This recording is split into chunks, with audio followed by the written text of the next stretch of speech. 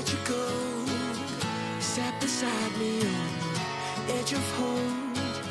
Saw the light and went for deeper breath. Turned to face me, then you said, I wanna feel alive. I wanna feel alive. I wanna feel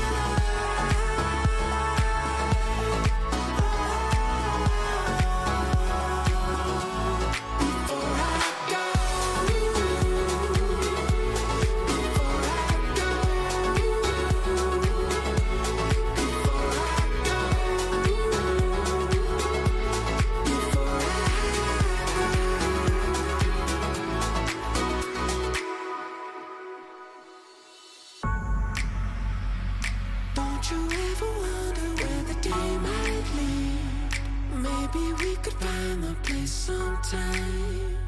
I'll shine on like a light until the sun finds me, and you'll be mine. So I gotta bring you close, I gotta let you know we're gonna lose ourselves. So I keep lighting the way, you know it, until the feeling comes. Let your heart beat on, just like a beating drum. We'll hit like a beating drum. And if you want it, then just say. If you want it, just say. I wanna feel alive. I wanna feel alive. I wanna feel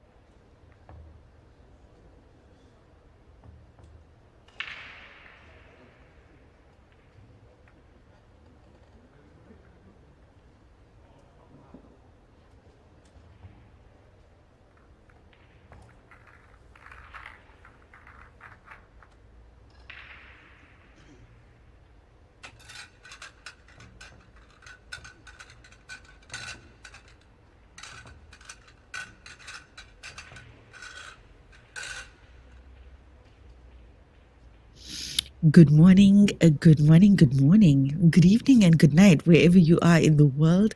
Welcome to day 2 of the 2025 WPA Heyball Champion of Champions. We're coming to you live from Brisbane, Australia. Thanks to our streaming partners, 4 Cents, who are behind WPALive.tv. Wherever you're joining us from, remember to hit that share button. Let the world know that day 2 is underway. On the TV table now, Shi Tianqi from China up against Lyndall Vine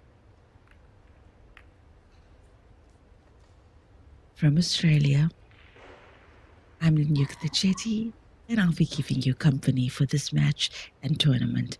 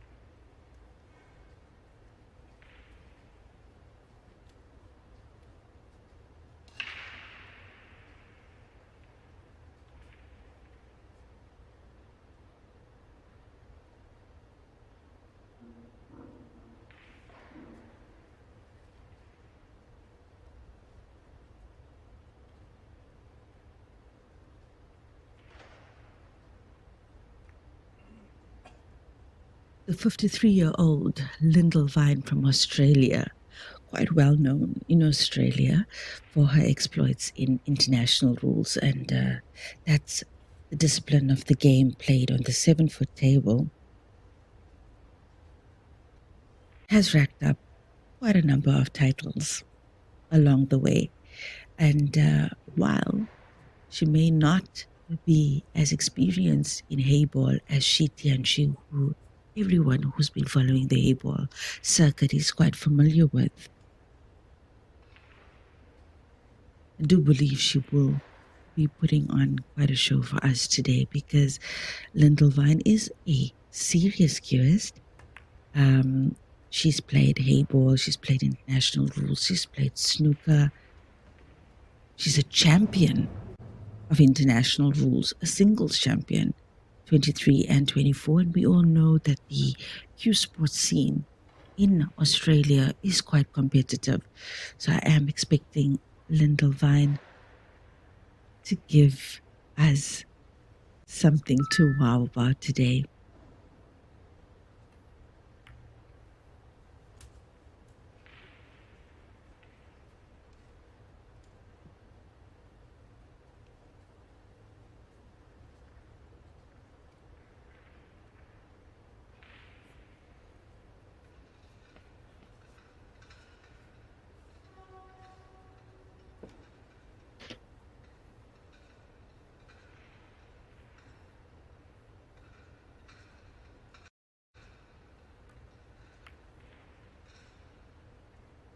Hmm.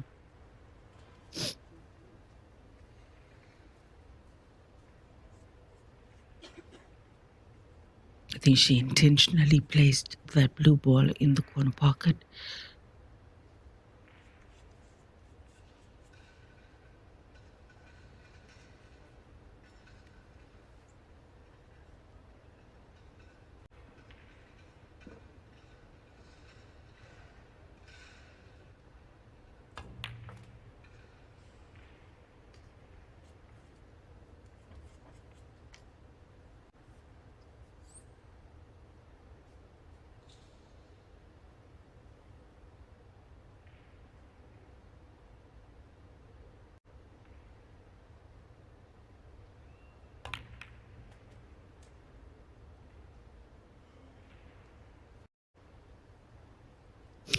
And all that said about Lyndall Vine, it behooves me to remind everybody that she is up against the current defending champion in Shi Tianxi. Shi Tianxi with a convincing victory last year in the finals, and throughout, convincing performance throughout that tournament last year to secure the status of champion of champions 2024. And besides that champion status, Shi Tianxi racked up a couple of titles last year, and we'll be going through that over the match.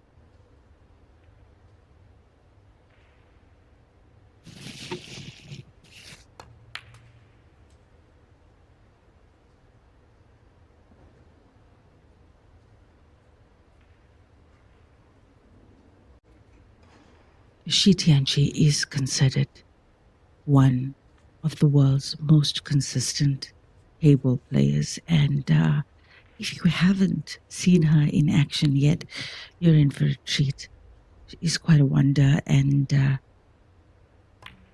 it is no wonder that she's racked up quite a fan base, particularly over the last year, I think, in the international scene, because the WPA from China with Love season really cast a spotlight on players from across the globe that one would have otherwise not known about.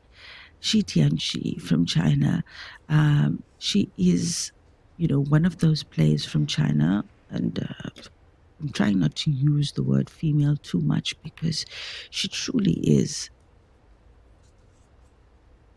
in her class of excellent players regardless of gender. As you can see, and the last pink for the corner,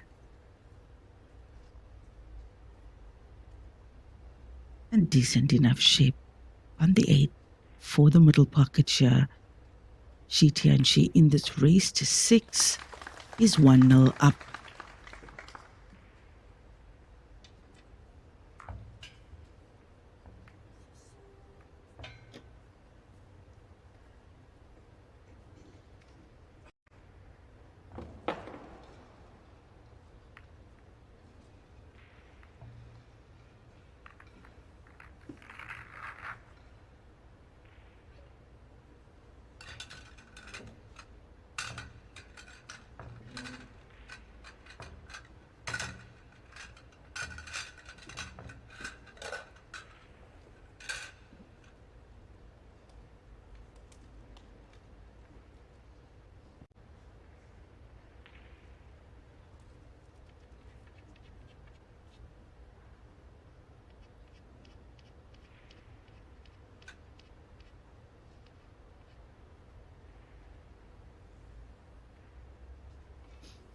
And ladies and gentlemen, we're in for a treat today on the TV table. We've got some really great matches coming up at 12:30.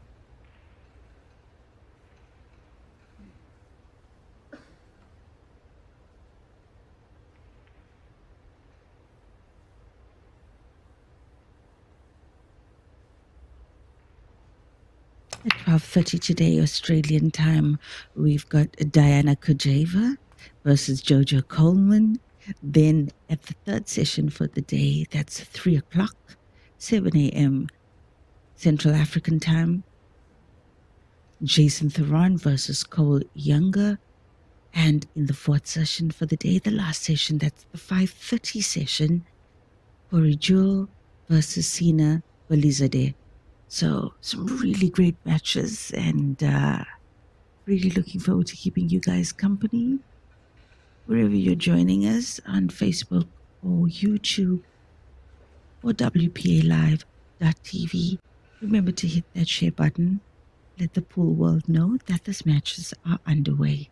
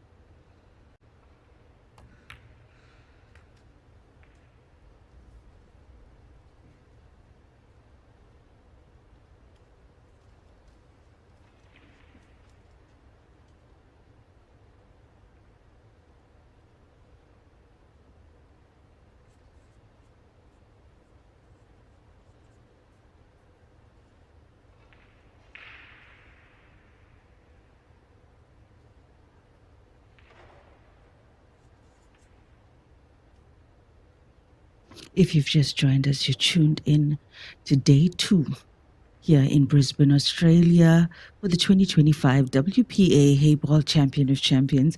I'm Lenyuk Thichetti. I'll be your commentator for the event, and I'm standing in for Raymond Thalak, who is busy with the Super Tour that had kicked off in China as well yesterday. So all of that action, including the Super Tour, including this event, you can find the live feeds for on WPAlive.tv. So lots of pool action around the globe.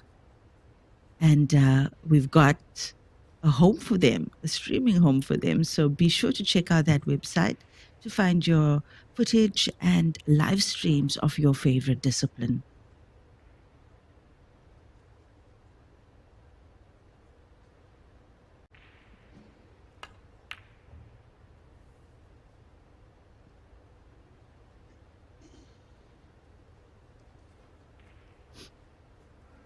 The race to 6, even with 100 minutes allocated, it can go quite 6. I think, 100 minutes is pretty generous time allocation for the race to 6. Should the players be tied in the event of time up, then the match will go into penalty shootouts. It's a race to 7 in the men's category and a race to 6 in the women's category.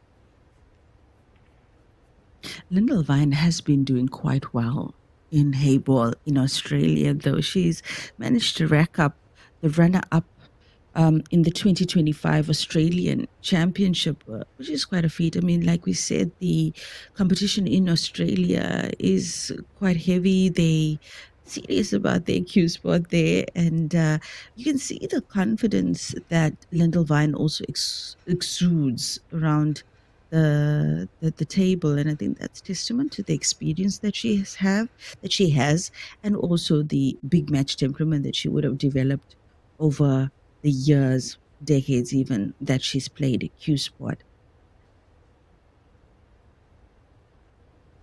I mean, she's racked up over 30 Australian titles in English and American pool disciplines. So Lindelwine, no stranger to the 7-foot game, as well as American 8, 9, and 10 ball.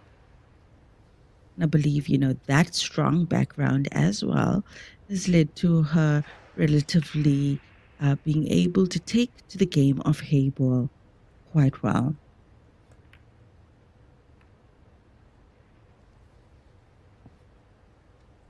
And if you were following the Commonwealth Billiards Championship that was held in Australia in early July this year, Lindelwine managed to bag a bronze medal in that tournament, and there was some impressive.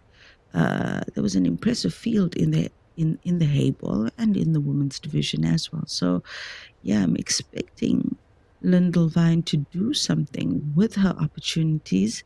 She is going up against quite a powerhouse here in Shi Tianqi, but we have seen a lot of back and forth in this match so far. I think both players are still warming up. This is just round 2 in the women's division. And it's a straight knockout.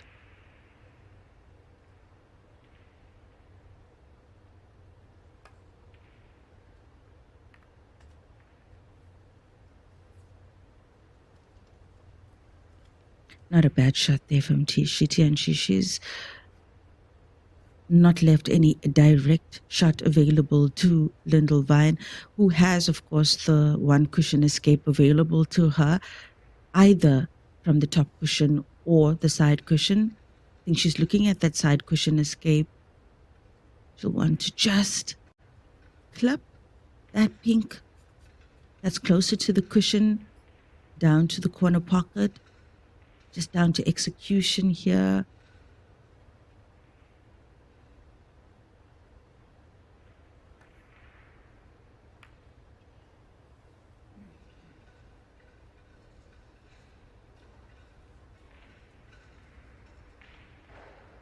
She has left the pocket ball available to Shi Tianchi, though not getting quite what she wanted off that shot.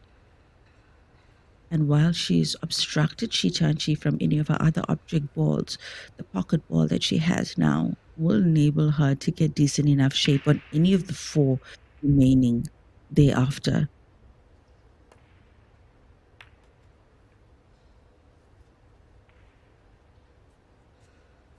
Not decent enough. Pace control there from Shi Tianchi. She's got good shape on the blue for the left middle pocket. And she'll play to the top right corner pocket from there. She might be looking at that now.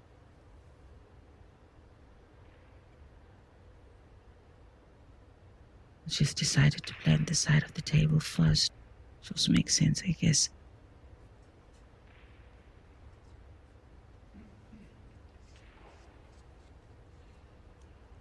Yeah, so suspect she'll go left middle pocket, top right corner pocket, center pocket, on the right hand side, black. I think this will be a really good opportunity for us to see as well how she executes her shots. She seems a little bit unsure though. A little bit unsure though about how she wants to execute this finish.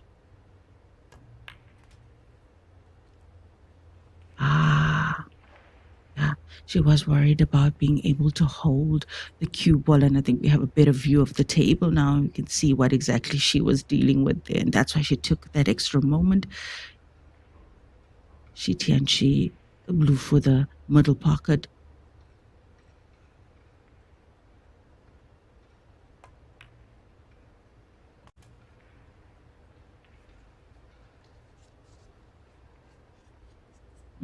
Suspect she'll come up off the cushion, the bottom of the table here, to get shape on the 8. With that.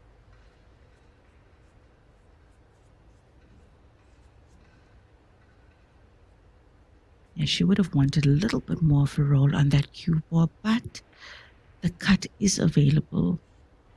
Certainly is available for either of the corner pockets, and she might just go for the right one. Difficult to see from here.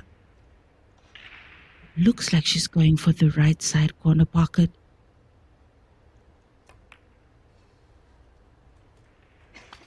Beautiful. Beautiful stuff. Some recovery there was necessary, not a smooth white ball control as we are used to seeing from Shi Tianchi, but good enough to get her second point on the board in this race to 6. 2-0 for Shi Tianchi against Lindelwine from Australia. Good morning, Sam Zhang, Philip Zhang, Ivan Lu, Tori Eros. Nice to see you guys on the stream. Thank you for joining us, guys. Remember to hit the share button wherever you're joining us from with the caption Day 2 here at the 2025 WPA Heyball Champion of Champions. I'm Lenyuk Thichetti, standing in for Raymond Thalak.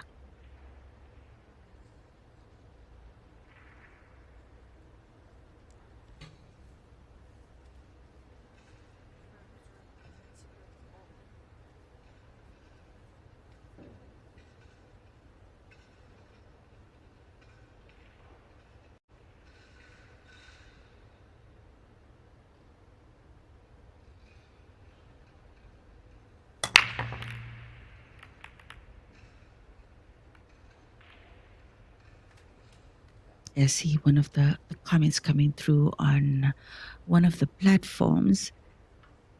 Shi Tianchi is one of the best Heyball players on the planet. She certainly is. She certainly is. And like I said, it's this platform, the Joy Billiards tour, World Heyball Tour, the From China with Love events, that have really enabled the global Q Sport market to be exposed to the level of players we have around the globe, not just the ones coming out of China, but the ones from the other continent as well. And I, for one, am really grateful that we have this platform for the players, because it also is testament. A lot of the players, especially, I mean, look at the likes of Stephen Ellis and as well as Clint Ianson, who've racked up a couple of podium finishes in the last year, coming from outside China. They are testament to the fact of what is achievable if the international players put in some time on this table.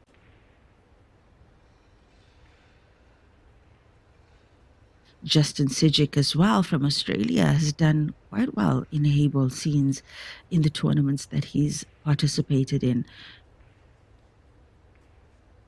So it really is a great time in Q Sport history to get involved in this code in particular, because they are really, the powers that be are really doing their most to make this game accessible across the globe.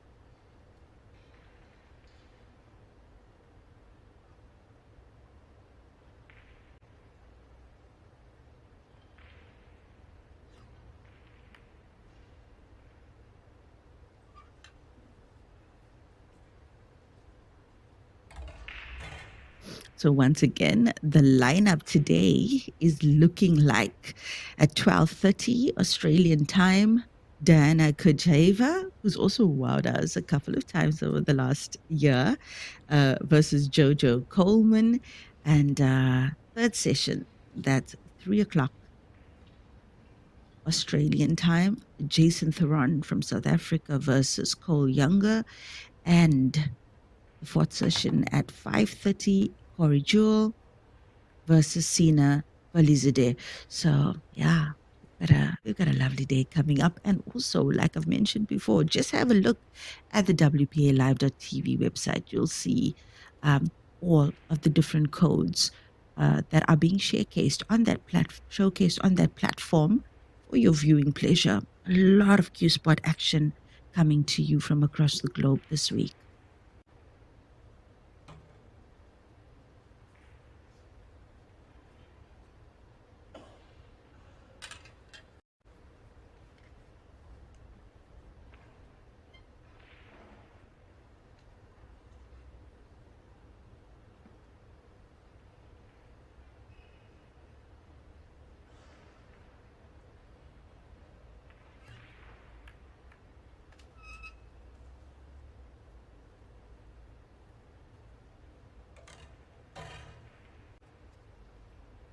I see a really good opportunity here for Lyndall Vine.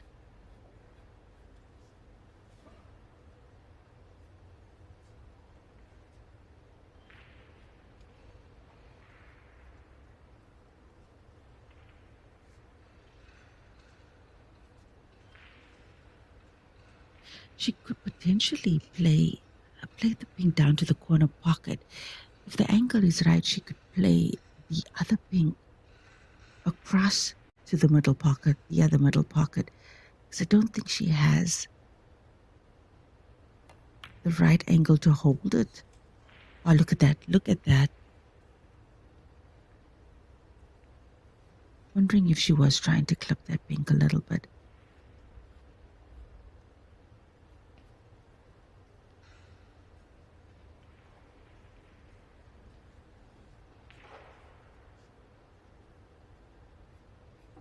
This is the best opportunity that Lyndall Vine has had thus far of getting onto the scoreboard.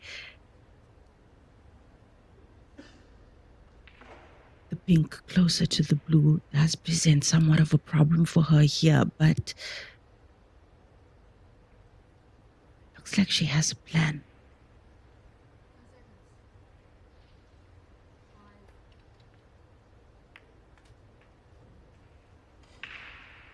Yeah, I think Lindelwine is going to plan to run into the blue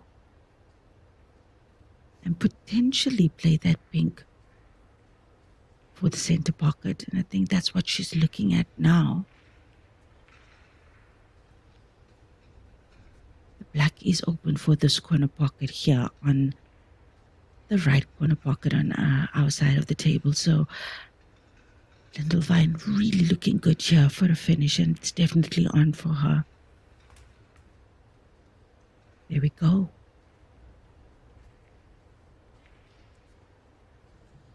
Good job from her not managing to obstruct the natural path or the obvious path with the 8-ball to the corner pocket. But the angle that she has on the pink now, you see that the cue ball will track away from the potting angle of the 8. So some cueing required from Lindell here to get shape on the 8. There we go, using the cushion. Nice stuff. Good stuff from her. Good stuff from her. That's decent enough shape on the 8.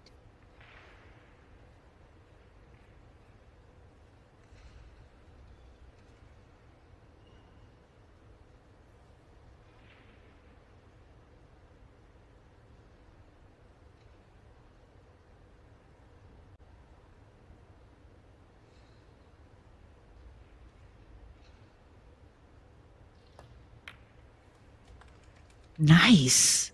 Nicely done, Lindelwine on the scoreboard here at the Champion of Champions. And she's up against powerhouse Shi Tianqi from China, who's now 2-1 up in this race to 6. It's a 100-minute time limit.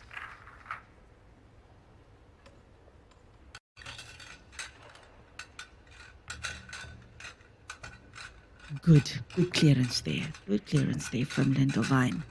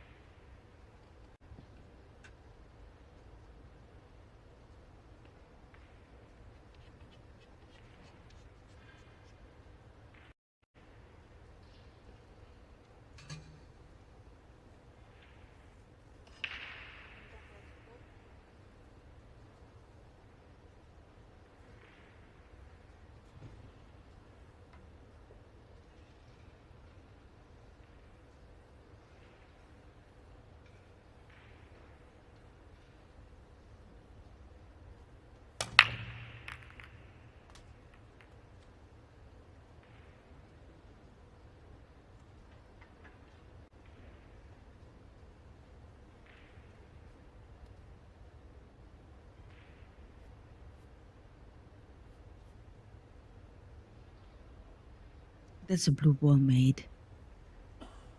That's a good split there. Good split on that break.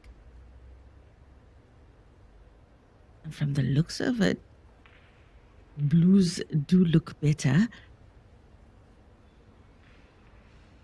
And Linda Weiss sees that she's going to secure blue now. And blue's in play.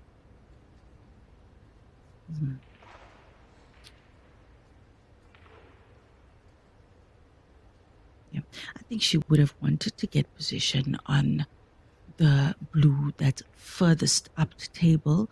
Didn't get enough action of that cue ball, of that last shot. So a little bit of a reroute here for Lindelwine. But with the blues being where they are, a rack and run is certainly available to her. Just down to execution here. Be really good. Be really good for Lindelwine to be able to execute this finish as she intends, in terms of that internal confidence that is required in these situations, especially, if you're going up against the current defending champion and a player that's regarded He's one of the best in the world. Nice, nice. Divine looking pretty confident around the table, I must say. And it's really good to see all the support online for her from the Australian community. And of course, guys, while these events are live on the normal, let's say, Western platforms like Facebook and YouTube and WPA Live.tv, remember these events are also enjoyed by millions of avid Chinese Q Sport followers and fans on their own platforms in Asia. So once again, quite a lovely, lovely platform for these players. And unfortunate there, Lindelwine did not execute that run out as intended. And Shi Tianqi back to the table now.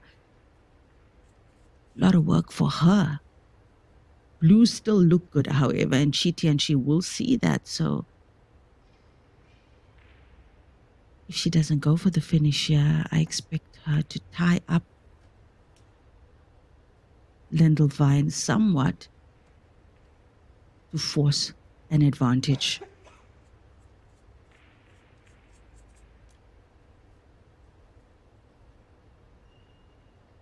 See, Dan Mack on the YouTube feed says the 70% break looks to be working well. Yeah, I'm going to say both players are breaking well today. Yesterday we saw in the first match in particular, the players were struggling a little bit with breaking in. But, I mean, just what players will know. Sometimes it just, I can put it, let's say, poetically, just a matter of the table warming up, to the situation. And I see yeah, definitely better split this morning. And I think we're going to see, better breaks as well as the tournament proceeds and the players who advance shake off those early match jitters and become a lot more comfortable. Remember, there's also those practice arenas available to the players, so they have opportunity there to keep warm while they're waiting for their matches.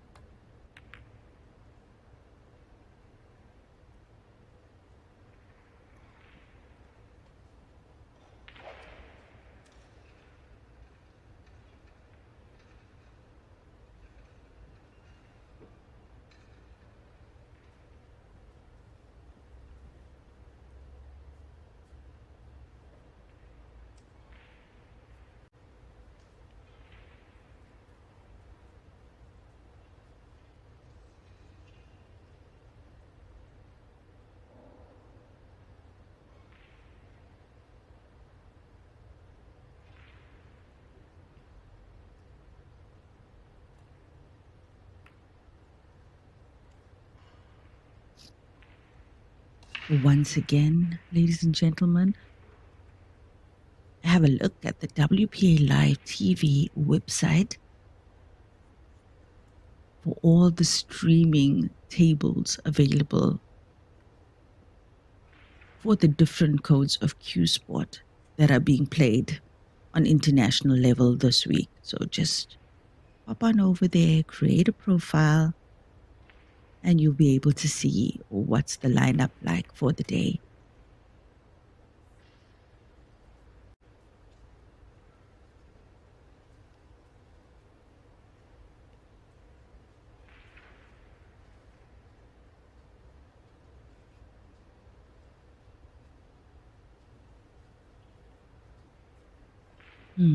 Interesting. Lindelwine can play the blue now to the corner pocket. I think she's just checking the angle because she wouldn't want to run into the black coming back across the table to get shape on the other blue. So, oh, okay. She's not taking that route. It's like look at that. Look at that. ambitious shot to take on at this point in the frame, and so well executed. Loved the pace control on that shot, and it wasn't a simple double. You saw there was some angle involved there, and nicely done. Nice to see how confident Lyndall Vine is playing, and she's looking really good now to equalize in this match. Oof. That was the right shot to play to make the finish a little bit easier, and she's done it. She's got shape, good enough shape now for the middle pocket, the left middle pocket, and those are not easy shots. If you're not an experienced Heyball player, it's not an easy shot, and even the most experienced would take their time on this shot.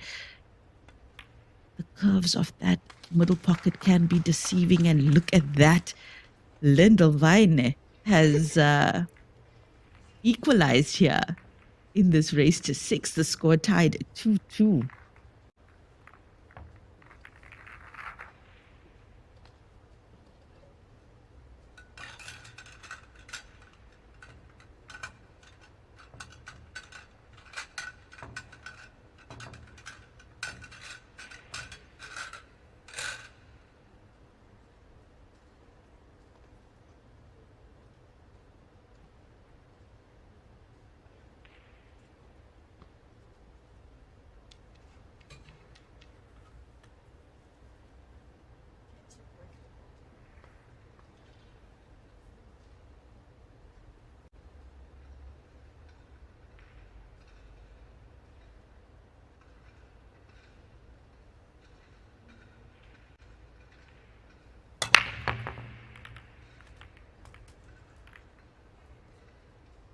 That's a good break. We saw the object ball struck to the middle pocket, and I mean, for those of you who've watched enough Heyball, you know that's the intention.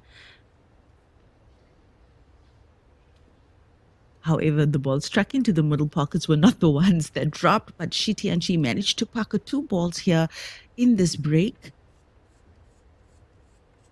And looks like she's favoring her odds on pink.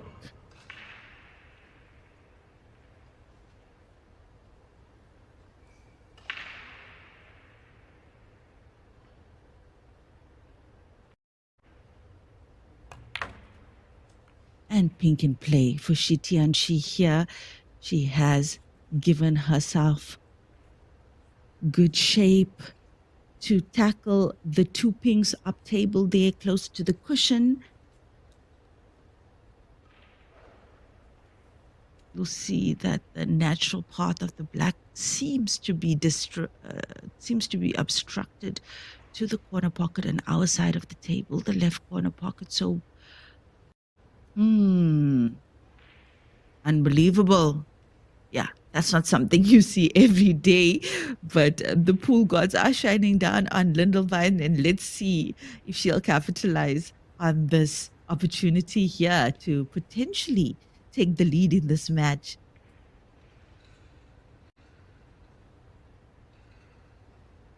Wonder if she can sneak that blue into the pocket.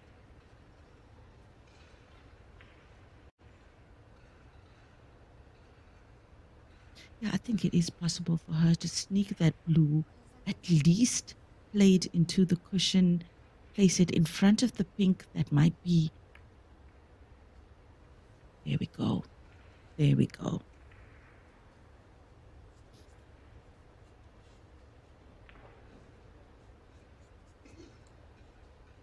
This view, the obvious spot to the middle pocket on pinks is not available to Shitianchi. She could, however, potentially play the pink down to the corner pocket where the black is closest to.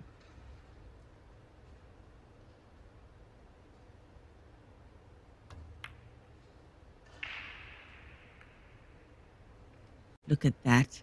Look at that. Look at her use of the angle of the cushion. And that was definitely, I think, definitely intended there by Shitianchi. Nice, good shot there from her. creating a little bit of a problem for Lyndall Vine with that shot. Is Tianchi and Lyndall Vine playing the rules here to her advantage? Look at that. She's snookered. She looks like she's snookered Tianchi on all the pinks.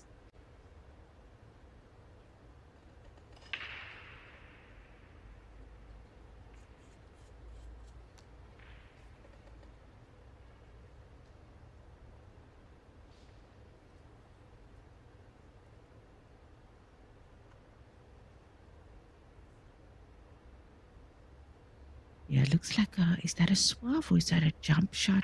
Yeah, no, she's looking. Is she going for a jump? Looks like she's going for the jump cue here.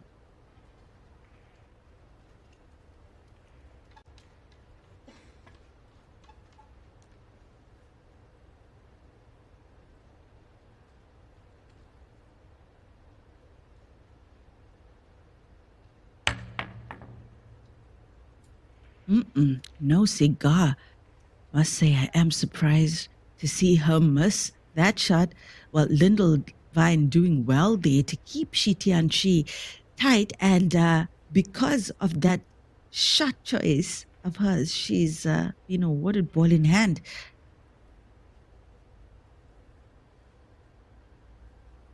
Yeah. Ideally, she'll want to play this blue onto the pink, pot the pink, and potentially leave the cue ball behind the black.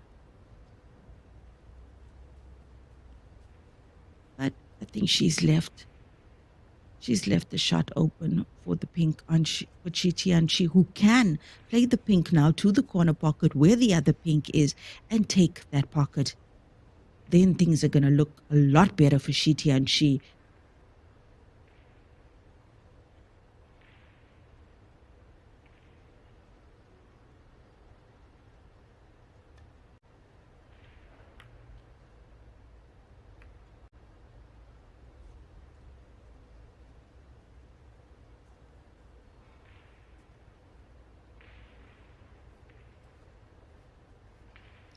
Lyndall Vine might have the direct hit available to her, direct line to the most obvious spot around that center pocket. Doesn't look like it though from the angle that she appears to be playing now. Like she's going for the tactical shot instead.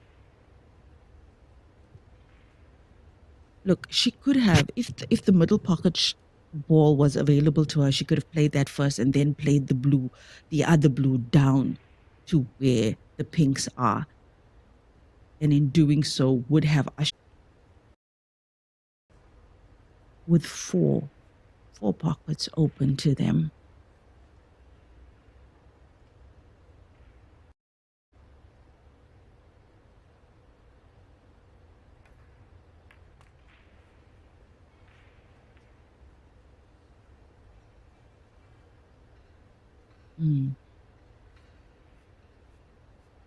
So she can play the blue to the center pocket here and then play the other blue down to the corner for that combination shot.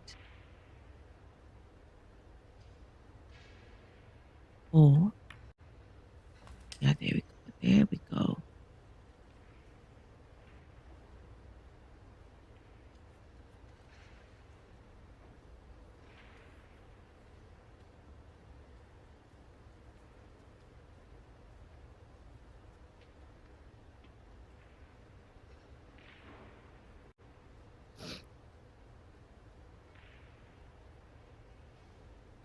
Lyndall Vine is contemplating here because she knows the only potential problem she has on this table is the blue on the cushion on this side of our table.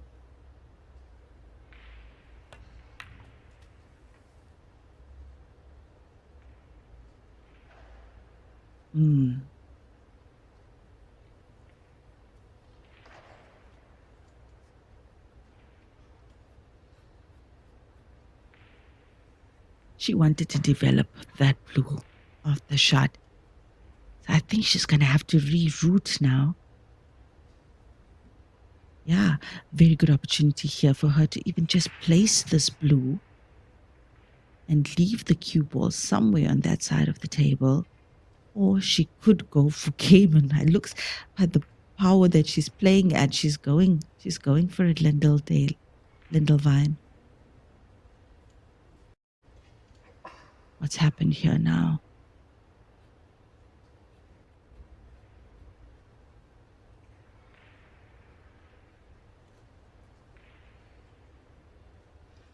Yeah, certainly doesn't look like she got what she wanted with the cue ball off that shot. So a little bit of recovery required and potentially a bit of rerouting for. Ooh, yeah, that's the unforgiving pockets. As beautiful as the Joy Q8 table is with its signature gold trimmings and legs. Those pockets are terribly unforgiving, and she just didn't hit that ball quite right as we saw the blue pop out of the pocket there.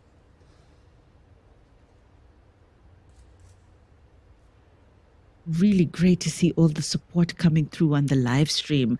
Thank you for joining me, guys. I'm Lenyuk Chetty, and I'm keeping you company. Raymond Thalak is busy with the Super Tour in China currently. That's the Joy Super Tour, and you can also watch that during the day on WPALive.tv.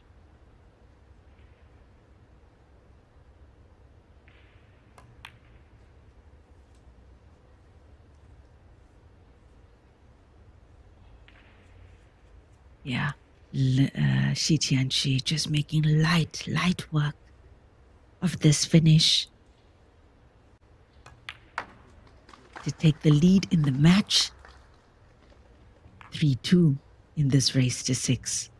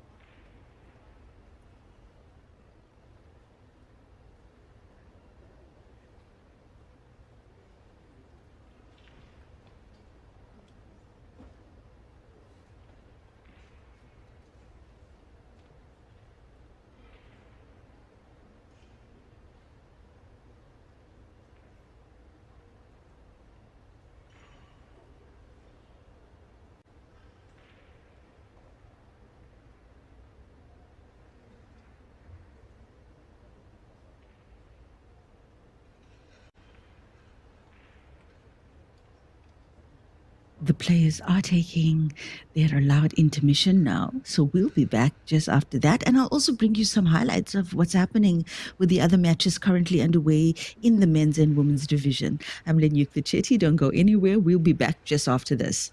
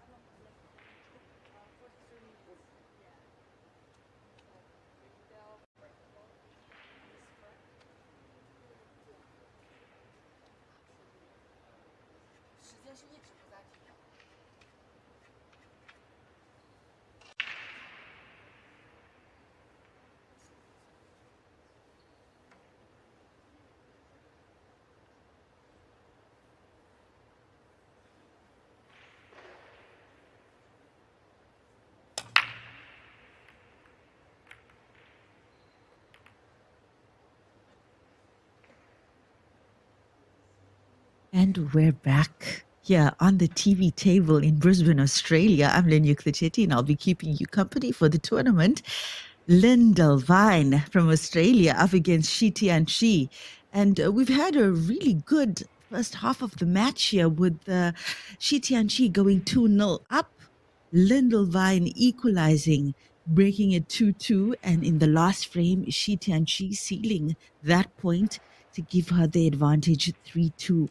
We're back after the 5-minute intermission. And yeah, match is on here. The match is definitely on. Lyndall Vine bringing the Australian fire here against Shi Tianqi. Not a walk in the park for her. And she's got quite a reputation of being one of the finest Heyball players out of China. Shi Tianqi, couple of titles, couple of station events titles. She's taken a couple of titles with the WPA from China with Love Tour last year. So we all know what Shi Tianqi can do. And I think the players there are very much well acquainted with Shi Tianqi. So quite a powerhouse for Lyndall Vine to go up against. But I must say, she's giving her hell. She is definitely giving her hell. And really good to see the Australian primary school educator, mind you, do so well here on the TV table this morning.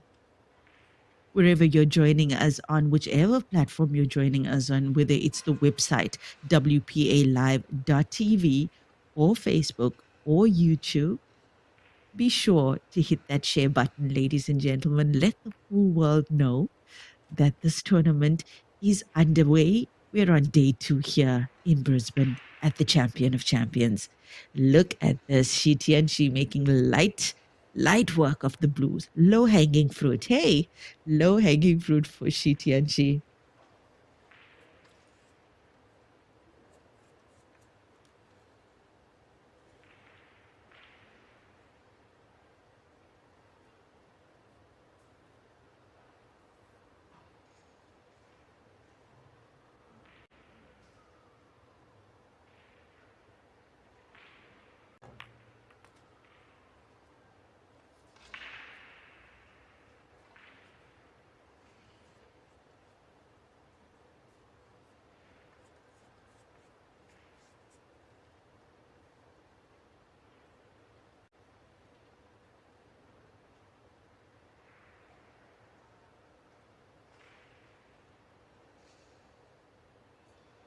She also come up off that top cushion.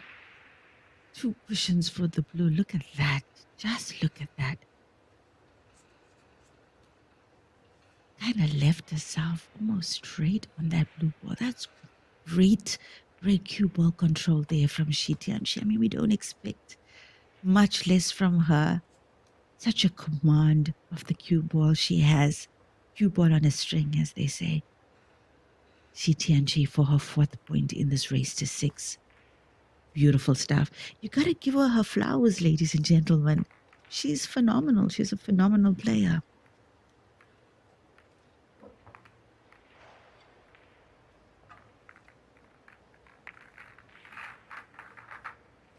So while the ref readies the table for the next frame, let me give you some highlights from the other matches underway. Hey, okay, in the women's division on the other tables, Rebecca Kenner is through to the next round. She's won that match 7-0 against Anna Grishnik.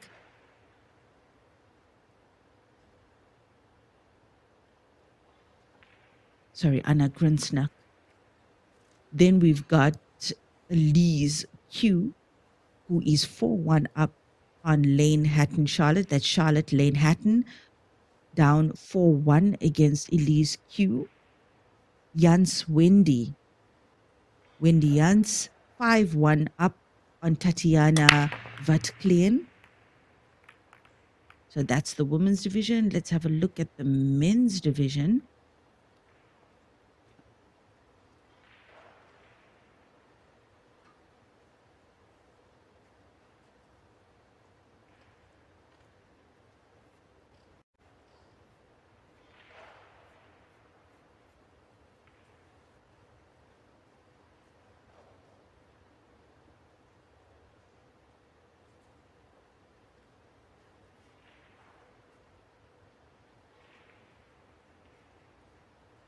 The men are also playing currently. Liu Shin leads 5-2 on Robbie Foldvari from Australia. Noel Rodriguez from Brazil is through to the next round already, winning his match against South Africa's Kyle Akalu 7-2. João Grillo, I believe he's from Portugal, leads 5-2 on Lazar Krostik. So João Grillo leads 5-2 on Lazar Krostik. And Aaron van Koppenol leads 4-0 on Ho Wan Kwok. Aaron van Koppenol leads 4-0 on Ho Wan Kwok. So that's the highlights from the other matches currently underway in the men's and women's division. Remember, at the start of this tournament, 64 men, 64 of some of the finest male players from across the globe, from over 54 countries, and 50 female players. They're playing for equal prize pot. Remember, equal opportunity for men and women here in Heyball. 400,000 US dollars. That's a nice payday for the champion, but it's a payday for everybody because every player at this tournament, up until 64th position, is in the money. And further to that, what an amazing opportunity for these players because they went on a fully paid package. All these players are there thanks to the courtesy and generosity of the sponsors associated with this event. Some of them, namely Joy Billiards and Liebowin.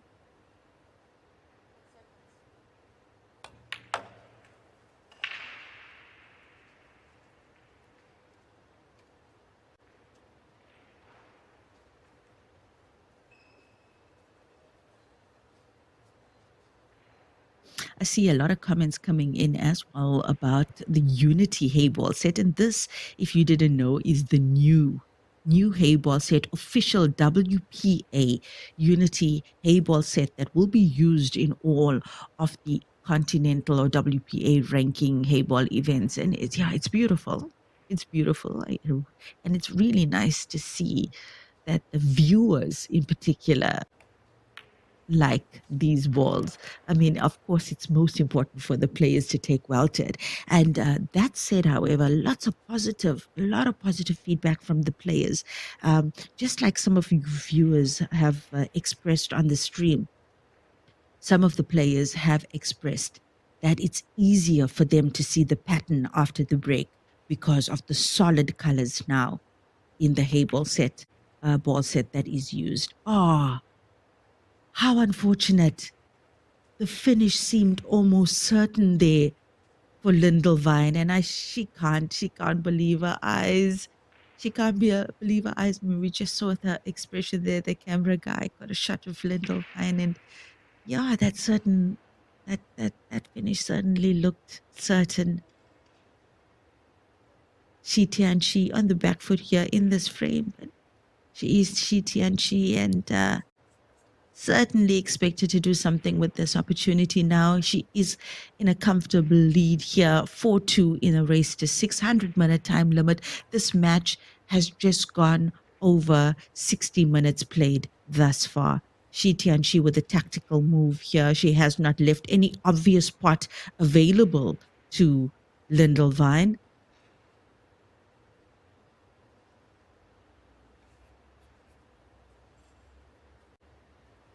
Yeah, I'd say Lyndall Vine. Also, we've seen her employ her tactical game a lot in this match. I expect her to do the same right now. She knows she cannot leave that cue ball up table. It would be too dangerous considering the form of Shi Tianxi. So a decent enough shot there from Lyndall Vine. She hasn't left anything too easy available for Shi Tianxi.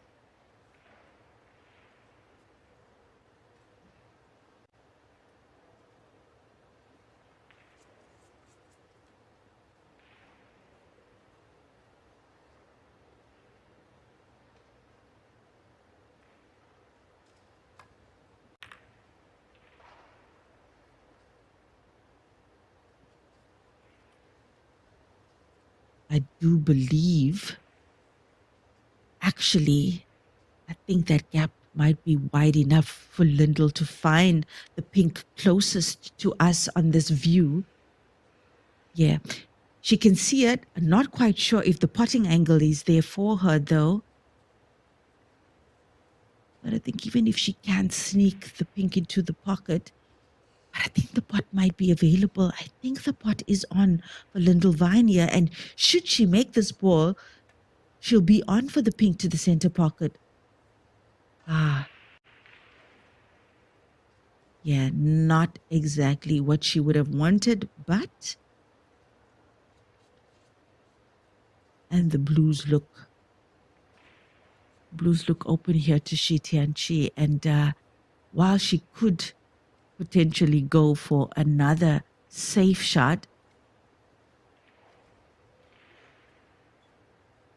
Shi Tianqi might even favor her odds on attacking this finish now.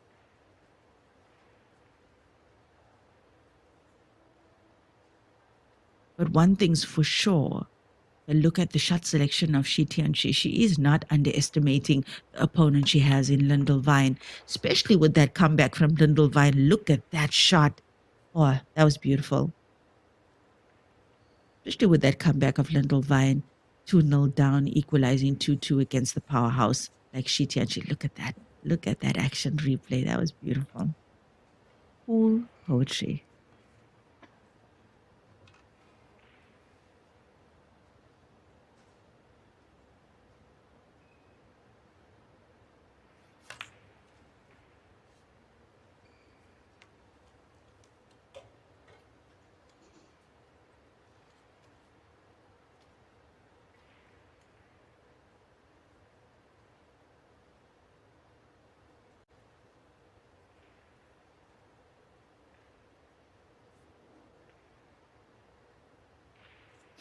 Yeah. So Shi Tianqi obviously looking at the two blues that are touching each other there, and she's going to attack that next.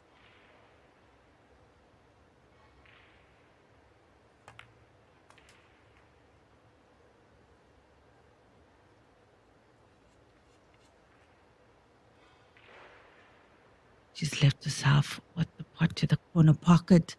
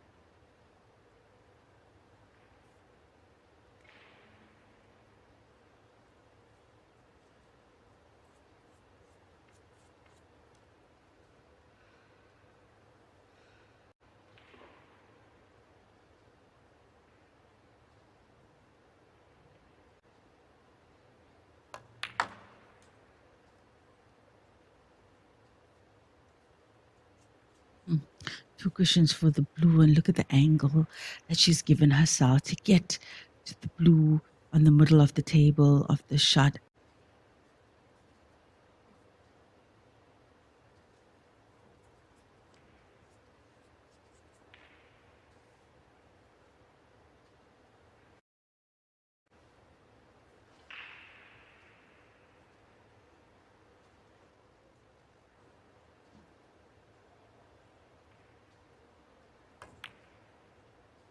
Ooh, unbelievable.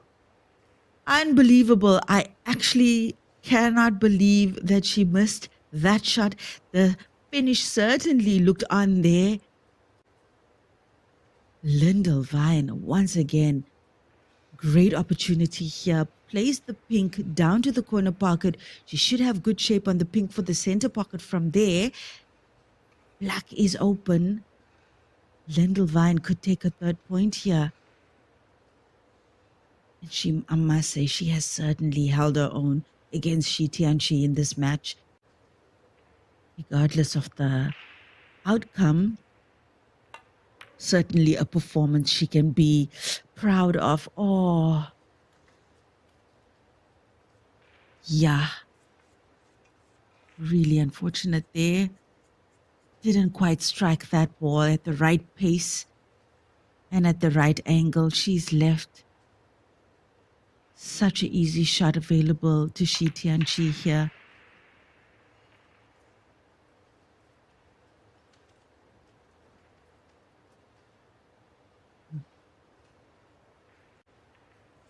I suspect that Shi Tianchi will use the cushions now to get shape on the 8, as we've seen her do time and time again. She loves actually getting shape on her positional play with through cushions. It's classic Shi Tianchi. Yeah, you can see though, I mean, knowing what a methodical, clinical player she is, in this particular match, her white ball, the pace on her white ball has left her short a couple of times, but her recovery game is excellent. As we see her take on this black for this corner pocket, well taken there for her 5th point. Shi Tianchi now on the hill, 5-2.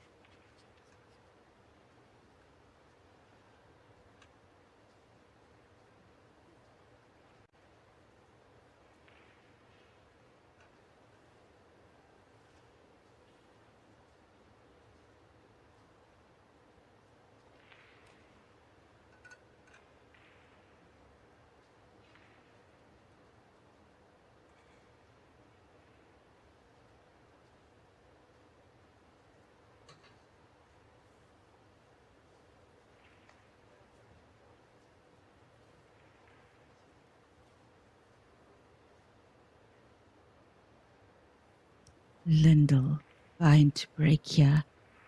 Such an important frame for her now. In fact, she's really, really got to bring some magic. And unfortunately for her, no ball dropped on that break.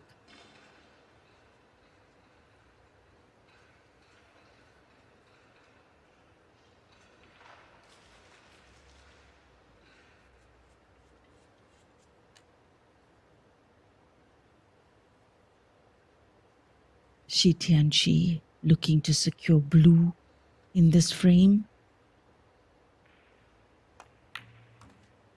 Oh, pink, sorry. Sorry. My, the vantage of the view that I had on that shot, it looked like she was aiming for blue, but the pinks is on and pinks in play for Shi Tianchi in potentially her last frame to secure her spot in the next round. She is the defending champion.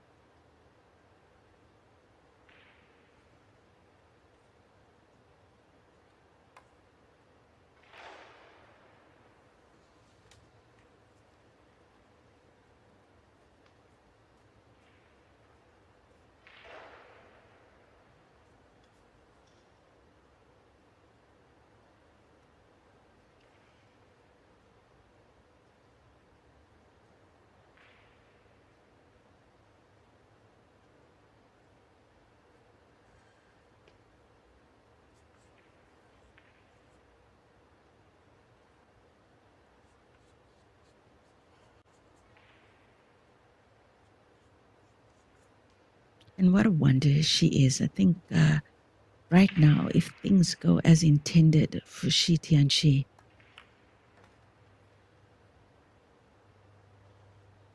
you might be in for a treat and for a deeper understanding of why she is considered one of the finest Heyball players in the world.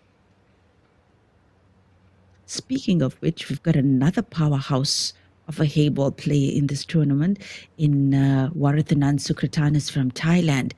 And she'll also be playing in the last session today. So, yeah, you can keep an eye on the break. Warathanan Sukratanis from Thailand also racked up a couple of titles, couple of podium finishes in the last season. So definitely one of the hot favorites for this tournament, Warathanan Sukratanis.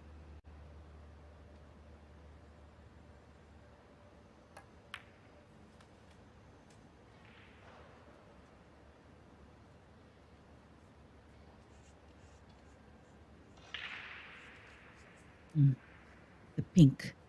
The pink here closest to us. It looks like she's going to take it up table. Or is she playing the bank?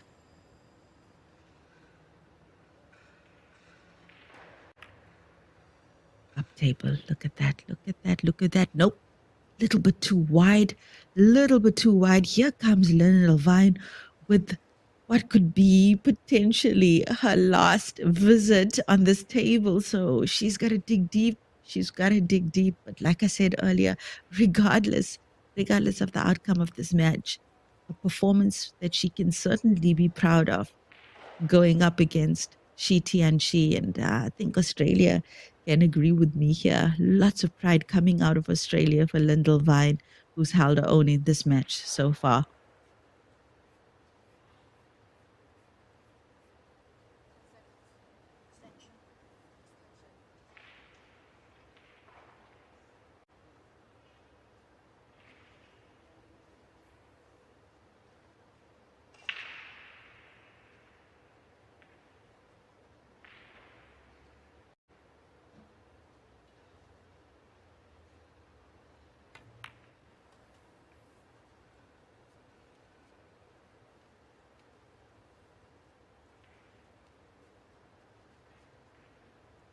Okay, so Lyndall Vine still on the table here.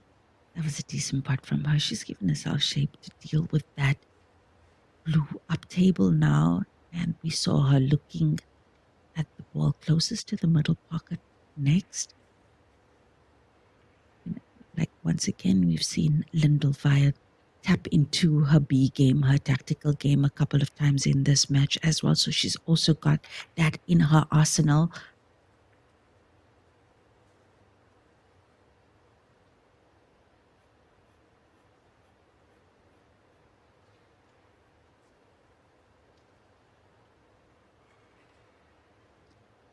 And I certainly think she's looking at that angle now. I think she's looking at the shot to usher one of those blues closer to the corner pocket and potentially snooker Shi Tianxi.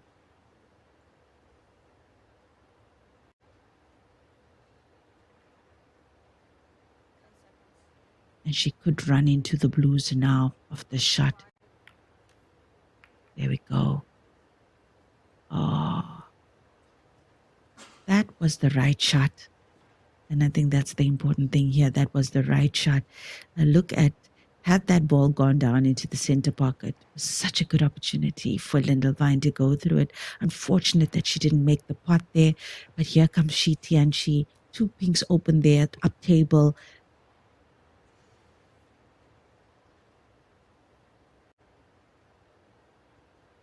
You see her play high, right? On the cue ball.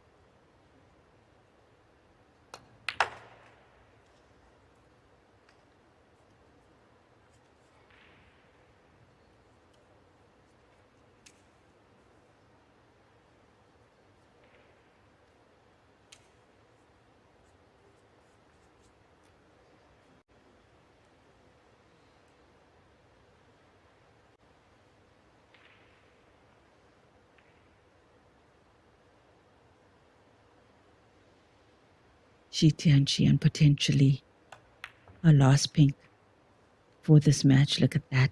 Look at that. She's left herself with a cut here for the top, for the right corner pocket on our side of the table. And we've seen her make this kind of shot effortlessly in previous frames. And she does it. Shi Tianqi secures her spot in the last frame. She takes her opponent's hand. What a showing from Lindelwine.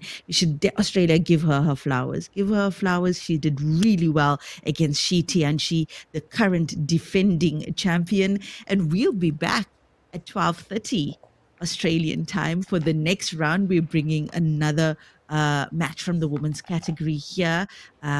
So looking forward to that. Diana Kojeva up against Jojo. So yeah, please join me. I'm Linyukta Chetty, and I look forward to keeping you company for the rest of the day. Remember to share the streams and share the links that are coming out of the Facebook pages as well as YouTube, so that the pool world can know that day 2 is underway here in Brisbane, Australia. See you a little bit later. Bye.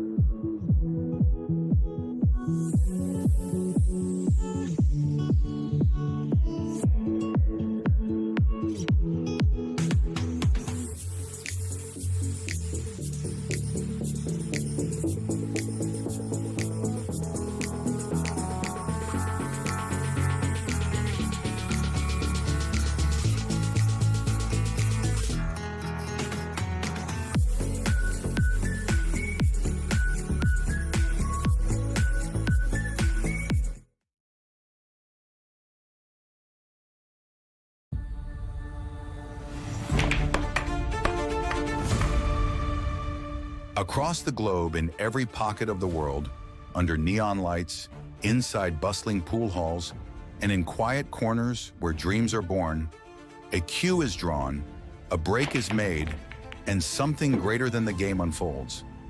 This is more than sport. This is connection, a universal rhythm, a shared language of geometry, grace, and grit. And at the center of it all, there stands a cue, a symbol of skill, spirit, and unity. The World Pool Association, WPA, is not just the steward of the game. It is the heartbeat of a global movement. We are the bridge between generations, the voice of players and fans, and the stage for champions from every continent. We preserve the integrity of the game. We elevate the passion of the people. We shape the future of a sport without borders. One cue, one world, one future. With every tournament broadcast, every updated rule, every young player stepping to the table for the first time, we shape the path ahead. We don't just look at where the game has been. We ask where it can go, who it can reach, what it can mean. From the legends who inspire us to the fans who fuel us, from grassroots matches to global stages, this is our future, a future we build together. The World Pool Association, WPA, is proud to announce the launch of its visionary initiative, One Cue, One World, One Future. This global movement marks a bold new era for the sport, in partnership with our broadcast and technology partner, 4Sense Technologies. At the heart of this evolution is the debut of WPA Live.tv, the sport's premier digital broadcast channel. Kicking off in July with live coverage from the Commonwealth Billiard Championship in Mauritius, WPA Live.tv will deliver world-class action first for future tournaments and games, powered by cutting-edge technology and integrated AI. But this is only the beginning. We are launching the world's first professional fan-based app, connecting over 750 million global fans with the players, the game, and exclusive AI-driven content like never before. Recognizing the importance of growing the sport from the grassroots, WPA will also launch a new global youth initiative later this year, the QE Game app and dedicated channel. Designed to educate, inspire, and engage, this initiative will live within WPA's new web platform, featuring live results, rankings, and player progress from every WPA event worldwide. Because this is more than sport, this is unity in motion. In every hand that grips a cue, there's purpose. In every break, there's potential. And in every corner of the world, this game reminds us, we are all part of something bigger. Because in the hands of many, with hearts united by one passion, the cue doesn't just point to the ball, it points to tomorrow.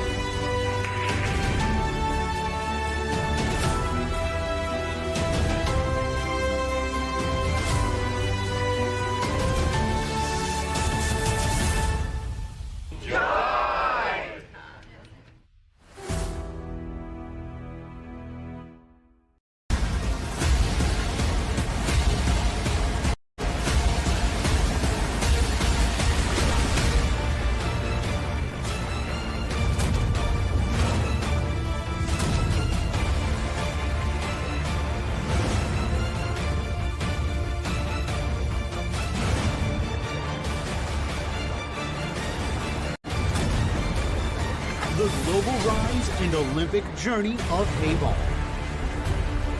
From a street game to the world stage, Heyball has undergone a magnificent transformation.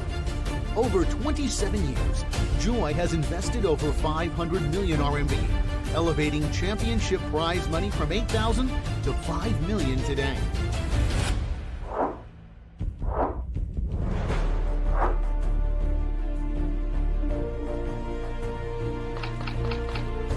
This has propelled the sport to gain popularity in 96 countries and regions, making it become the world's 4 mainstream cue sports and attracting over 120 million enthusiasts worldwide. To realize Heyball's inclusion in the 2032 Brisbane Olympics, Joy is building a comprehensive matrix of 9 international tournaments.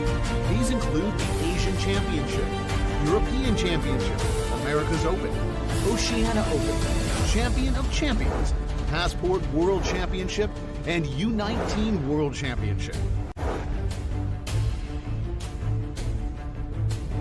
2025, the focus will be on Brisbane, Australia, laying the groundwork for the Olympic campaign as a strategic advanced outpost. Partnering with hundreds of media platforms, including Xinhua News Agency, CCTV, YouTube, and Facebook, the sport has achieved total exposure in the billions. The Olympic inclusion goal has won strong backing from over 70 authoritative bodies, including International Olympic Committee, IOC members, the Association of National Olympic Committees, ANOC, the World Confederation of Billiards Sports, WCBS, World Pool Billiard Association, WPA, and the Asian Confederation of Billiard Sports, ACBS. Joy has invested $300 million to build a billiards industrial park with projected annual output valued at $3 billion, solidifying the economic foundation for Olympic inclusion. Today, Heyball has become a bridge for cultural exchange. We refine tournaments to Olympic standards and fuel dreams with industrial momentum, determined to bring this globally beloved sport into the Olympic arena and offer the world a more diverse sporting spectacle.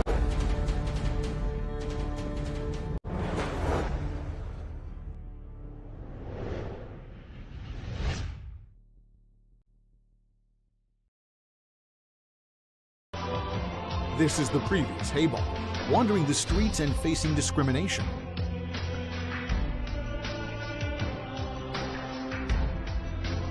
This is the later Heyball, rising against the odds and climbing to new heights.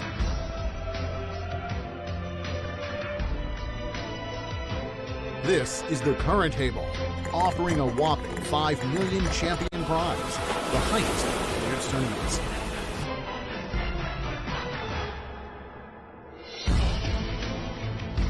Adored by hundreds of millions of fans across 73 countries, it appeals to both the young and old, captivating the globe.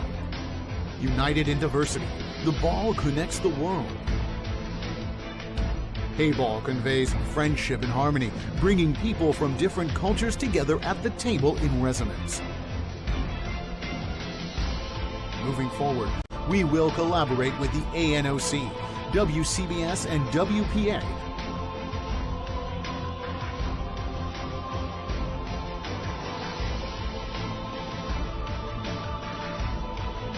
to organize 9 world-class events, propelling Heyball towards inclusion in the 2032 Brisbane Olympics, ending the era without cue sports in the Olympic Games. Touch Heyball. Love Heyball. Embrace joy amidst collisions. With passion and perseverance, let's create an infinite future for billiards. Heyball, ushering in a new era of billiards.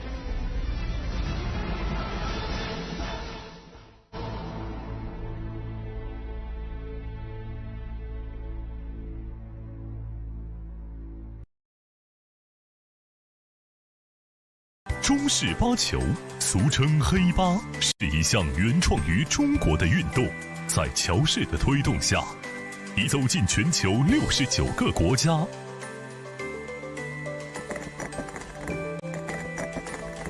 乔氏中式八球，风靡全球的中国运动。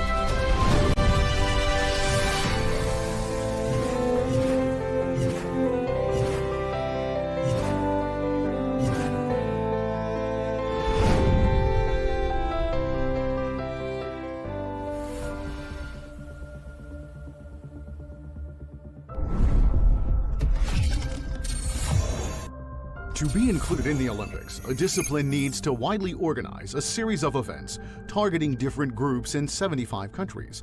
Only by completing this fill-in-the-blank question can one answer the exam paper of the Olympics. In 2024, it was a year of practical efforts for Joy to fully implement the initiative of Heyball's incursion into the Olympics. What have we done in this year? Delivering speeches to convey determination. In December 2023, the Understanding China Forum, hosted by China Institute for Innovation and Development Strategy, was held in Guangzhou. Zhao Yuanshu, the founder of Joy Billiards Group, was invited to attend and delivered a keynote speech titled Chinese Dream of Heyball, Advancing Sports Power into the Olympics, which caused a strong resonance in the world of billiards and even the sports industry. 加油！加油！加油！ Expounding ideas to lead the industry. On March 23rd, during the welcoming dinner of the Grand Finals, which was the largest gathering of billiards professionals with over 400 association representatives from 73 countries and regions, Zhao Yuanshu delivered a passionate speech. A sport without the dream of the Olympics has no future. All Heyball enthusiasts should have the courage to say, if not me, then who? Represent Q Sports in opening the door to the Olympics. On May 10th, at the Guangzhou Billiards Exhibition, Zhao Yuanshu explained the phenomenon of rat race within the billiards industry and proposed strategies to combat it. He pointed out that Heyball into the Olympics is the optimal solution for survival and to escape rat race. As the industry leader, Joy will invest heavily without seeking immediate returns, using the Olympics as a lever to bring broader development opportunities and more business prospects to the industry. Organizing events to expand influence. In March 2024, the 12th Grand Finals saw a new record for Heyball events, with 480 athletes from 73 countries and regions participating. The tournament continued to hold the titles of having the highest world champion prize money and being the largest professional pool league.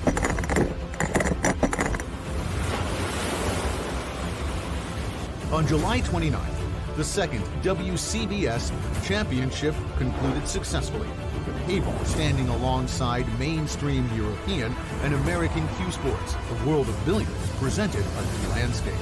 On September 18th, the inaugural Heyball World Championships opened in Slovenia, featuring 9 different types of international events, modeled on Olympic requirements.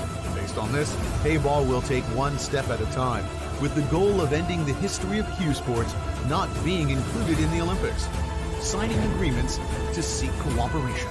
On July 30th, in the presence of the great-grandson of Pierre de Coubertin, the founder of the modern Olympic Games, Zhao Yuanshu signed an agreement with Mr. Robin Mitchell, the president of the Association of National Olympic Committees, ANOC. According to the agreement, ANOC will strengthen the promotion and publicity of Heyball among the 206 national Olympic committees worldwide. Tracing Footsteps, a time-traveling dialogue with Pierre de Coubertin. During his visit to Paris, Zhao Yuanshu toured the Pierre de Coubertin Memorial Exhibition Hall. The spiritual legacy left by Pierre de Coubertin has become the fusion point of Heyball and the Olympic spirit, spanning a century. The persistent pursuit demonstrated by Heyball enthusiasts, represented by Zhao Yuanshu, has also become a modern echo of the Olympic spirit. Cross-industry integration, striving to break boundaries. On August 17th, Zhao Yuanshu visited the Beijing table tennis team's training site and received a warm welcome from Zhang Lei, the vice chairman of the China Table Tennis Association, and the team members. Upon receiving a Q8 table donated by Joy, the national table tennis players expressed that Heyball has always been their stress reliever after intense training. They looked forward to seeing Heyball become an Olympic discipline as soon as possible.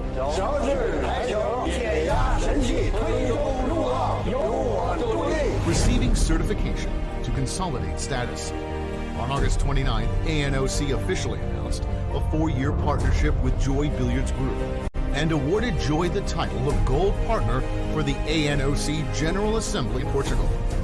Aligning with national strategy, combining culture, sports, and tourism, Joy has promoted Heyball into the World Games, supporting the success of the event. On October 25th, the Travel with the Event activity, jointly hosted by the World Games and Joy Billiards Group, was held ceremoniously at the Chengdu Tianfu Financial Center. In his speech, Xiao Yuan-shu stated, "The integration of billiards into the official activities of the World Games aims to inspire the love and participation of the entire population in sports, contribute to the realization of the dream of becoming a leading sporting nation." Captivating President Bach for 8 minutes, shouting the loudest voice for Olympic inclusion. On October 30th, the 27th ANOC-GA was held in Portugal, bringing together representatives from the National Olympic Committees of 206 countries and regions.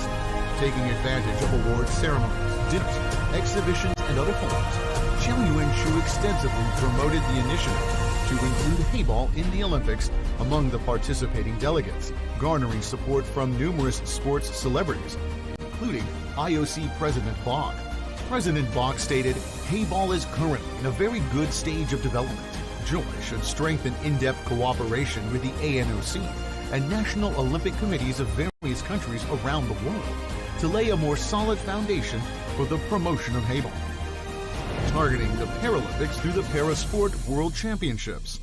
On December 15th, the inaugural Heyball Parasport World Championships opened in Los Angeles, bringing together 143 disabled athletes from 26 countries around the world, united by their love for the sport. Praised by the World Pool Billiard Association as a groundbreaking event showcasing inclusivity and athletic excellence, this championship drew participants of all ages and genders, both able-bodied and disabled, who showcased the infinite charm of the sport in various ways, accelerating the process of its inclusion in the Olympics. On the right path, fears of distance fade. In Tilling, we brave fatigue without dread. A year, though brief in time's vast expanse, bears fruits abundant, glowing with brilliance.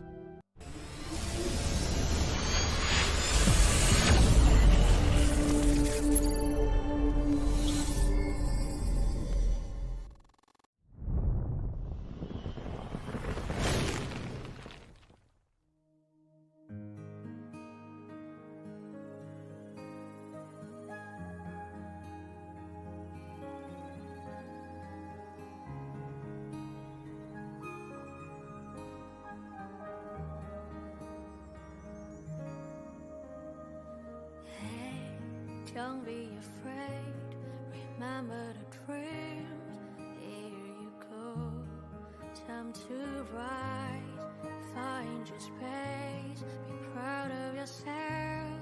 Take the spotlight, unless you try, you will never find the strength that is inside. Unless you fly, you will never reach for the stars in the night. So embrace the joy that brightens light. With all your desire, your passion, your fight.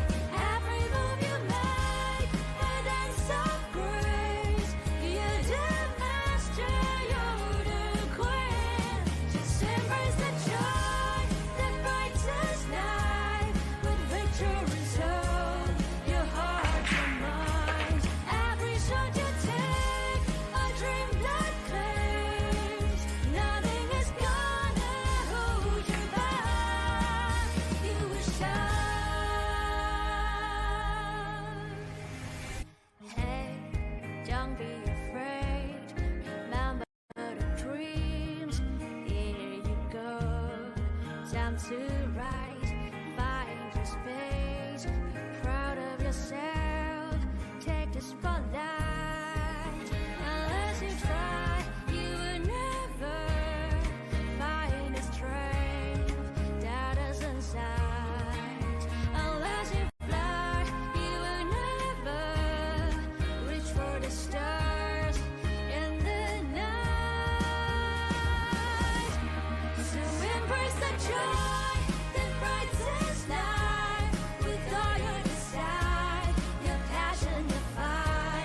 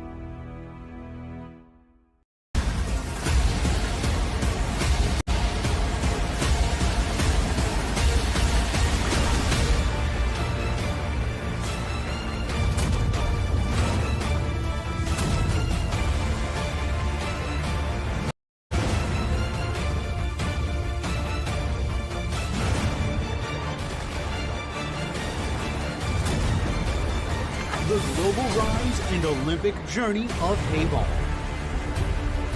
From a street game to the world stage, Heyball has undergone a magnificent transformation. Over 27 years, Joy has invested over 500 million RMB, elevating championship prize money from 8,000 to 5 million today.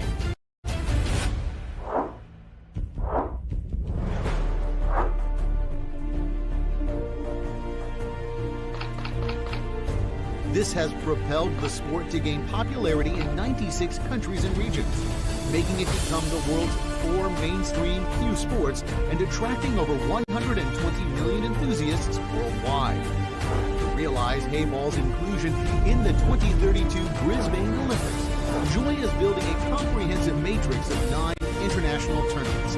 These include the Asian Championship, European Championship, America's Open, Oceania Open, Champion of Champions, Passport World Championship, and U19 World Championship.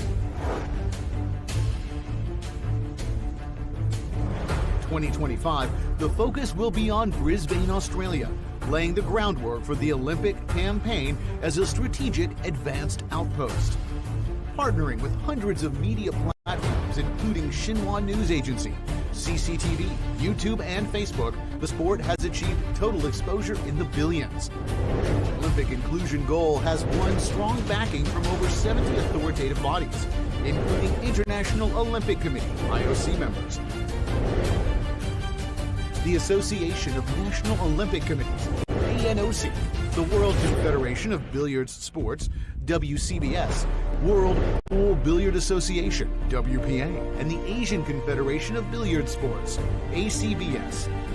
Joy has invested 300 million to build a billiards industrial park with projected annual output valued at 3 billion, solidifying the economic foundation for Olympic inclusion.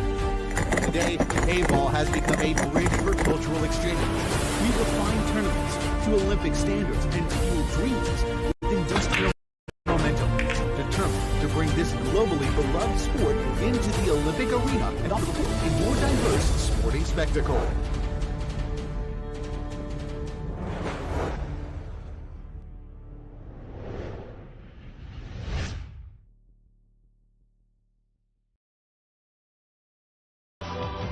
This is the previous Heyball, wandering the streets and facing discrimination.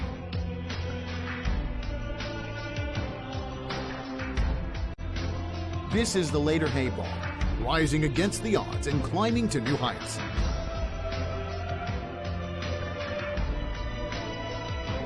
This is the current Heyball, offering a whopping 5 million champion prize, the highest of billiards tournaments.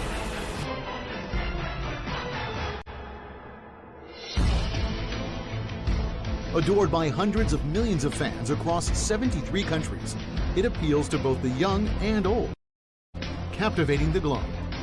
United in diversity, the ball connects the world. Heyball conveys friendship and harmony, bringing people from different cultures together at the table in resonance. Moving forward, we will collaborate with the ANOC, WCBS, and WPA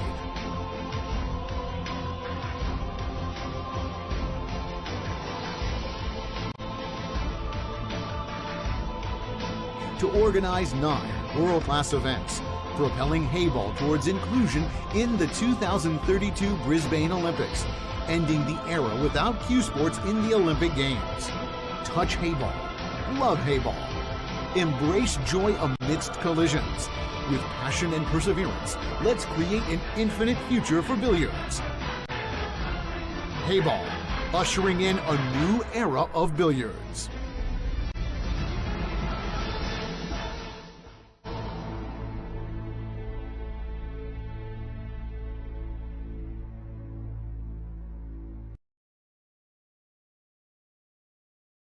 中式八球，俗称黑八，是一项原创于中国的运动，在乔氏的推动下，已走进全球69个国家。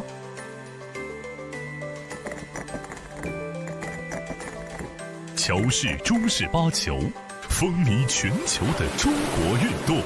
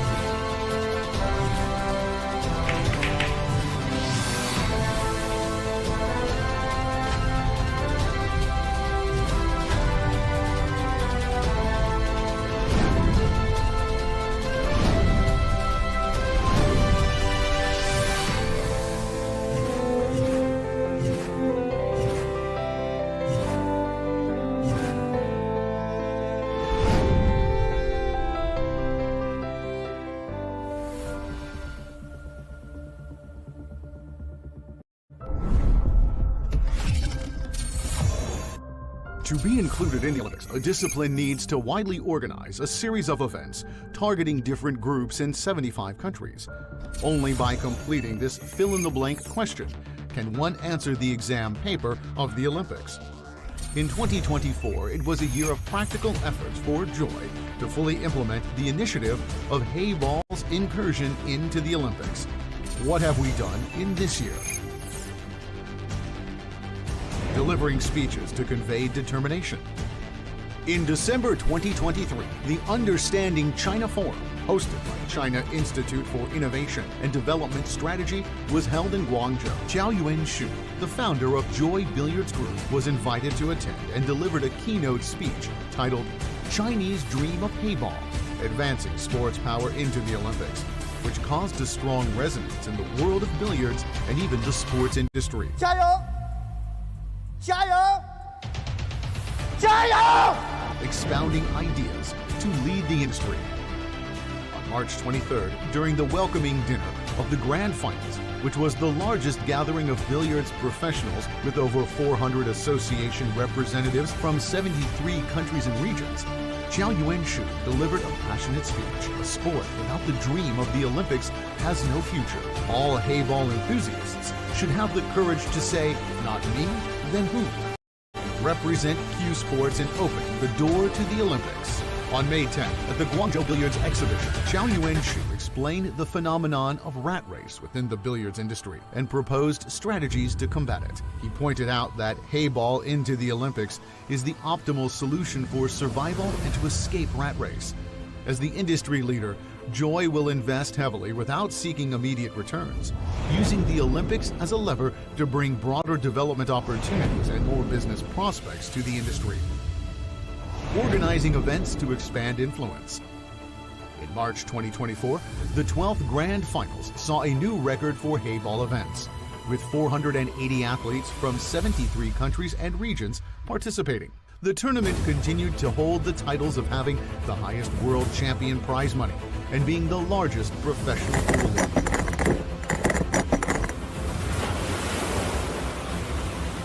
On July 29th, the second WCBS championship concluded successfully, with Heyball standing alongside mainstream European and American Q Sports. The world of billiards presented a new landscape. On September 18th, the inaugural Heyball World Championships opened in Slovenia, featuring 9 different types of international events, modeled on Olympic requirements.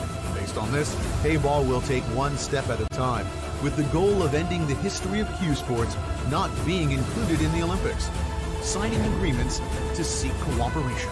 On July 30th, in the presence of the great-grandson of Pierre de Coubertin, the founder of the modern Olympic Games, Zhao Yuanshu signed an agreement with Mr. Robin Mitchell, the president of the Association of National Olympic Committees, ANOC.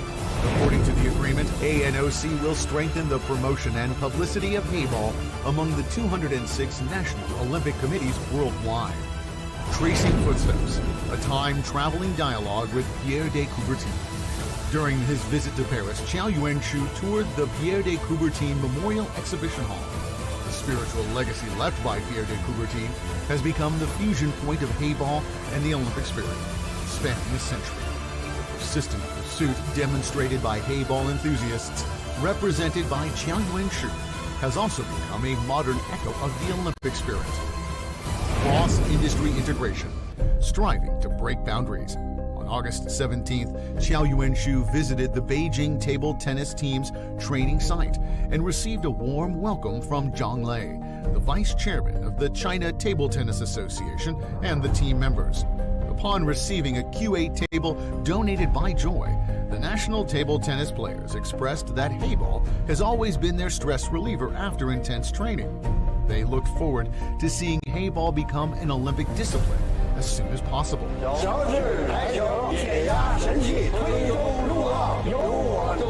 Receiving certification to consolidate status. On August 29th, ANOC officially announced a 4-year partnership with Joy Billiards Group and awarded Joy the title of Gold Partner for the ANOC General Assembly in Portugal. Aligning with national strategy, combining culture, sports, and tourism, Joy has promoted Heyball into the World Games, supporting the success of the event. On October 25th, the Travel with the Event activity, jointly hosted by the World Games and Joy Billiards Group, was held ceremoniously at the Chengdu Tianfu Financial Center. In his speech, Xiao Yuan-shu stated, "The integration of billiards into the official activities of the World Games aims to inspire the love and participation of the entire population in sports, contribute to the realization of the dream of becoming a leading sporting nation." Captivating President Bach for 8 minutes, shouting the loudest voice for Olympic inclusion. On October 30th, the 27th ANOC-GA was held in Portugal, bringing together representatives from the national Olympic committees of 206 countries and regions.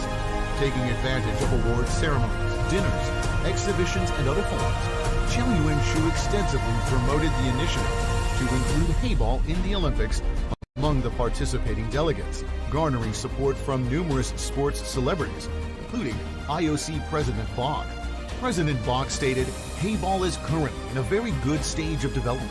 Joy should strengthen in-depth cooperation with the ANOC and national Olympic committees of various countries around the world to lay a more solid foundation for the promotion of Heyball." Targeting the Paralympics through the Parasport World Championships.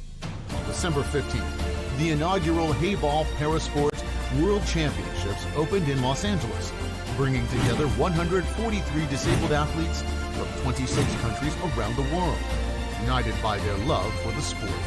Praised by the World Pool Billiard Association as a groundbreaking event showcasing inclusivity and athletic excellence, this championship drew participants of all ages and genders, both able-bodied and disabled, who showcased the infinite charm of the sport in various ways, and accelerated the process of its inclusion in the Olympics.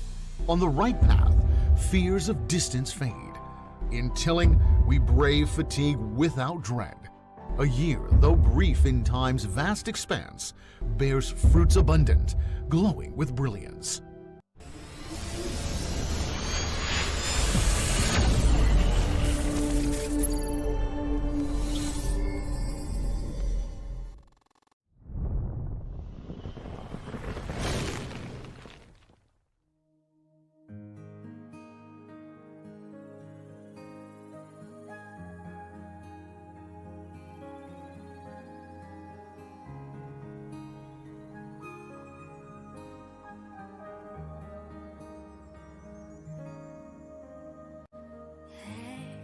Don't be afraid, remember the dreams.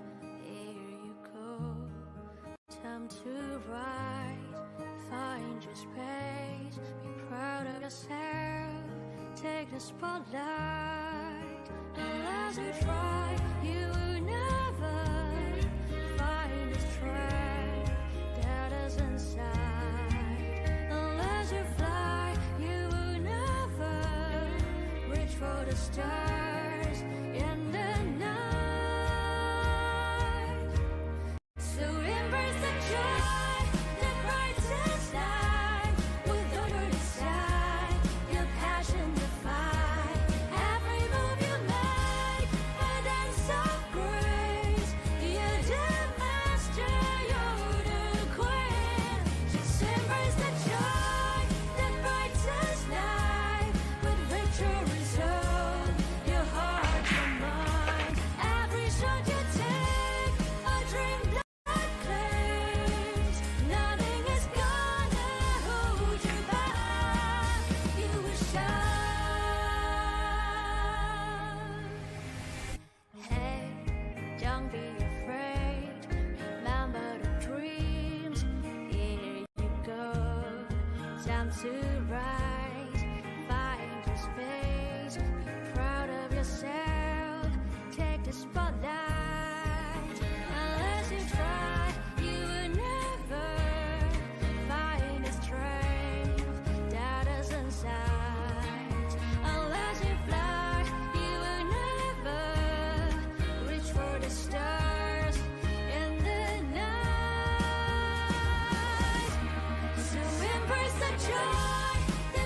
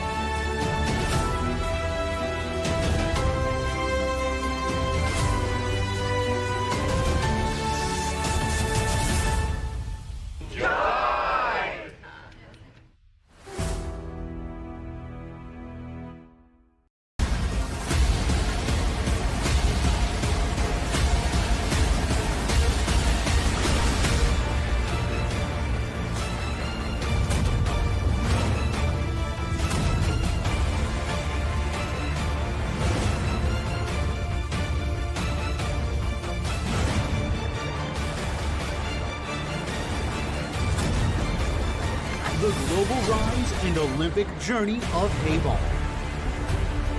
From a street game to the world stage, Heyball has undergone a magnificent transformation.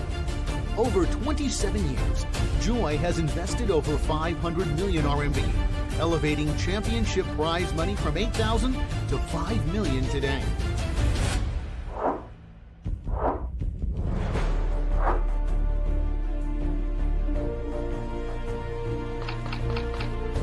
This has propelled the sport to gain popularity in 96 countries and regions, making it become the world's 4 mainstream cue sports and attracting over 120 million enthusiasts worldwide.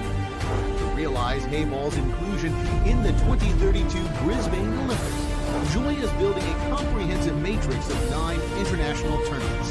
These include the Asian Championship, European Championship, America's Open, Oceania Open, Champion of Champions, Passport World Championship, and U19 World Championship. 2025, the focus will be on Brisbane, Australia, laying the groundwork for the Olympic campaign as a strategic advanced outpost. Partnering with hundreds of media platforms, including Xinhua News Agency, CCTV, YouTube, and Facebook, the sport has achieved total exposure in the billions. The Olympic inclusion goal has won strong backing from over 70 authoritative bodies, including International Olympic Committee, IOC members, the Association of National Olympic Committees, ANOC, the World Confederation of Billiards Sports, WCBS, World Pool Billiard Association, WPA, and the Asian Confederation of Billiard Sports, ACBS. Joy has invested $300 million to build a billiards industrial park with projected annual output valued at $3 billion, solidifying the economic foundation for Olympic inclusion. Today, Heyball has become a bridge for cultural exchange. We refine tournaments to Olympic standards and fuel dreams with industrial momentum, determined to bring this globally beloved sport into the Olympic arena and offer the world a more diverse sporting spectacle.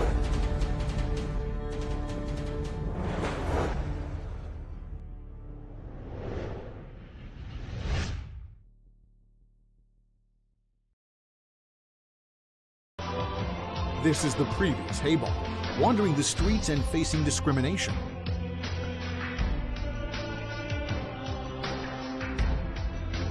This is the later Heyball, rising against the odds and climbing to new heights.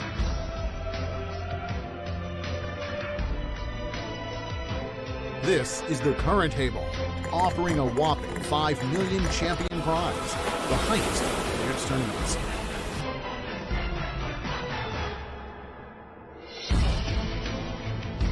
Adored by hundreds of millions of fans across 73 countries, it appeals to both the young and old, captivating the globe. United in diversity, the ball connects the world. Heyball conveys friendship and harmony, bringing people from different cultures together at the table in resonance. Moving forward, we will collaborate with the ANOC, WCBS, and WPA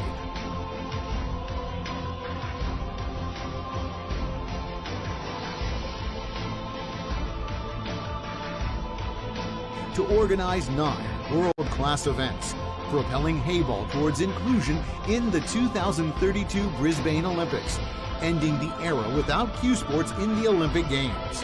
Touch Heyball. Love Heyball. Embrace joy amidst collisions. With passion and perseverance, let's create an infinite future for billiards. Heyball, ushering in a new era of billiards.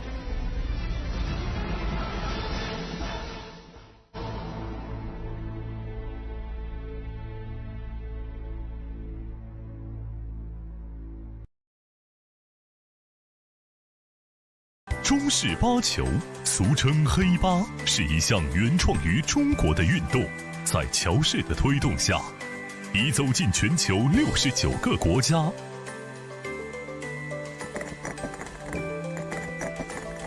乔氏中式八球，风靡全球的中国运动。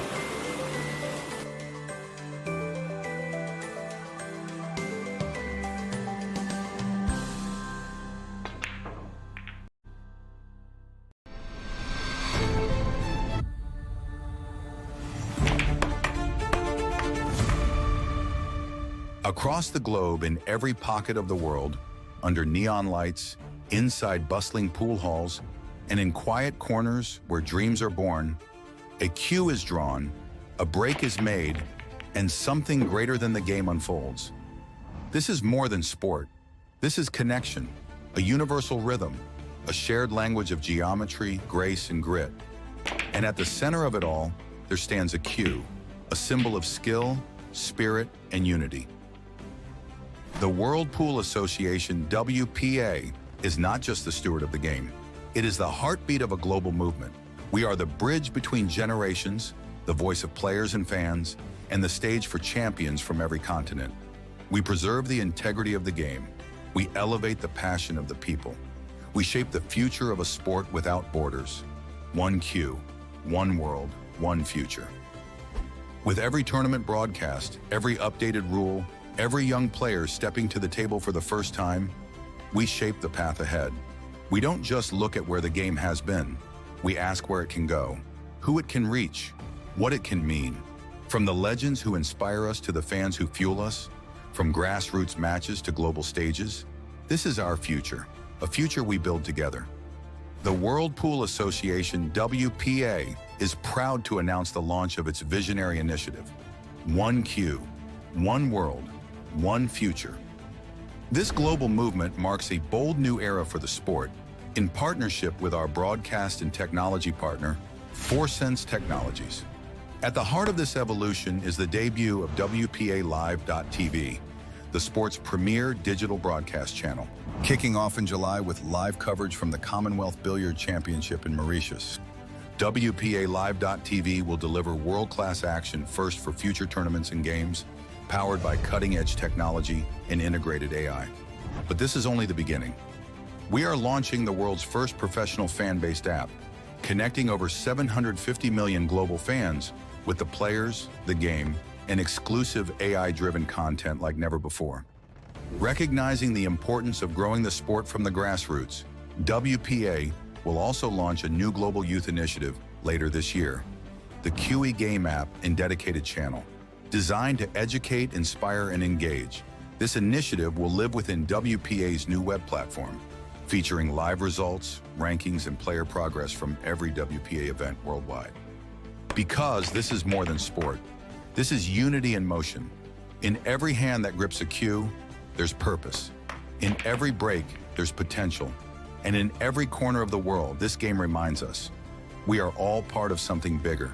Because in the hands of many, with hearts united by one passion, The cue doesn't just point to the ball, it points to tomorrow.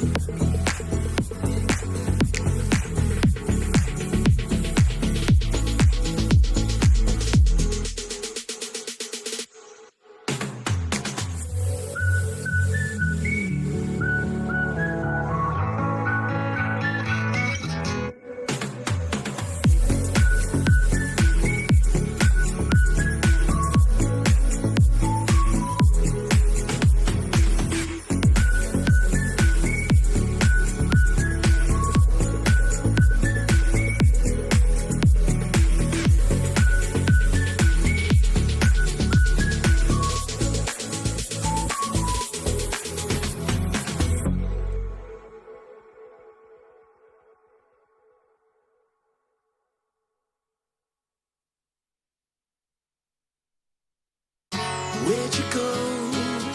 Sat beside me on the edge of hope. Saw the light and with a deeper breath turned to face me. Then you said, I wanna feel alive. I wanna feel alive. I wanna feel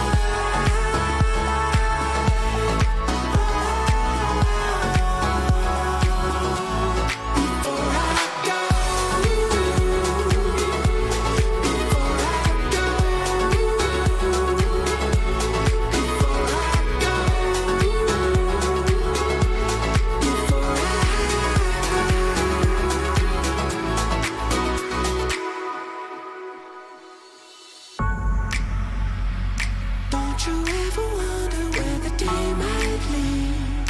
Maybe we could find the place sometime. I'll shine on like a light until the sun finds me, and you'll be mine. So I gotta bring you close, I gotta let you know we're gonna lose ourselves. So I keep lighting the way, you know it, until the feeling comes. Let your heart beat on, just like a beating drum. We'll hit like a beating drum. And if you want it, then just say. If you want it, just say. I wanna feel alive. I wanna feel alive. I wanna feel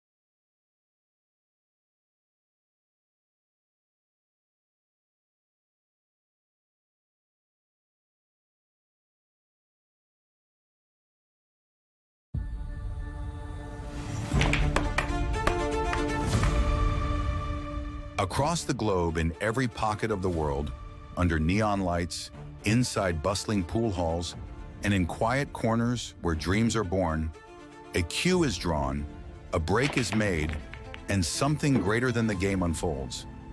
This is more than sport. This is connection, a universal rhythm, a shared language of geometry, grace, and grit. And at the center of it all, there stands a cue, a symbol of skill, spirit, and unity. The World Pool Association, WPA, is not just the steward of the game. It is the heartbeat of a global movement. We are the bridge between generations, the voice of players and fans, and the stage for champions from every continent.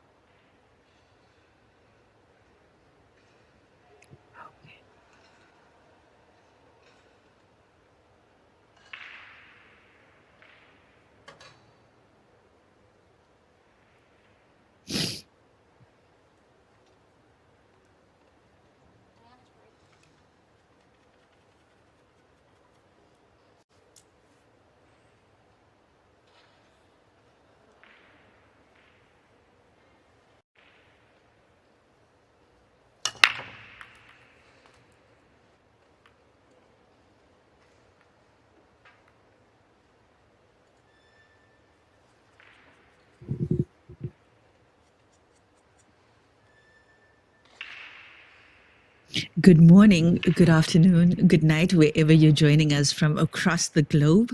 You're tuned in to the 2025 WPA Heyball Champion of Champions, and we're coming to you live from Brisbane, Australia, powered by 4 Cents on WPALive.tv. Wherever you're joining us, whether it's on Facebook or YouTube or the website, be sure to hit that share button. Let the whole world know that day 2 is underway. We're here at the second session now, and on the TV table, we're in for a treat. We've got Jojo Coleman from New Zealand up against Diana Kojeva from Belgium. I'm Lenyukta Chetty. I'll be keeping you company for this tournament. I'm standing in for Raymond Thalak, who's currently busy with the Super Tour in China, which also kicked off yesterday. You can catch highlights of that tournament, as well as all the other amazing Q Sport activity happening under the umbrella of WPA on WPALive.tv.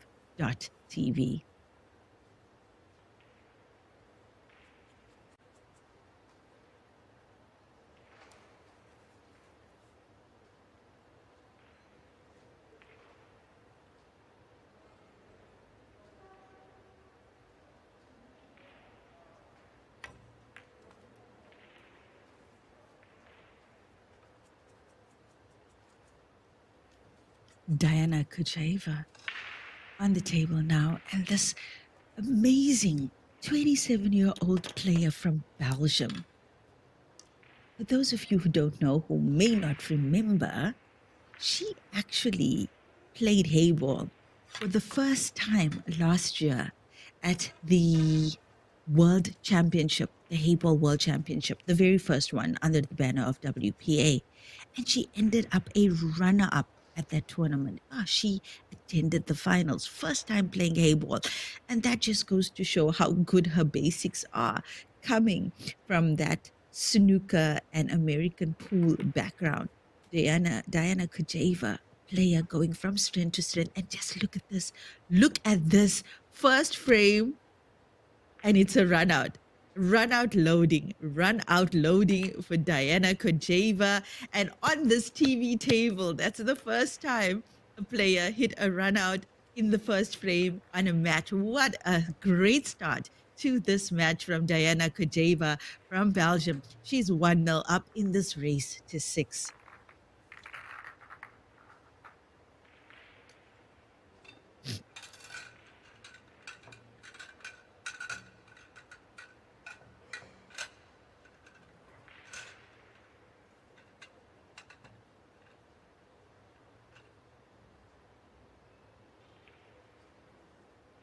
Moms and dads of teens.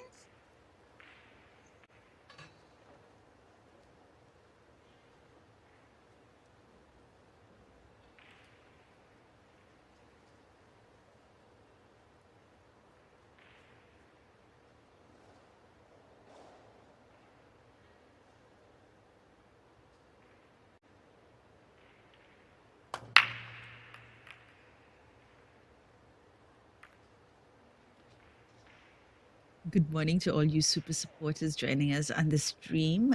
Good afternoon and good night as well. I know different time zones across the globe, but it's so awesome that you guys are here anyway, supporting your favorites or just enjoying the display here on the Heyball tables. This tournament is brought to you by WPA, Joy Billiards, and Libo Win. As you can see, the premium Joy Q8 table with its signature gold trimmings and gold legs, the Lieberwin 8848 cloth, premium cloth, and of course, the recently launched Heyball Unity set brought to you by WPA and Dynasphere, the official ball set for the WPA ranking events.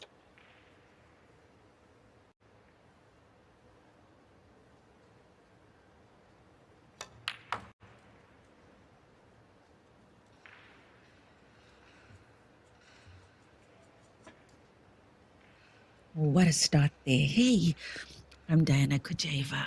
That was a beautiful run out from her to set the tone for this match.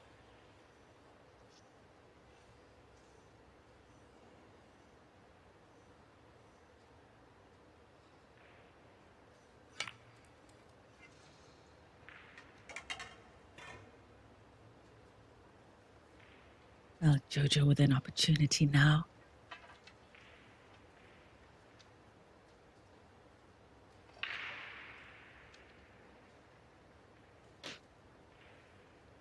Jojo Coleman, just 25 years old, from New Zealand, the current New Zealand 8-ball champion on the 9-foot table. Jojo Coleman, also new to Heyball.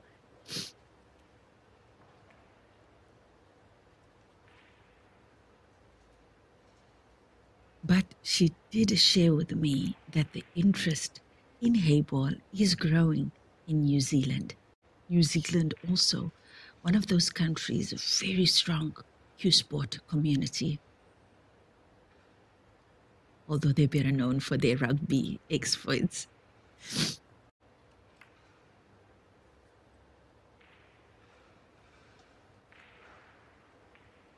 Diana just taking that pocket. Then here comes, Jojo just taking that pocket. Here comes Diana Kojeva on pink. A lot of work on this table for her. Oof. Just catches the jaw there on that shot.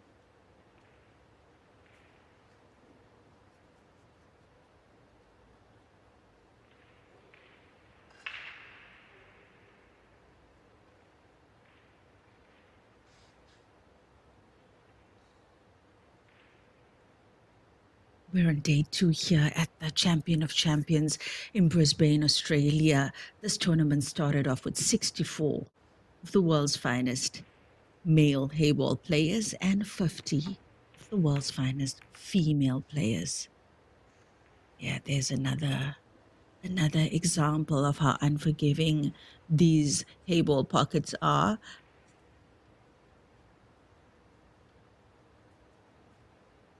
All the players here were treated to this experience in terms of their flights and accommodation, etc., were covered. Every single player here as well is guaranteed prize money. There's a total prize pot of 400,000 US dollars for this tournament. Both categories equally paid. So equal opportunity for men and women in Heyball. So up to 64th place paid in this tournament. So such an awesome, awesome opportunity. Imagine that, guys. You get to go play on a platform like this against the world's finest, and you didn't really have to worry too much about how you're going to get there, the affordability of it all. All you needed to do is be a champion in whichever discipline you favor, to have an historical champion status in any discipline on a country, national, or continental level, or international level for that matter. And you were eligible, provided you're affiliated to a federation under the banner of WPA. So for more information on other upcoming events in the From China with Love on Cue for 32 campaign, we're talking so many continental events coming up, as well as world championships. And there's an event in Mexico coming up. There's an event in Thailand coming up. There's an event in Egypt coming up. And it's there, guys. The opportunities are there, and the organizers make it as economically viable as possible for players to attend. So please, if you're a player, or if you just want to try your luck against some of the finest in the world, you can hop on over to the WPA page or the WHT page or the Joy World Heyball Tour page to get more information.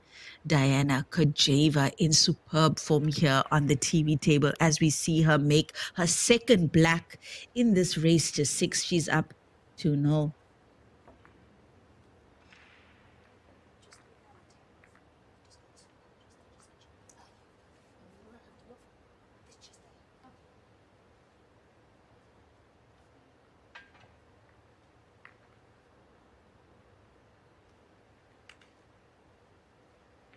So once again, the other events that are currently underway in the Q Sport world is the Super Tour that's happening now in China. That's where Raymond Tilak is. So he's not here to keep you company. I'm standing in for him. So he is the official commentator for that event as well. And you can catch highlights of that tournament on WPALive.tv, not just highlights, but actual streams of, I think there's maybe 16 tables that are being streamed on WPALive.tv. So have a look at that. And of course, the current event that we're all glued to, the 2025 WPA Heyball Champion of Champions, as well as some 10 ball and 9 ball activities. So hop on over to that website again, WPALive.tv, where you can register an account and keep abreast of what your favorite players are doing and what's happening in the world of Q Sport in your favorite code. I'm Lenyukta Chetty. Stay with me. We're only on day 2 of 4 here in Brisbane, Australia.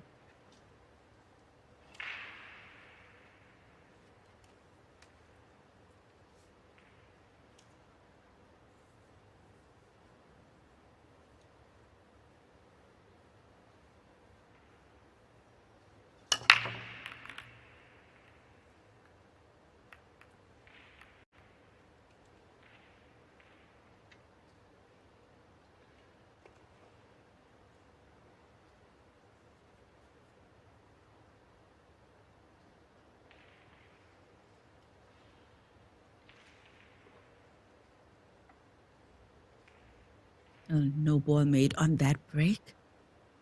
Jojo Coleman hasn't had much room to show her talent yet, but here's a great opportunity for her. She is looking at blue.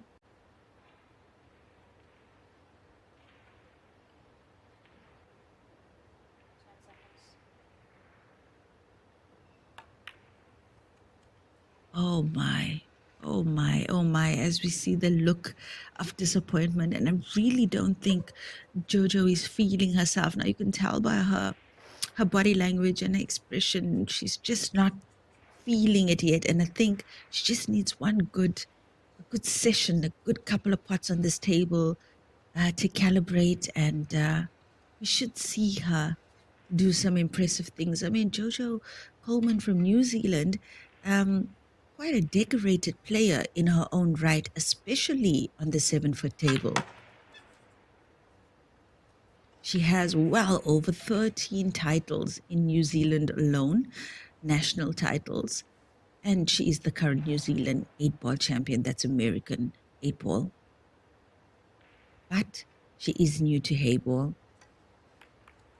I believe this is her first showing in an international Heyball tournament. Jojo Coleman.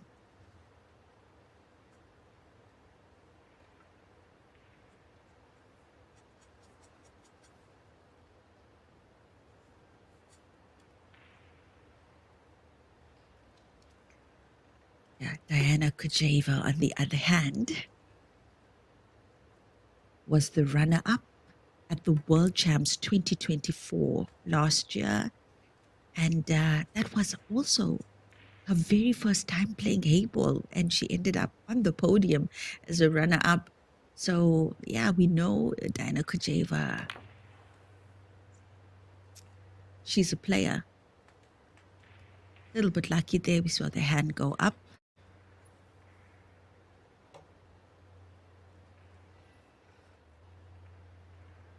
She's also the current snooker champion in Belgium, Diana Kujeva. So, yeah, she's having a good year. She's really having a good year. And I figure she wants to make her mark at this tournament, coming so close in that World Championship, which pretty much had more or less a similar kind of field as the Champion of Champions.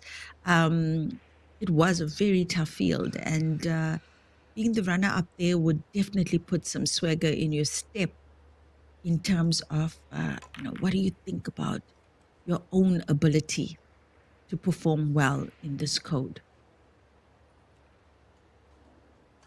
Didn't take that shot too well, though, Diana Kujeva. Here comes Jojo Coleman.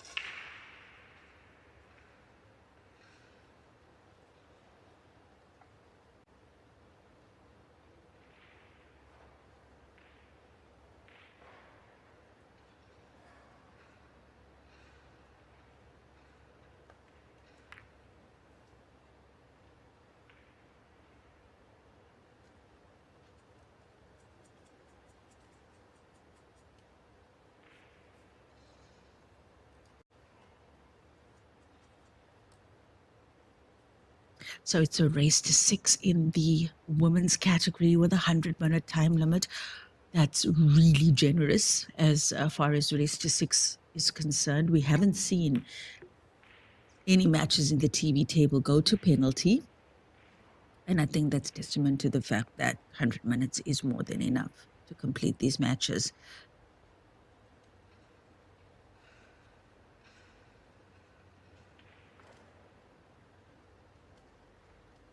The men, however, are also playing a race to 700 minutes.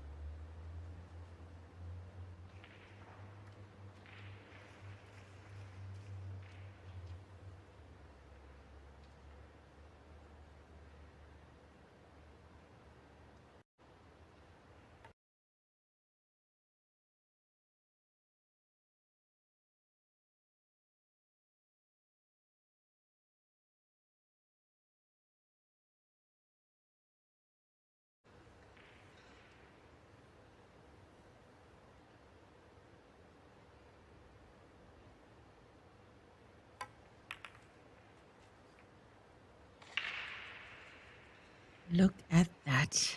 Look at that. That couldn't have worked out better. However, some work required, some cueing required here from her to get shape on the 8-ball. She might want to come off that cushion, off the side cushion. She could even come off the bottom cushion to get shape on the 8. Oh, look at that. Beautiful.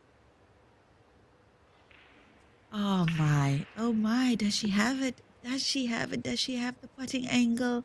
That was a good attempt.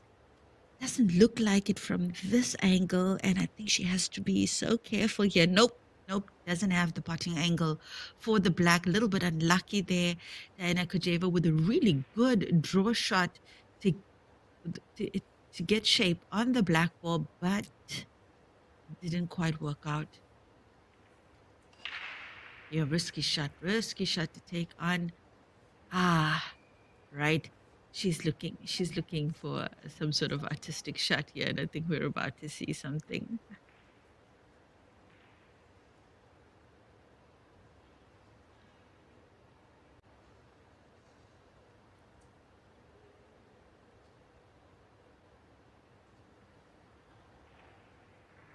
She's going an indirect hit on the black. Yeah, I think she just doesn't want to open up the game too much for Jojo.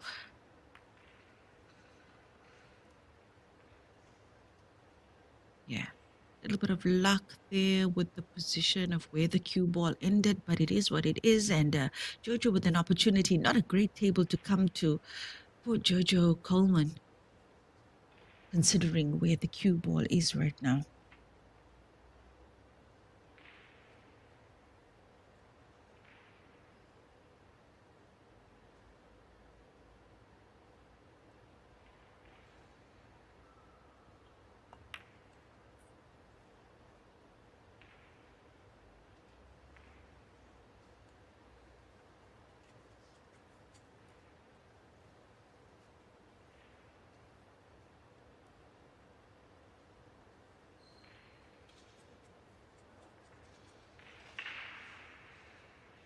Hmm. I think Diana is checking out the bank to the corner pocket on the opposite side of the table.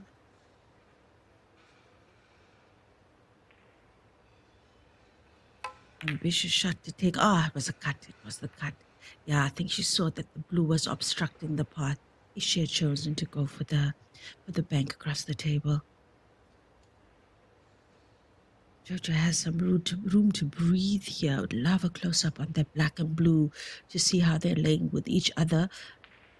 But I think the black is open for the pot to the corner pocket on our side of the table. Yeah. You'd notice that Jojo Coleman is taking these shots at a much slower pace than what is usually required. Most of her shots, whether it looks almost like she's placing rather than going for the putt. And I think she needs to play a little bit more positively, not only in terms of making the shot, but also to increase her confidence. She is new to the game of Heyball. This is her very first showing in an international Heyball tournament. Jojo Coleman, who is otherwise quite comfortable on the 7-foot table. Yeah, so Diana got a little bit of that black. She's not doing anything too fancy. Just left it slightly outside that corner pocket. Jojo also not coming to an easy table here. So Diana doing quite well to keep Jojo tight in this situation. Best bet here is for Jojo to leave the cue ball on this side of the table, the side closest to us on the screen right now.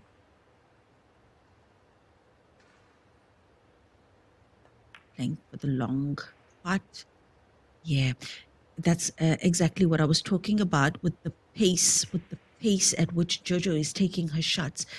Just not quite calibrated yet to the pace required to execute the shots on this table like you need to. That is why she's not getting the movement on the cue ball that she probably needs. Diana Kojeva with just parking the black ball there snug in the corner pocket.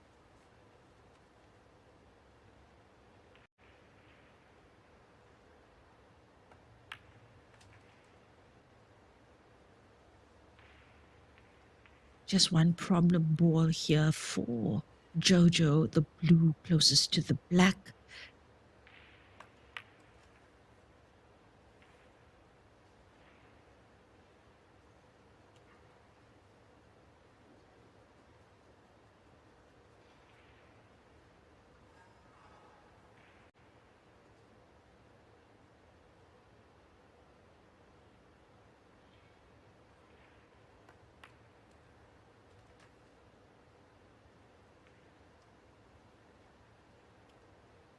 I wonder what her plan is to develop that ball along the cushion. Yeah, and even if she attempted some sort of snooker or safety shot there, it has to be a very good one because that black is so snug. I think she's going for the bank here. I think she knows it's do or die in this frame, and she's going for the bank. How's the pace? How's the pace? Yeah, pace was good. Medium power there on that shot. That was a good power to play it at. However, the aim on the bank was a little bit off. Easy black there for Diana Kojeva to take her third point in this race to 6.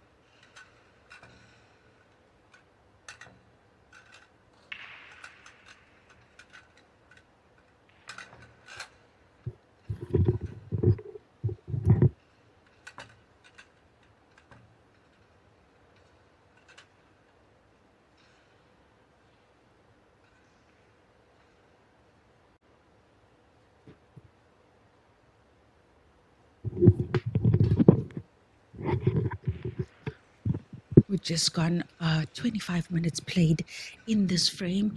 It's a race to 600-minute time limit. Jojo Coleman, the 25-year-old from New Zealand, to break.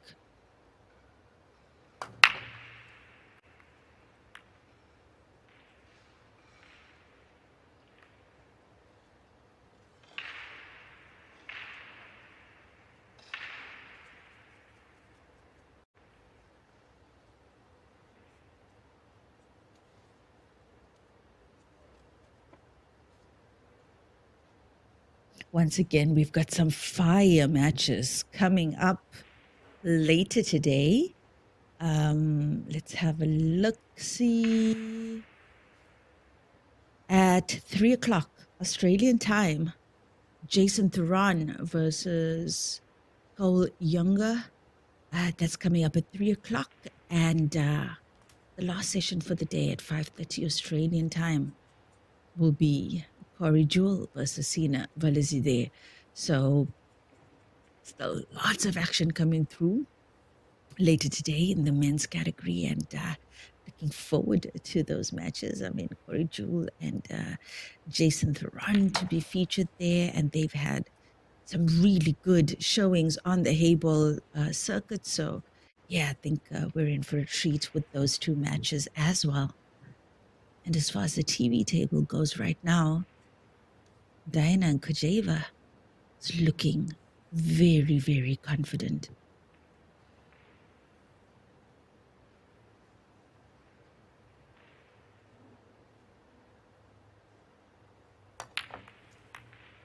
Oh, struck that, I think, a little bit too hard. And because at the pace at which you took that shot, maybe lost a little bit of aim there, got the jaw ball right out of the pocket. Jojo has been getting her chances. She has been getting chances in this frame, in this match.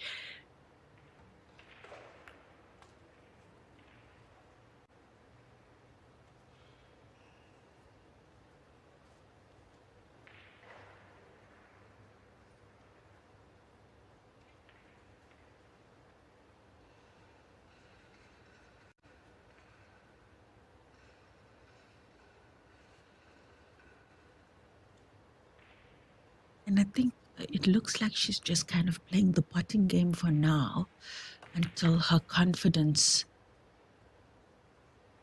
improves. And that was a great positive shot from her, actually. That was a positive shot from Jojo. She has to play more like that to build that confidence. And it can be quite disconcerting if you're not experienced on the Heyball table to play on this platform because you got to know your story. Nice. I like that. I like what I'm seeing.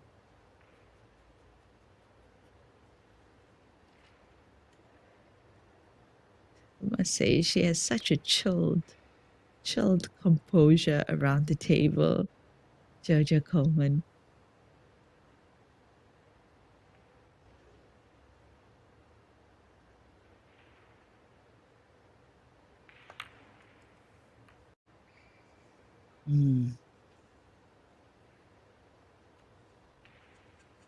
Still a lot of work on this table for Diana Kujeva as she makes her way here. She does have an obvious shot to the corner pocket, which she'll probably take on right now. Get the cue ball up and down table.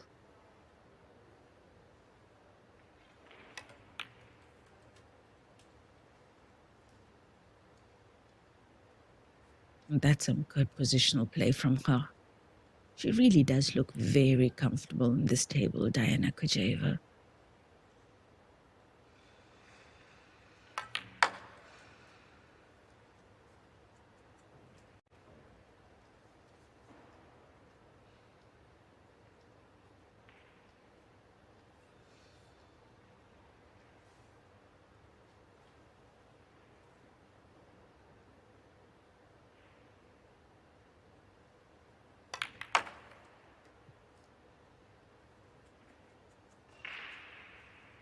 Yeah, did well to get the pink out, but not much advantage with the position at which they are laying now. So Diana Kujeva will be forced to either play tactically here, go for the bank to the middle pocket. Yeah, almost got it. She is striking the cue ball quite hard though in a lot of the shots. And I think that is potentially what's costing her in making those pretty much, she seems to be on target, but it's just the pace, it's a bit too hard. And in comparison to her opponent, Jojo Coleman, she's playing a lot softer, a lot slower. Yeah, Jojo's just going to have to calibrate. She's going to have to calibrate to the table. Just another example of how unforgiving those pockets are, those drawers. Diana Kujeva now, decent enough shape on the last pink.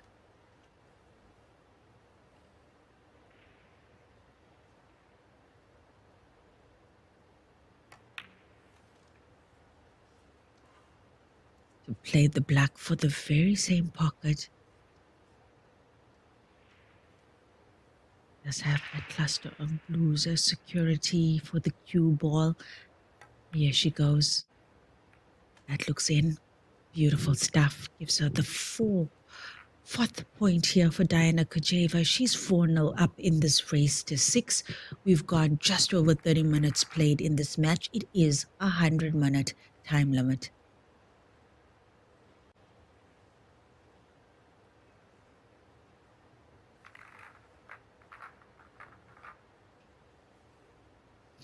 As the ref readies the table for the 5th frame in this match, let's have a look at what's happening in the other matches currently underway.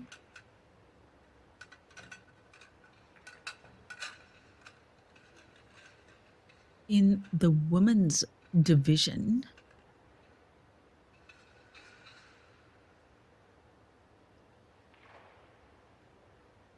Jessica Woods is 2-0 up on Veronica Halliday.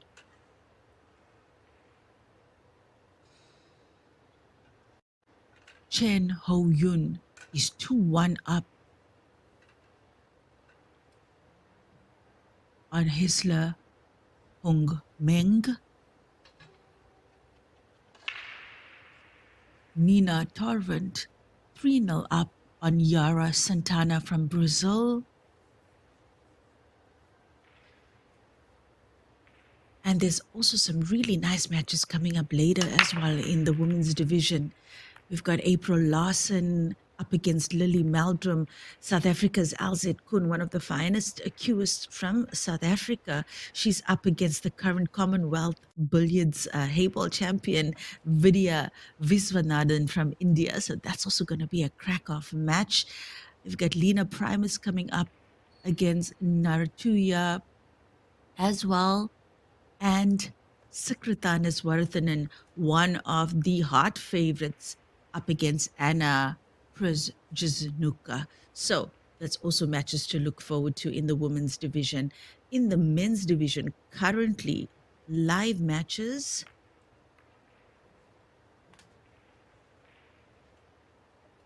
Yuma Dorna currently 2-1 up on Michael Kaklola.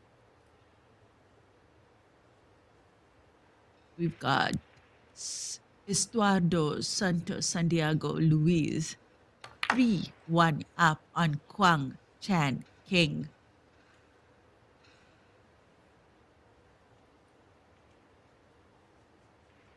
Cale Barrett 2-0 up on Jackson Agali. Joshua Urski 3-1 up on Stephen Ellis. So, wow, yeah, there's some stuff happening there in table 15 between Stephen Ellis and Joshua Urski. It's also a match to watch out for. So, yeah, that's currently underway in the men's division. And back to the TV table. Dana Kojeva still now in control of this table.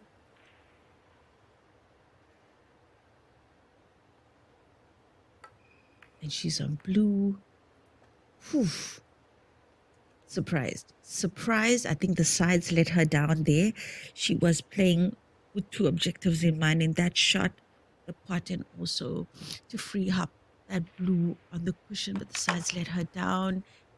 And come on, Jojo Coleman, get a score on the board.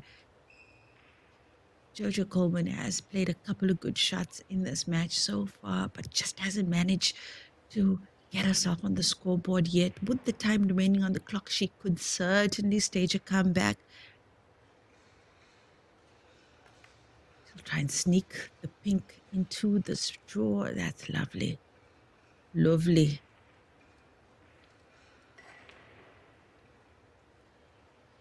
Some recovery required here. She doesn't have a shot for the center pocket. She might have to play the pink down to the corner pocket on the top right of the table.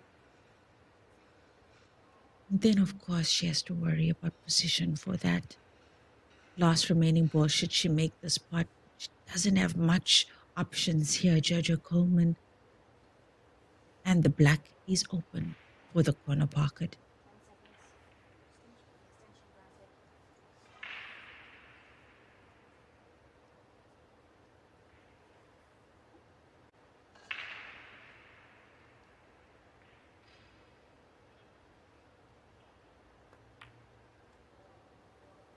I think she's got it. Oh, just catches the jaw a little bit. And the pink stays.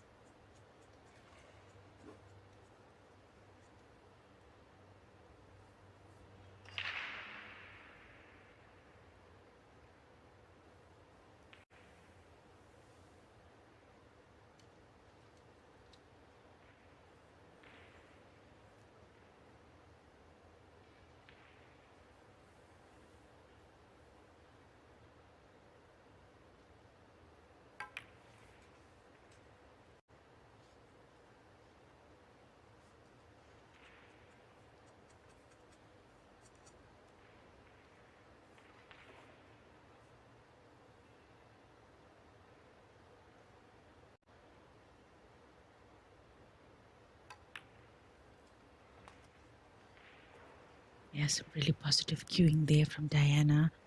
You can see the confidence with which she walks around the table. She's really feeling herself, and it's showing in her shot execution. She does have the corner pot available to her now. It's just that blue along the cushion. Oh, Unlucky with the position of the cue ball there.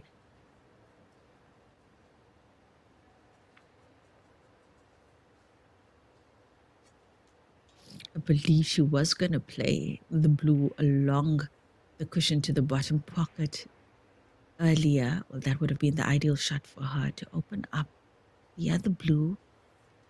But now Diana Kucheva with a tactical move. Does she get it? No, she leaves a full ball available to Jojo Coleman.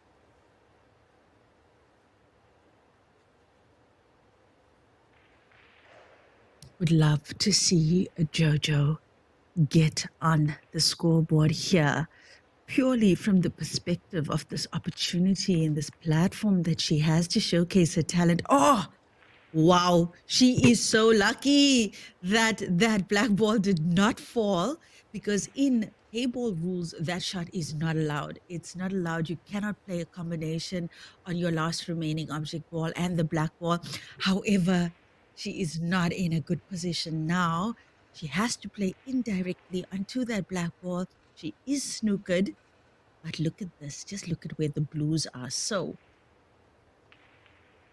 Jojo Coleman, with that one shot, has created problems for Diana Kujeva. Look at this. Look at, oh. Okay. Well, that was something. Diana Kujeva now with ball in hand.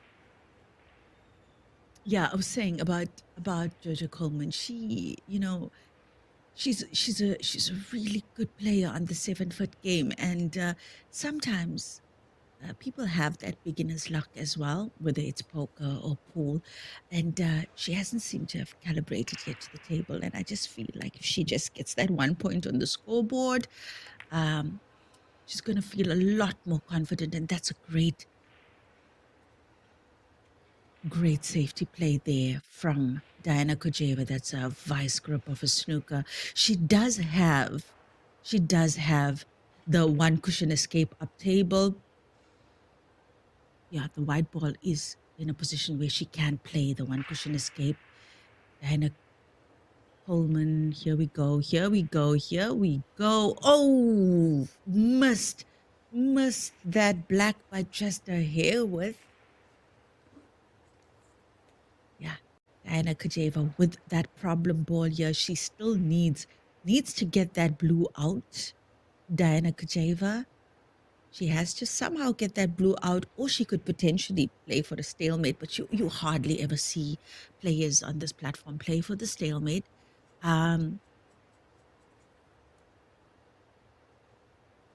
it's a tough one for Diana Kujeva here. Advantage definitely on Jojo Coleman's side. She, yeah, you can see the clockwork on Diana Kujeva's face, because she has to find a way. She has to find a way to free that blue, get it out, or snooker Jojo. But either way, she has to get that blue out, because even with ball in hand, she can't do much with the blue where it is. And look, she's going to try and get it out now. And this is quite an ambitious shot to take on. Oh, look at that.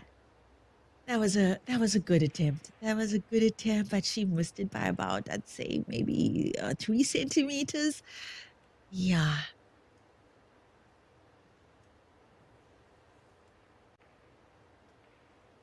Diana Kujeva now certainly looking for a safety shot, and she'll probably leave the cue ball here on the cushion of the shot. Yeah. Now, once again, one cushion escape available here to Jojo Coleman. She's just got to get that sweet spot. She's just got to get the sweet spot on the space, on the pace as well. And she'll be on the scoreboard. And I'm sure all of the New Zealand supporters on the stream is squeezing for Jojo to get on the scoreboard. Yeah, at the champion of champions. Pace, is the pace there? Is the pace there? Yeah, I believe it is. Well done. She's on the scoreboard. Jojo Coleman, Diana Kujeva leads 4-1 in this race to 6. Well, ladies and gentlemen, if you didn't know, these Joy QA tables, and that's a great view of the table now, the side view, it's signature QA table from Joy Bully. It's considered their premium table. And of course, there's the rose gold Q9, but you need to get on a waiting list for that one. The QA tables at this tournament will be available for sale. So anybody who's interested in purchasing the QA tables at this tournament, you can reach out to Doris Cheng. That's Doris, surname Cheng, Cheng. You can slide into her DMs on Facebook and she will advise you on how you can procure one of these beautiful, high quality, premium Joy Billiards QA tables there in Brisbane, Australia.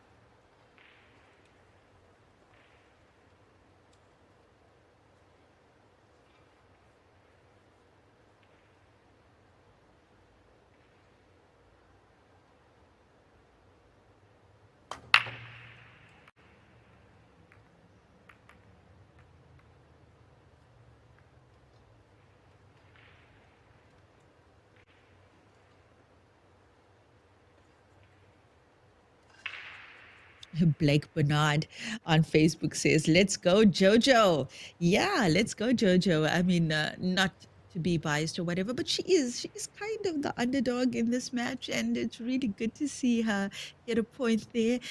Underdog only in terms of the fact that this is the first time that Jojo is playing competitive international Heyball tournament. Diana Kujeva, a little bit of experience, just a little bit more experience than Jojo. She had a really good run at the World Champs in 2024. And, just from Diana Kujeva's demeanor around the table, you can see that she's confident. She's really confident, and it shows in how she takes her shots.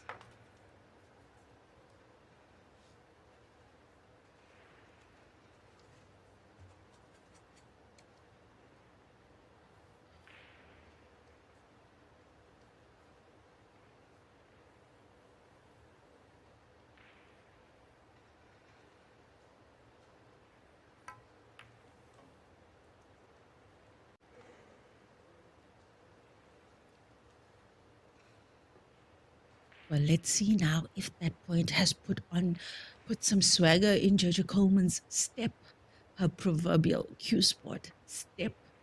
Jojo Coleman on pinks here on the TV table. Oh, nice. Like that. I like it a lot. She does have the pink available to play down the cushion. She really should play that shot now, and I think that's exactly what she'll do. I mean, it makes sense for her to do that. She could either take that pocket or pot the ball. Remember, with the Heyball rules, it's not so advantageous to take control of a pocket because a player can use their object ball to drop an opponent's ball, provided, of course, they make contact with their object ball first. And that's exactly what Diana's going to do now.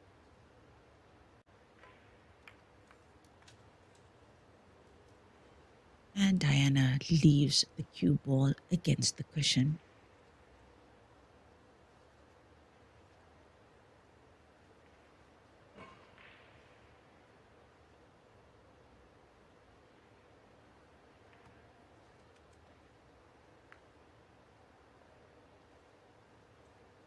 Yeah, just looking at this Unity Heyball set once again, the feedback that I've heard from most of the players that have had, let's say, the privilege, considering that the set is new and this is the second major tournament that it's being used at, or the third major tournament that it's been used at in the last month.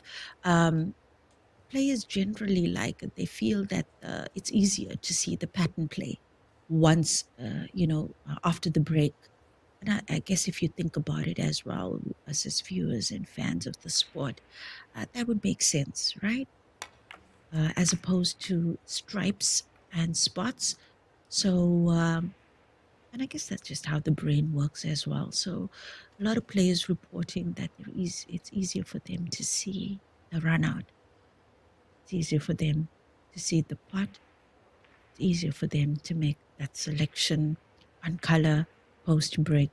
So yeah, I for one am looking forward to playing with the Unity set eventually, and I've only spoken now from the brain aspect, but in terms of the quality of these Dinosphere balls that were specifically developed for WPA and the Heyball circuit, what I hear is that the quality is also top notch.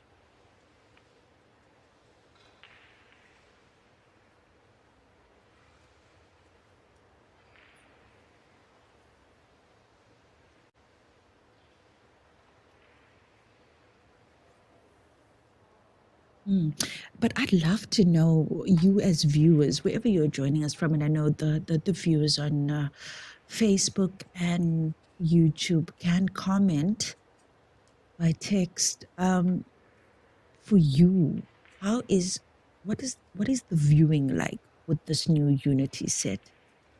For you that's following the frame and following the pattern play of the players, do you favor it or not over the historically used stripes and solids? I'd love to know. Let me know your thoughts on the new Unity set.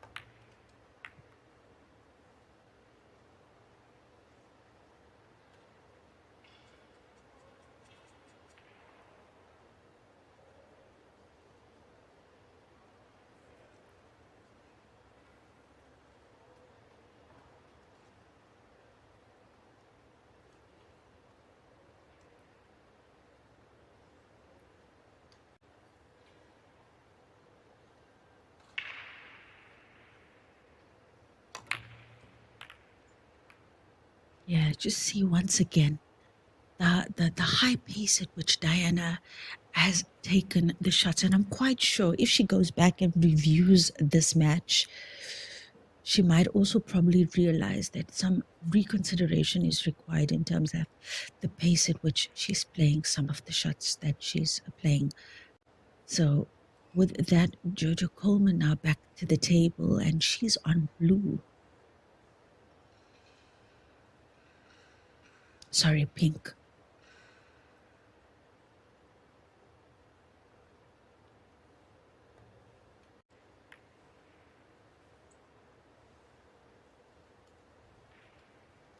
Jojo knows that she's in control of the situation here. I am wondering, however, if Diana can sneak this blue down to the corner pocket, around the pink. Nicely done. And that's obviously creating a connector for Diana to open up the game for herself a little bit. Might serve Jojo now to take this pocket. She wouldn't want to leave Diana with a pocket ball because Diana is quite confident with the cue ball control on this table.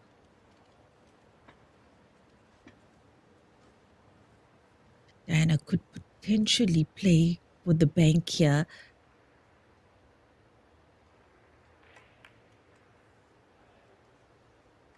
She's gone for a tactical play instead.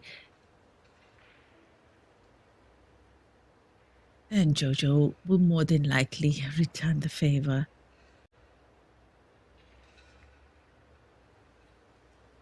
Jojo attempting a snooker there. Don't think she quite got it. She might have left a little bit of the blue available to Diana.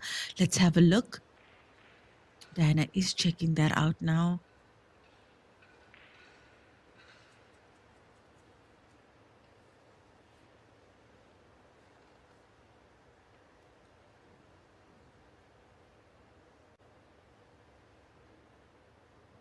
How much of that blue can Diana see? Does she have full ball? Can she play up? Yes, that's what I thought. That's what I thought. Also hit that blue quite hard, did Diana Kujeva. So yeah, game closed up a little bit now with the pink and blue being so close to each other there. We're in for potentially another tactical battle here between these two players.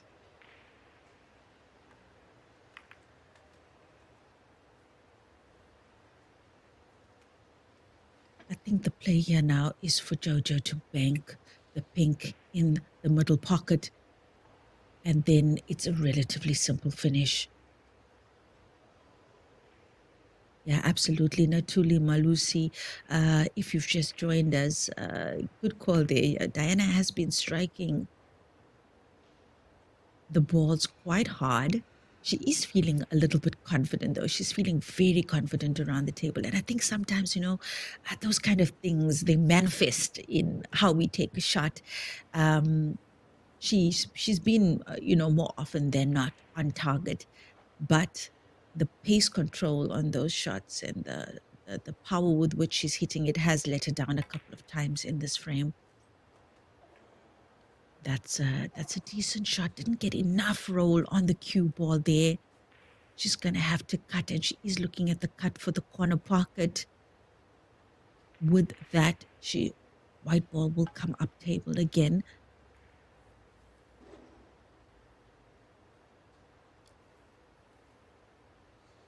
Love to see how much of a gap exists between the pink and the cushion where the 8 ball is. Love to have a shot like that if the camera people are eavesdropping on the session.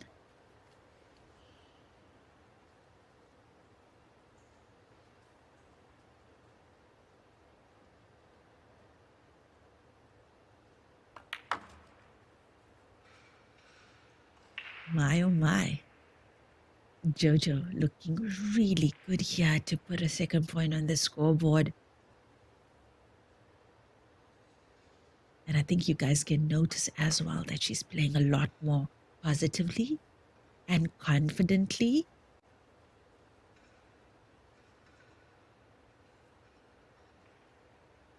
Jojo Coleman, the 25-year-old from New Zealand, better known for her exploits on the 7-foot table. Hey, not a bad shot that. She does have the cut for the corner pocket available to her. Execution still important here because of how unforgiving those draws are. How's the pace? Perfect. Pace perfect. Jojo Coleman takes her second shot, second point in this match. The score 4-2 in Diana Kujeva's favor. The players will take a slight intermission now. Ladies and gentlemen, we will be back in just about 5. If you want, you can check out the highlights from under matches underway. The links to the draws are available on the WPA page, and of course on WPA live.tv. You can check out what's happening in the Q Sport world currently. I'm Lenyuk the Chetty. We'll be back in just a little bit.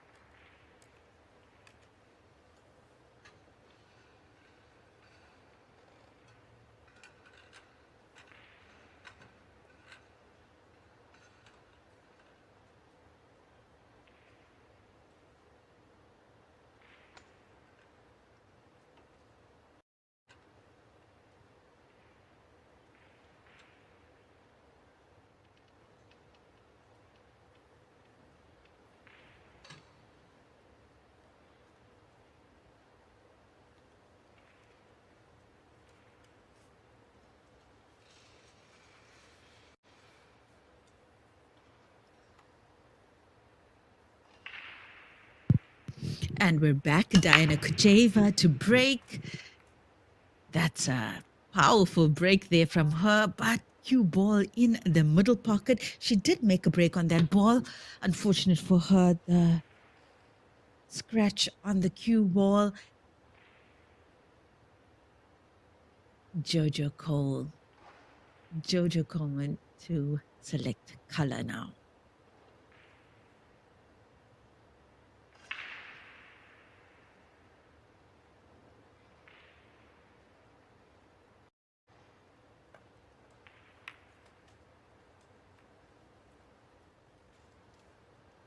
We've gone just over 60 minutes played in this match. It is a 100-minute time limit.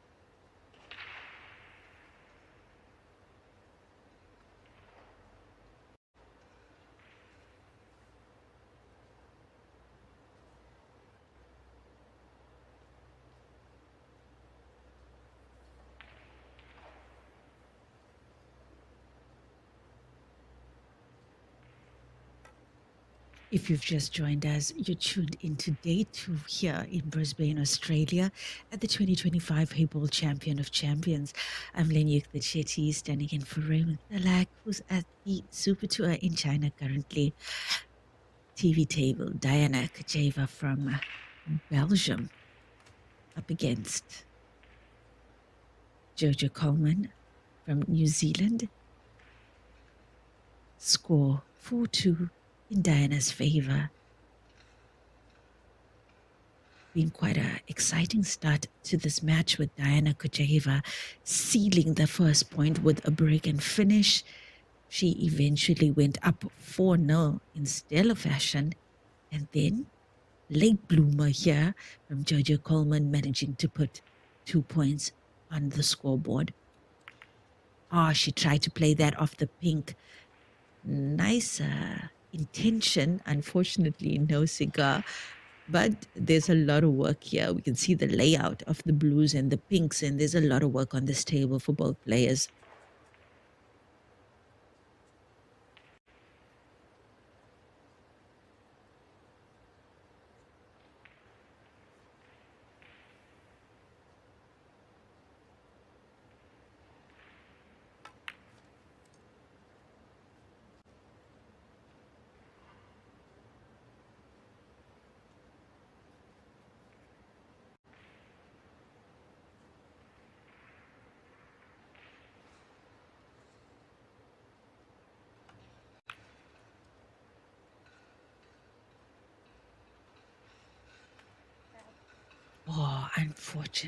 Unfortunate scratch there on the cue ball for Jojo Coleman. Diana Kujeva with ball in hand here, and she's straight away looking at the two blues and the pink here on where she's standing now by the table.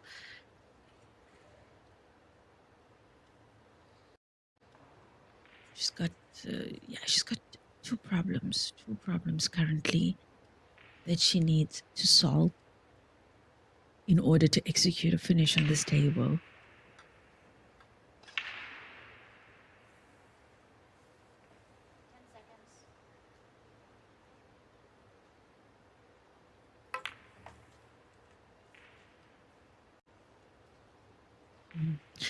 Does look like the pink closest to the blue up table might pass, and I think that's why Diana Kujeva doesn't look too bothered by that. And of course she's got the other two pinks right on the outside there that she's going to use to develop that pocket now.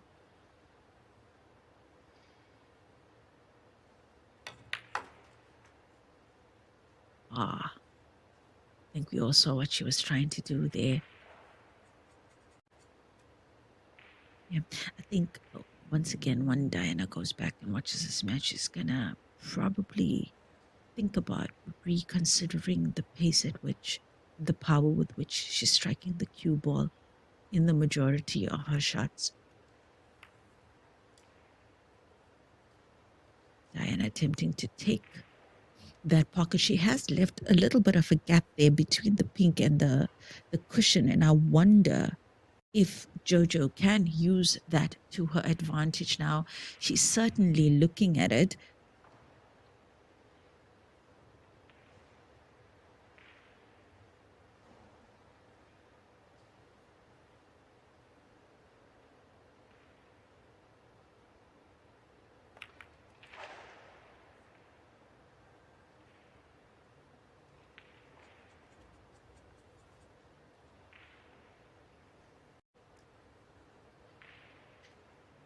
Difficult to see from this view whether Diana can sneak. Well, I think she's just going to play a direct hit with the other pink.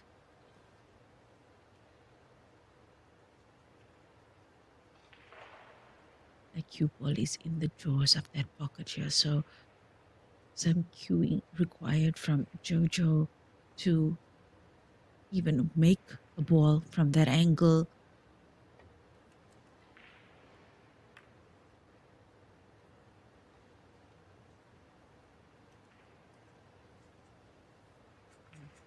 I think Jojo's quite good as well at exercising restraint until she feels confident to go for something.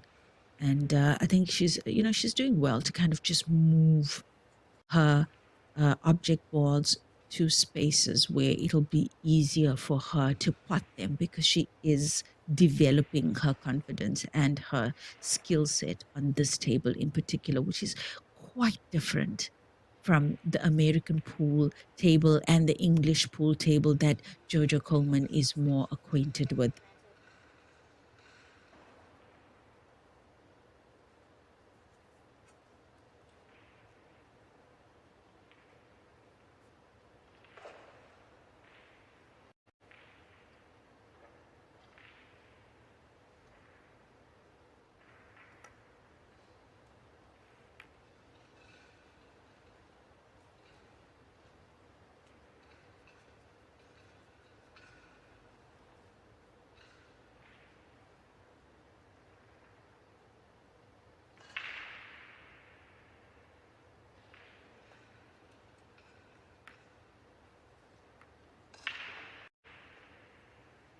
Not a bad shot there from Jojo Coleman. One could argue, though, that she could have played that corner pocket and used that to go to connect to the other blues on the table, because the finish was potentially on there for Jojo Coleman. But I think her pool eye will still come in as her confidence develops in this match. There's more than enough time for this match to be played out to complete fruition. But currently, Diana Kojeva in the driving seat here, 4-2 up in this race to 6.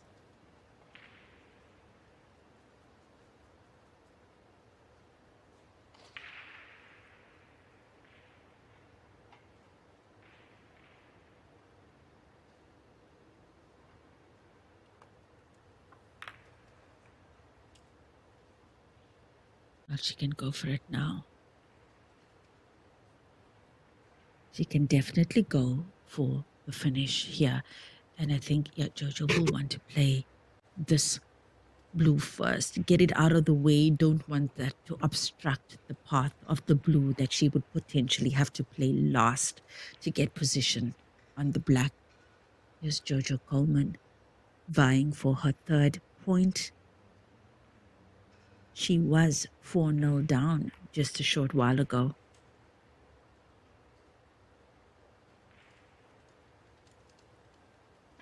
Oh my. Oh my. Has she done herself in with that shot? Oh, it doesn't look like she has the putting angle to the The corner pocket on this blue certainly doesn't look like it. She might potentially have to go for a bank to the center pocket, but really difficult to see. She actually might be snookered. Jojo Coleman might be snookered on this blue. Pity that we don't have an angle. No, it looks like she's playing directly on the blue. She has some of it.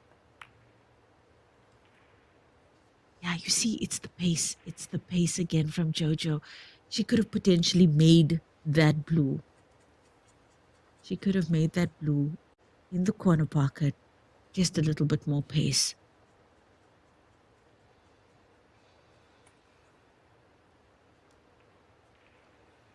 Both these players using such a different approach with the power at which they're taking their shots.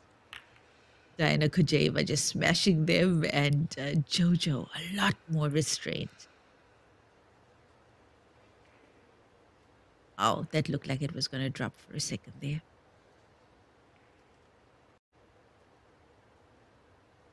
Look, Jojo could potentially play the cross bank to the pocket up table there, and I think that's what she's looking at.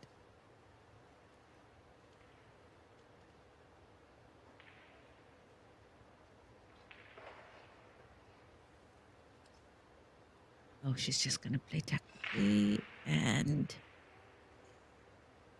Jojo just opened up that blue a little bit, just a little bit off the cushion, and that should give her some room to breathe should she get a potting angle on it. But this is starting to look like Diana's point. Certainly looks like Diana's point from the layout of those pinks.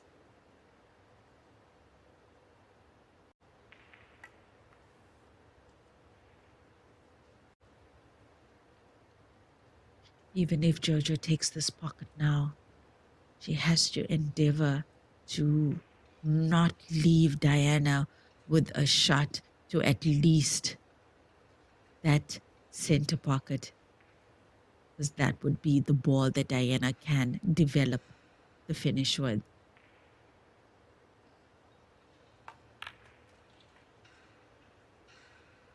Decent shot. Oh, decent shot there from Jojo. Well done.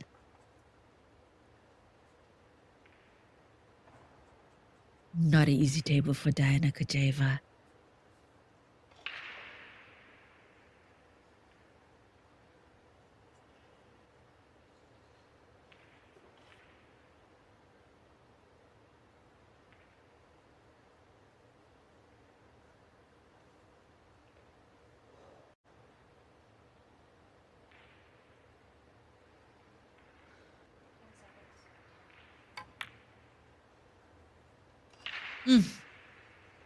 Almost, hey. Almost, ladies and gentlemen. Not a bad attempt there from her. I didn't even see that pink was through for the corner pocket, but Diana saw it and she went for it. Testament to her confidence. But here comes Jojo. And she wants that third point. Oh my, oh my, oh my. Pace. Pace, pace, pace. She needed to just come off that cushion and she would have had a better shot for the 8.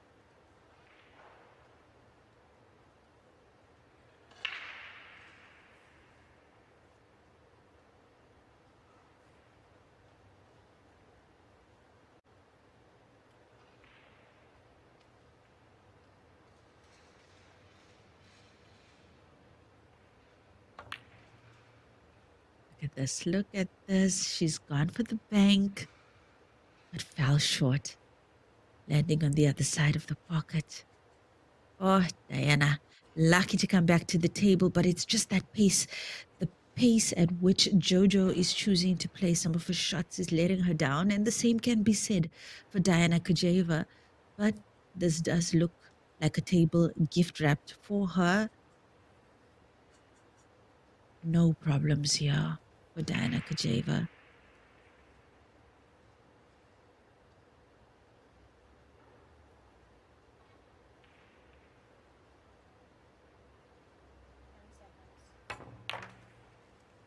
Some cueing required, however.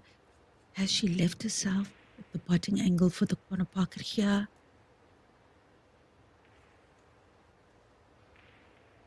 She'll play on the other side first.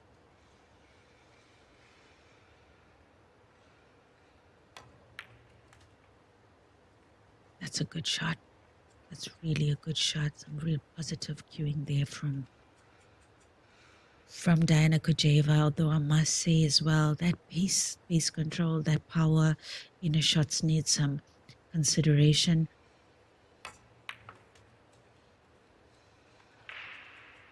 Nice. Very nice.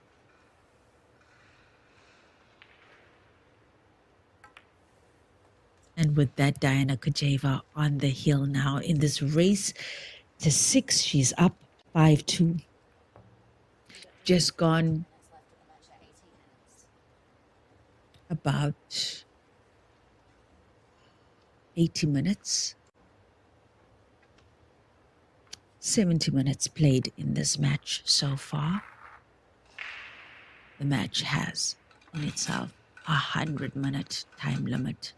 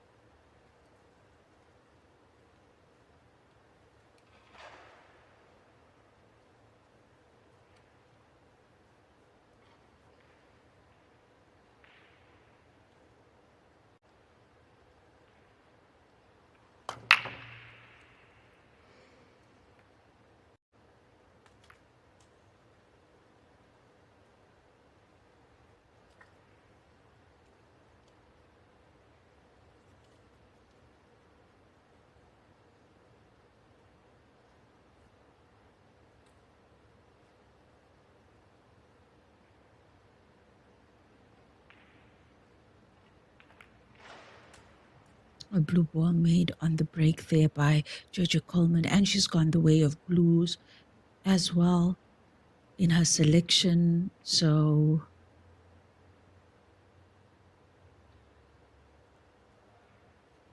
yeah, two problem balls that I can see in the set.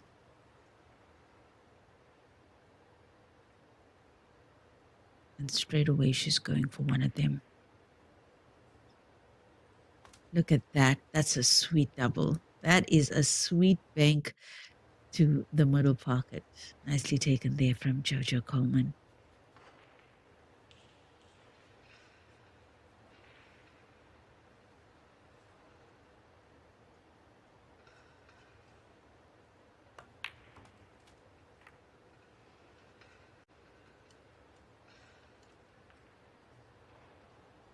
Yeah, unfortunate there. Unfortunate. Did well to open up that problem blue.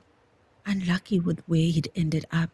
She does have, I think she might have the potting angle on the blue up table, but she's not going to go for that. She's going to play on these two now.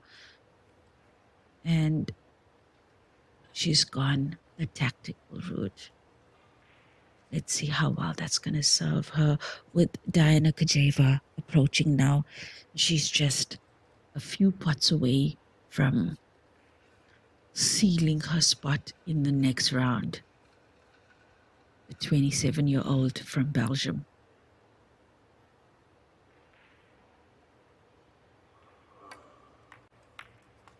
Center pocket, she's done it. She has another center pocket shot available to her. Just the pink along the cush that she needs to develop from what I can see.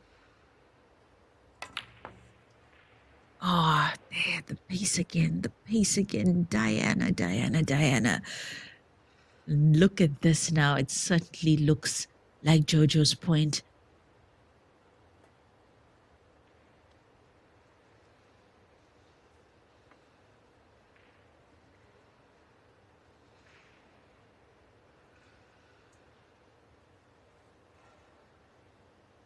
from where the Blues are laying currently.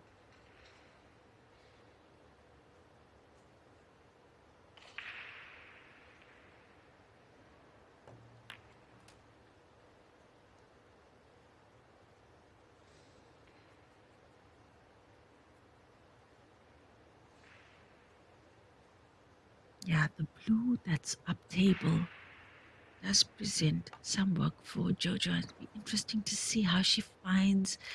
There we go. You see, it's the pace again. It's the pace again. I think a little bit harder. And she might have tracked between those balls and gotten better shape on the blue for the corner pocket. But and I'm sure that also Jojo goes back and watches this match is going to see what we all see about the pace control here.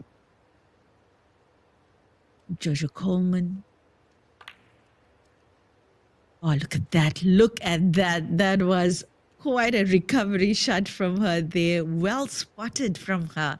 Well spotted. She saw that angle and she took it quite confidently. Really, really good shot.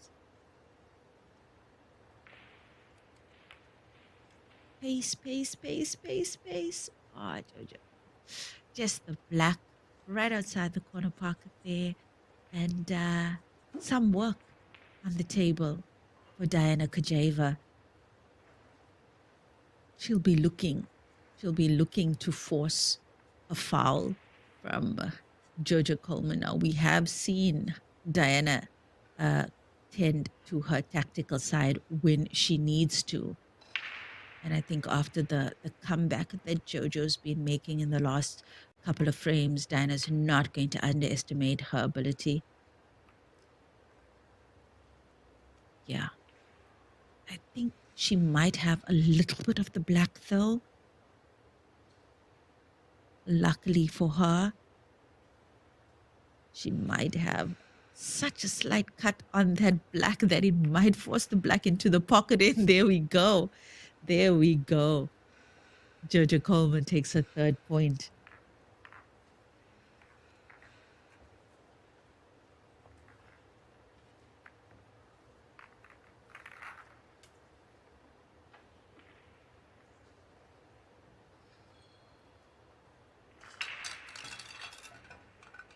Really great to see all the support on the stream, especially for Jojo Coleman. And I think, the New Zealanders are quite well known for their camaraderie when it comes to sport. And it's really good to see the support for her on our various platforms. And guys, the players do go back and watch these, and they see your comments, and they see the love that is poured out for them on the stream. So yeah, let me take the opportunity to thank you for that. It's always lovely for players to know that they are supported by their pool community back home.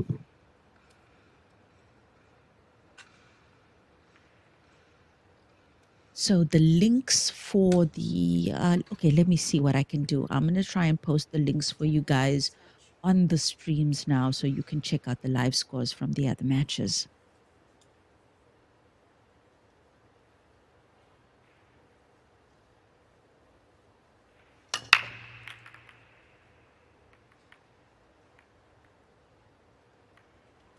Yeah, it doesn't look like she's made anything on that break. Diana Kajeva, so here comes Jojo.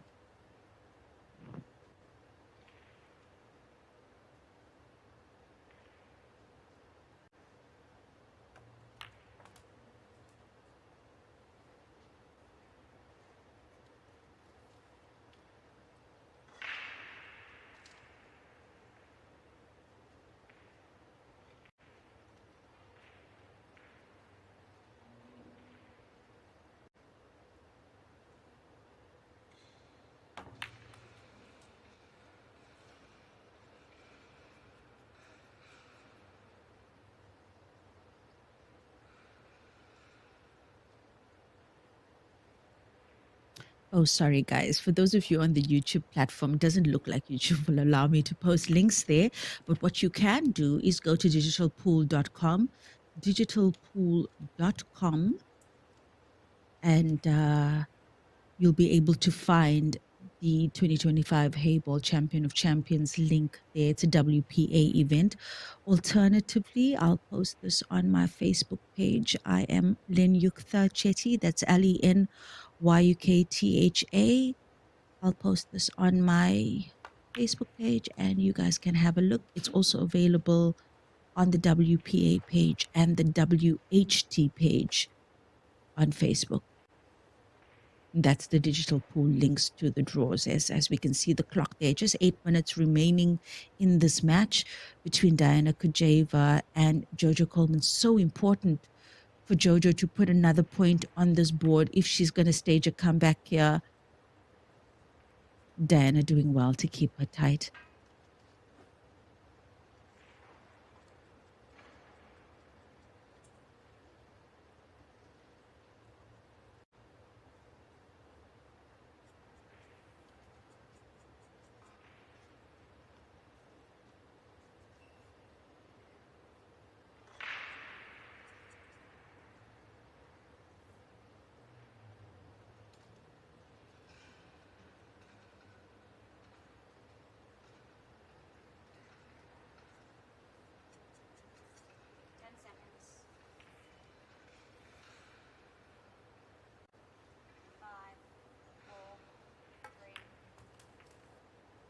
As we heard the ref counting down there, remember players only have 45 seconds per shot and they're allowed one extension of 30 seconds per frame.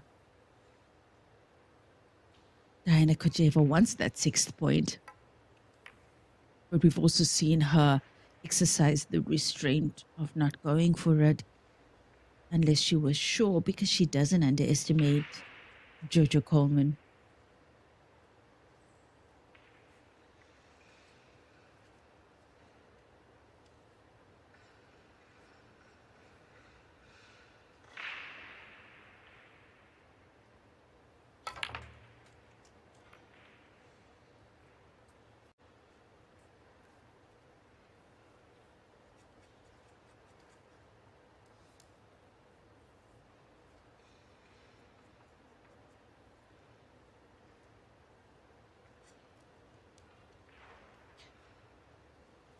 Just the problem of the pink and the blue, as you guys can see. And yeah, Diana will be looking for an opportunity to develop that now.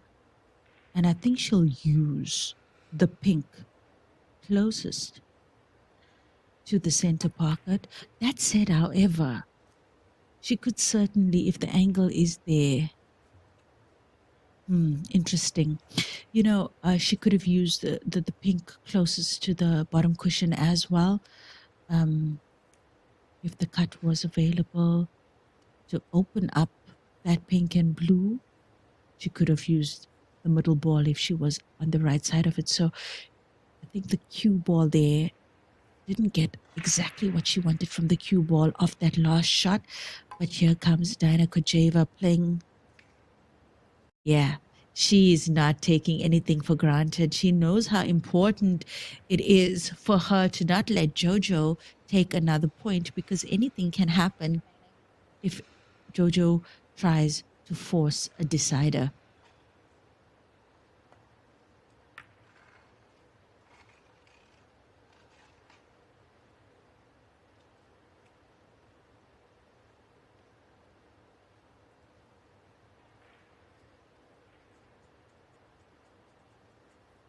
I think as far as tactical shots are concerned, that's not a bad move from Jojo.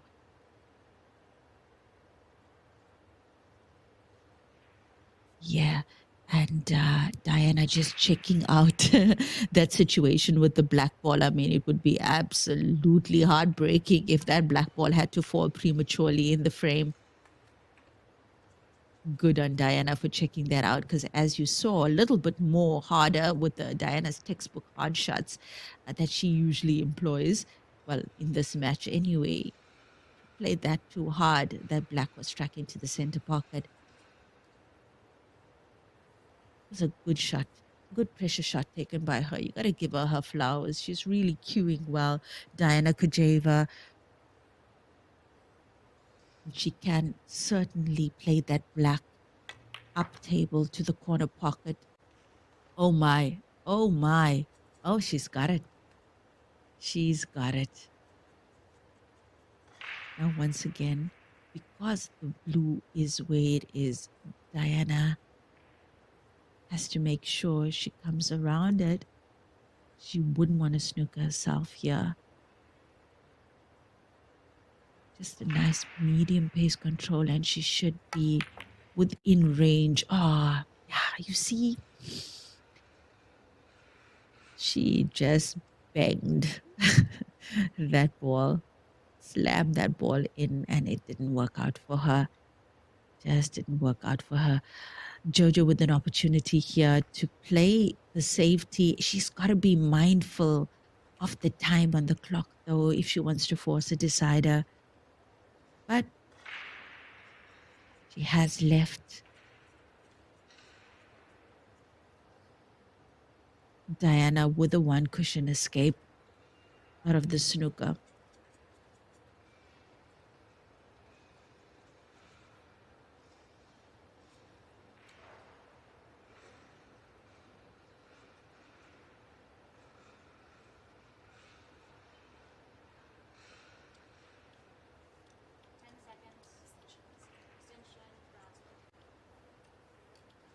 I think the ref did call time just now. Yeah, not a easy snooker to come out from, even with the one cushion escape available. If you just look at where that blue ball is on the middle of the table, Diana needs to avoid that blue ball. Not a easy snooker to come out of. Actually, quite a good snooker there from Jojo. Yeah, you saw that Diana apply some sides to the cue ball there, hoping to force some sort of swerve to get around that blue and not touch it, but didn't work out for her. Jojo's got to do something now. She cannot afford to let the time get the better of her. She has to go for game.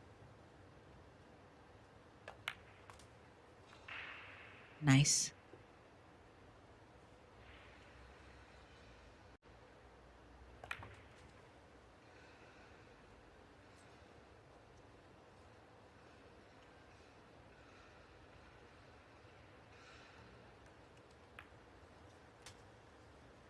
Beautiful, beautiful, beautiful, beautiful. Jojo taking her fourth point, and she's gotta get a move on. She's gotta get a move on to force a decider here. The time is running down and not in her favor.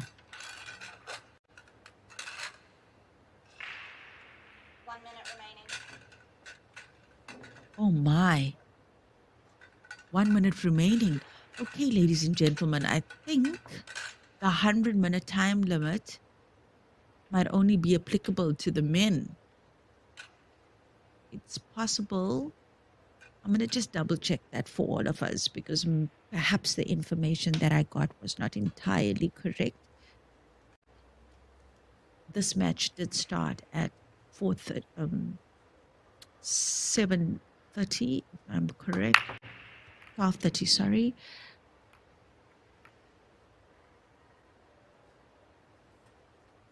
Yeah, she's going to run now. She's going to have to run around the table. She's going for blues. Oh, she needs the rest. She needs the rest.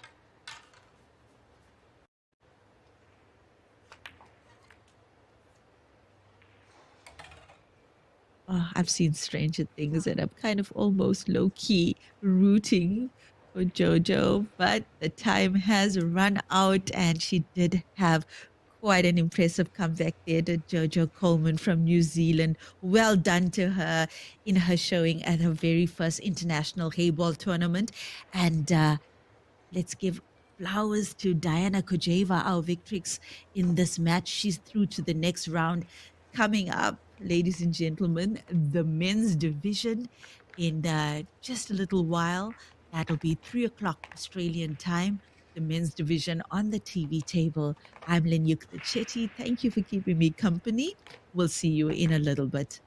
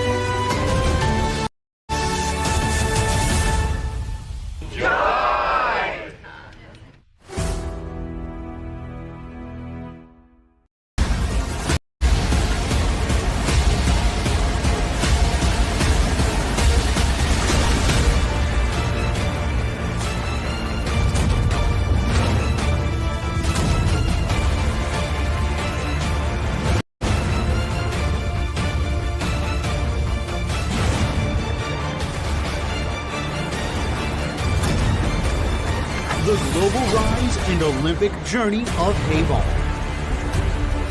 From a street game to the world stage, Heyball has undergone a magnificent transformation. Over 27 years, Joy has invested over 500 million RMB, elevating championship prize money from 8,000 to 5 million today.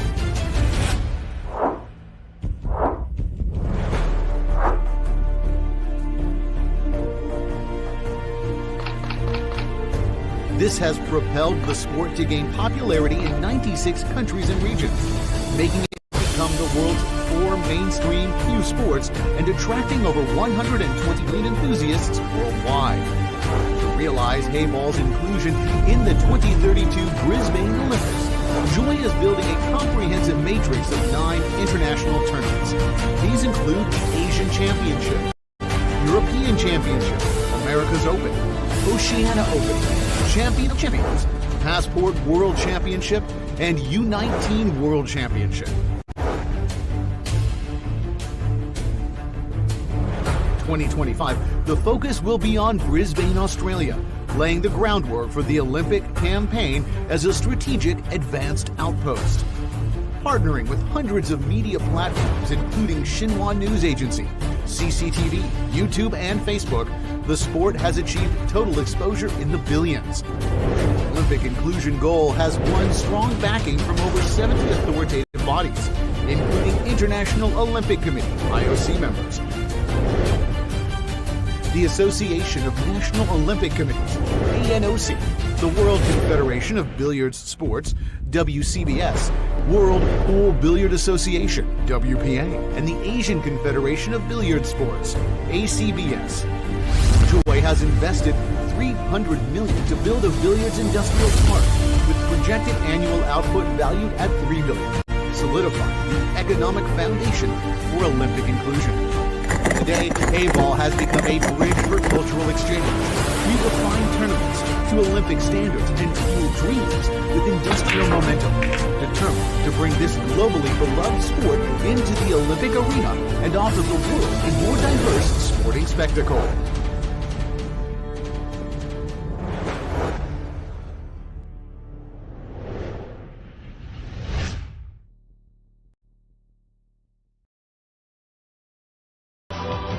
This is the previous Heyball, wandering the streets and facing discrimination.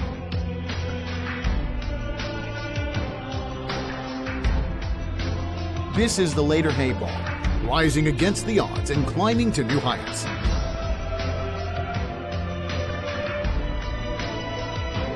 This is the current Heyball, offering a whopping 5 million champion prize, the highest of billiards tournaments.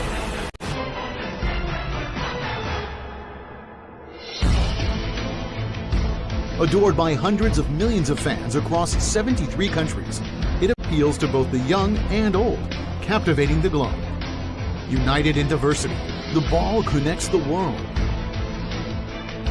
Heyball conveys friendship and harmony, bringing people from different cultures together at the table in resonance.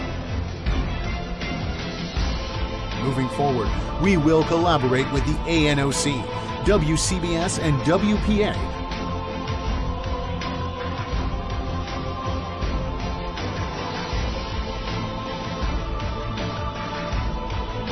to organize 9 world-class events, propelling Heyball towards inclusion in the 2032 Brisbane Olympics, ending the era without cue sports in the Olympic Games. Touch Heyball. Love Heyball. Embrace joy amidst collisions. With passion and perseverance, let's create an infinite future for billiards. Heyball, ushering in a new era of billiards.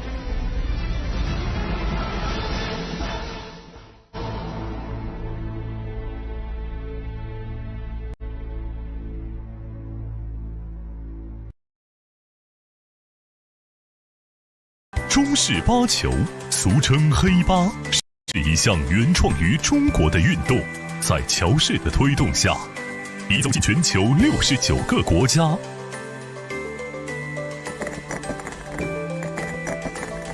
乔氏中式八球，风靡全球的中国运动。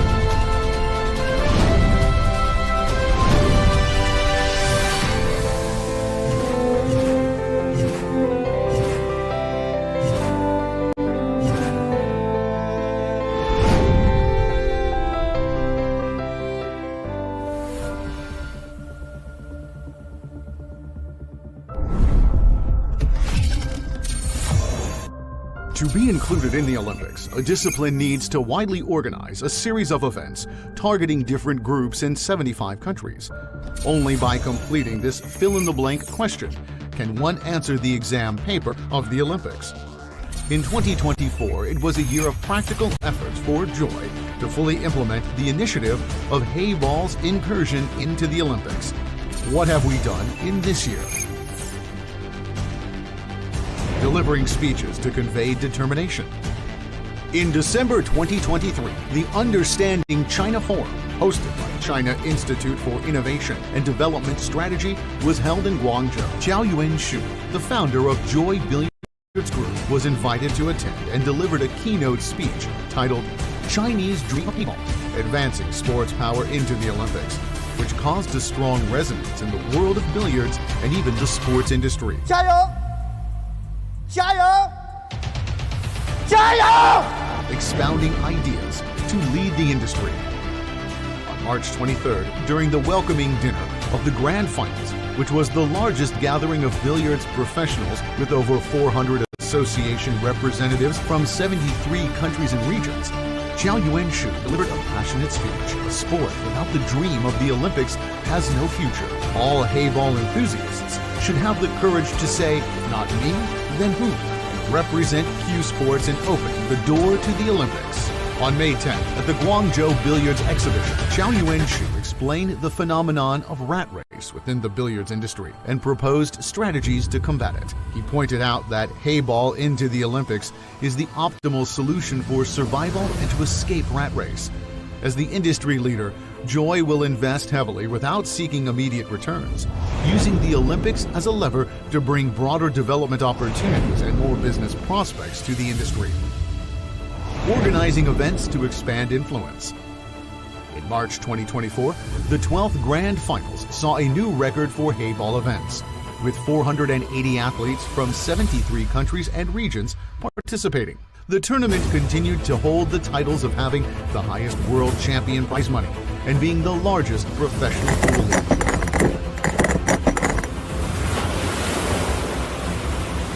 On July 29th, the second WCBS Championship concluded successfully, with Heyball standing alongside mainstream European and American Q Sports. The world of billiards presented a new landscape.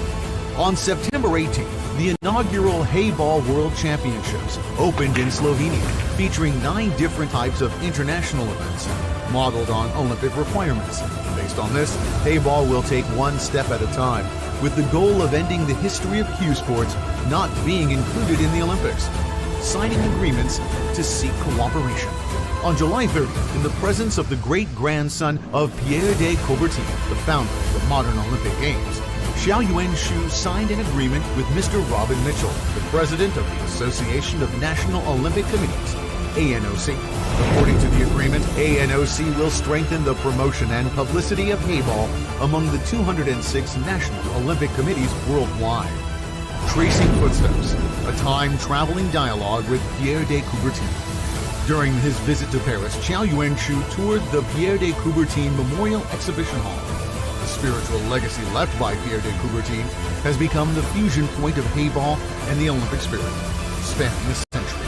The persistent pursuit demonstrated by Heyball enthusiasts, represented by Zhao Yuanshu, has also become a modern echo of the Olympic spirit.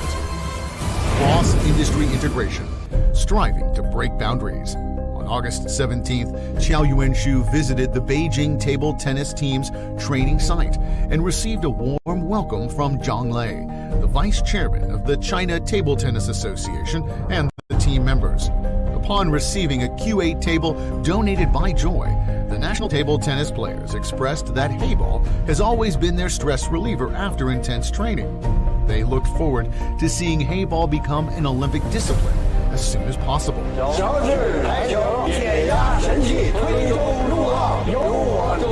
Receiving certification to consolidate status.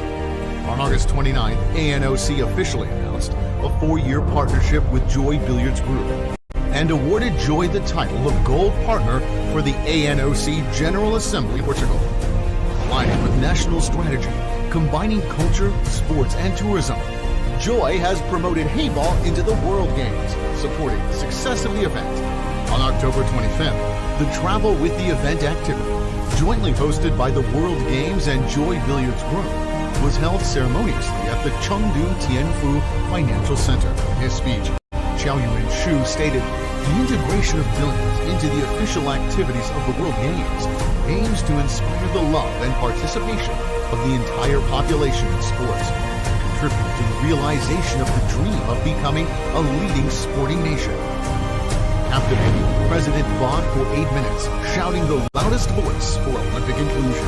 On October 30th, the 27th ANOC-GA was held in Portugal, bringing together representatives from the National Olympic Committees of 206 countries and regions. Taking advantage of awards ceremonies, dinners, exhibitions, and other forums, Qiao Yuan-shu extensively promoted the initiative to include Heyball in the Olympics among the participating delegates, garnering support from numerous sports celebrities, including IOC President Bach. President Bach stated, "Heyball is currently in a very good stage of development. Joy should strengthen in-depth cooperation with the ANOC and National Olympic Committees of various countries around the world to lay a more solid foundation for the promotion of Heyball." Targeting the Paralympics through the Parasport World Championships. On December 15th, the inaugural Heyball Parasport World Championships opened in Los Angeles, bringing together 143 disabled athletes from 26 countries around the world, united by their love for the sport. Praised by the World Pool Billiard Association as a groundbreaking event showcasing inclusivity and athletic excellence, this championship drew participants of all ages and genders, both able-bodied and disabled, who showcased the infinite charm of the sport in various ways, accelerating the process of its inclusion in the Olympics. On the right path, fears of distance fade. In Tilling, we brave fatigue without dread. A year, though brief in time's vast expanse, bears fruits abundant, glowing with brilliance.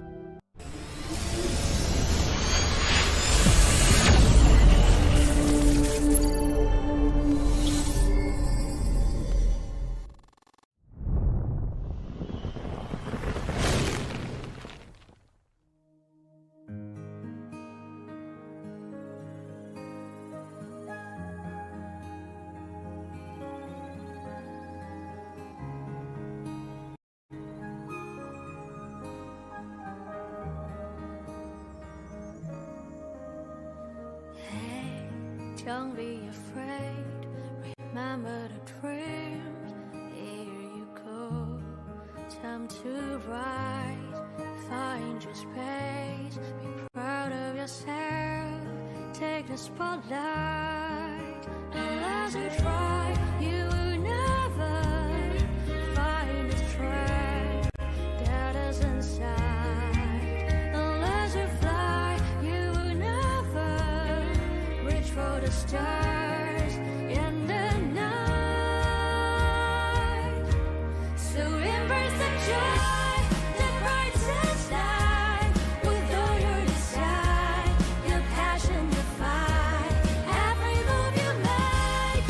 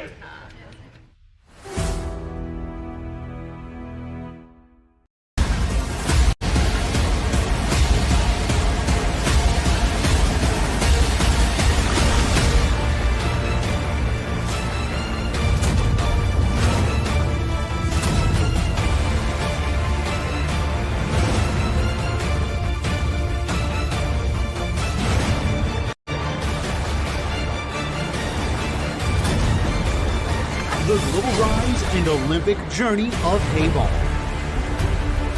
From a street game to the world stage, Heyball has undergone a magnificent transformation.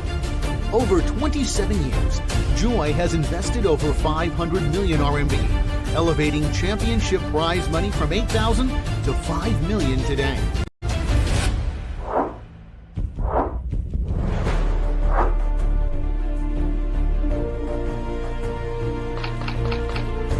This has propelled the sport to gain popularity in 96 countries and regions, making it become the world's 4 mainstream cue sports and attracting over 120 million enthusiasts worldwide. To realize Heyball's inclusion in the 2032 Brisbane Olympics, Joy is building a comprehensive matrix of 9 international tournaments. These include the Asian Championship, European Championship, America's Open, Oceania Open, Champion of Champions, Passport World Championship, and U19 World Championship.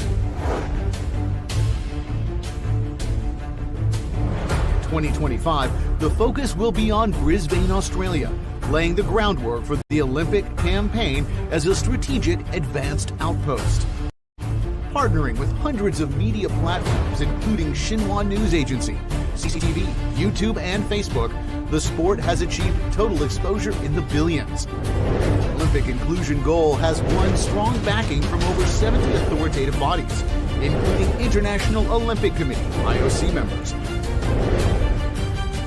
the Association of National Olympic Committees, ANOC, the World Confederation of Billiards Sports, WCBS, World Pool Billiard Association, WPA, and the Asian Confederation of Billiard Sports, ACBS. Joy has invested 300 million to build a billiards industrial park with projected annual output valued at 3 billion, solidifying the economic foundation for Olympic inclusion. Today, Heyball has become a bridge for cultural exchange. We refine tournaments to Olympic standards and fuel dreams with industrial momentum, determined to bring this globally beloved sport into the Olympic arena and offer the world a more diverse sporting spectacle.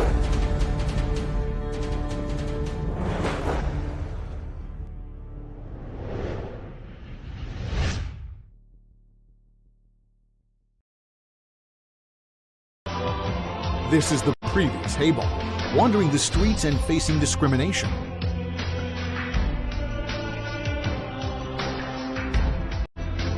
This is the later Heyball, rising against the odds and climbing to new heights.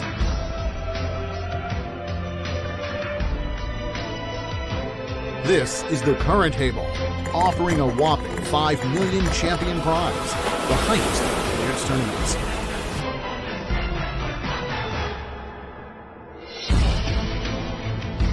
Adored by hundreds of millions of fans across 73 countries, it appeals to both the young and old, captivating the globe. United in diversity, the ball connects the world. Heyball conveys friendship and harmony, bringing people from different cultures together at the table in resonance.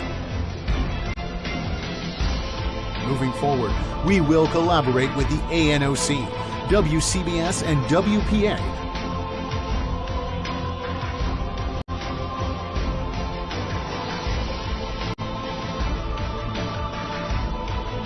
to organize 9 world-class events, propelling Heyball towards inclusion in the 2032 Brisbane Olympics, ending the era without cue sports in the Olympic Games.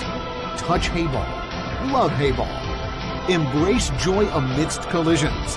With passion and perseverance, let's create an infinite future for billiards. Heyball, ushering in a new era of billiards.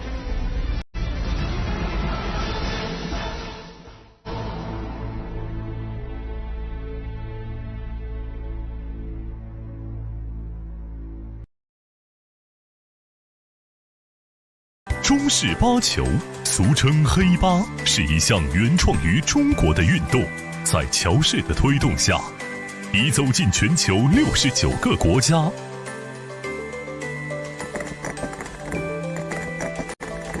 乔氏中式八球，风靡全球的中国运动。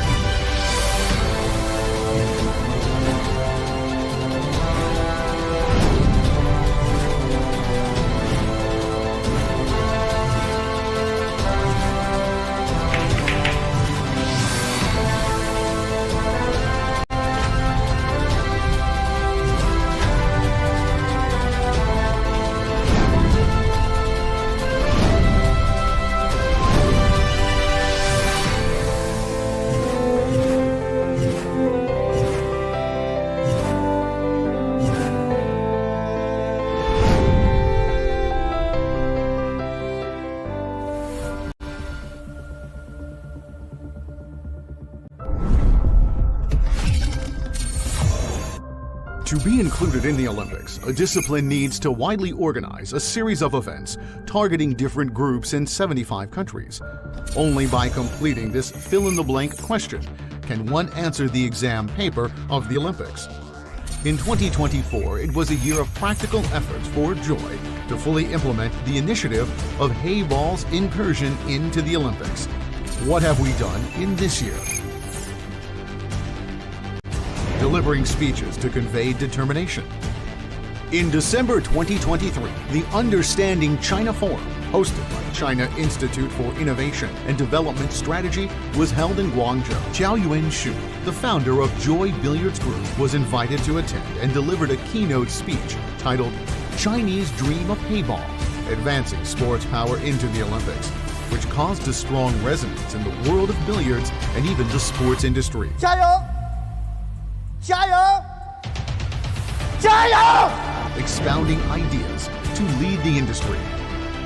On March 23rd, during the welcoming dinner of the Grand Finals, which was the largest gathering of billiards professionals with over 400 association representatives from 73 countries and regions, Zhao Yuanshu delivered a passionate speech. A sport without the dream of the Olympics has no future. All Heyball enthusiasts should have the courage to say, not me, then who?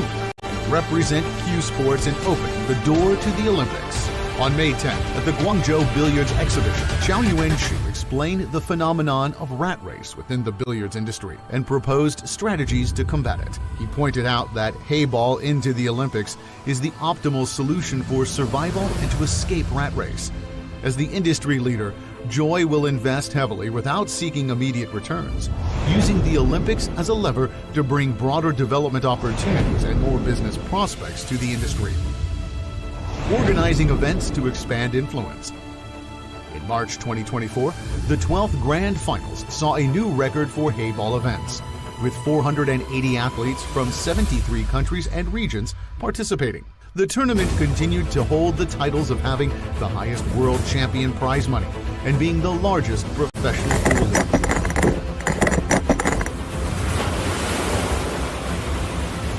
On July 29th, the second WCBS championship concluded successfully, with Heyball standing alongside mainstream European and American Q Sports. The world of billiards presented a new landscape. On September 18th, the inaugural Heyball World Championships opened in Slovenia, featuring 9 different types of international events, modeled on Olympic requirements. Based on this, Heyball will take one step at a time, with the goal of ending the history of Q Sports not being included in the Olympics, signing agreements to seek cooperation. On July 30th, in the presence of the great-grandson of Pierre de Coubertin, the founder of the modern Olympic Games, Zhao Yuanshu signed an agreement with Mr. Robin Mitchell, the president of the Association of National Olympic Committees, ANOC. According to the agreement, ANOC will strengthen the promotion and publicity of Heyball among the 206 National Olympic Committees worldwide. Tracing Footsteps, a time-traveling dialogue with Pierre de Coubertin. During his visit to Paris, Zhao Yuanshu toured the Pierre de Coubertin Memorial Exhibition Hall. The spiritual legacy left by Pierre de Coubertin has become the fusion point of Heyball and the Olympic spirit, spanning a century. Persistent pursuit demonstrated by Heyball enthusiasts, represented by Zhao Yuanshu, has also become a modern echo of the Olympic spirit. Cross-industry integration, striving to break boundaries. On August 17th, Zhao Yuanshu visited the Beijing table tennis team's training site and received a warm welcome from Zhang Lei, the vice chairman of the China Table Tennis Association, and the team members. Upon receiving a Q8 table donated by Joy, the national table tennis players expressed that Heyball has always been their stress reliever after intense training. They looked forward to seeing Heyball become an Olympic discipline as soon as possible.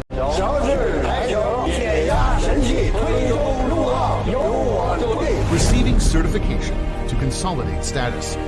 On August 29th, ANOC officially announced a 4-year partnership with Joy Billiards Group and awarded Joy the title of Gold Partner for the ANOC General Assembly in Portugal. Aligning with national strategy, combining culture, sports, and tourism, Joy has promoted Heyball into the World Games, supporting the success of the event.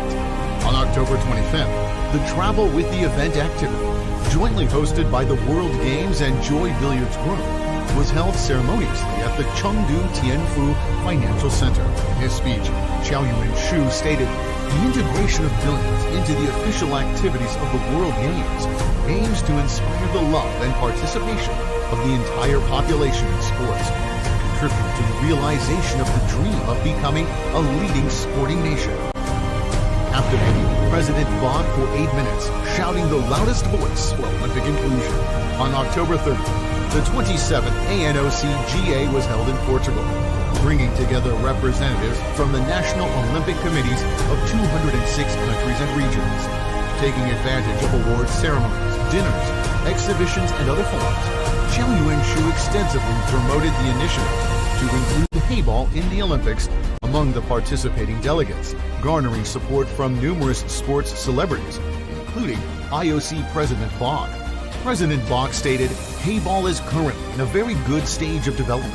Joy should strengthen in-depth cooperation with the ANOC and National Olympic Committees of various countries around the world to lay a more solid foundation for the promotion of Heyball." Targeting the Paralympics through the Parasport World Championships. On December 15th, the inaugural Heyball Parasport World Championships opened in Los Angeles, bringing together 143 disabled athletes from 26 countries around the world, united by their love for the sport. Praised by the World Pool Billiard Association as a groundbreaking event showcasing inclusivity and athletic excellence, this championship drew participants of all ages and genders, both able-bodied and disabled, who showcased the infinite charm of the sport in various ways, accelerating the process of its inclusion in the Olympics. On the right path, fears of distance fade. In Tilling, we brave fatigue without dread. A year, though brief in time's vast expanse, bears fruits abundant, glowing with brilliance.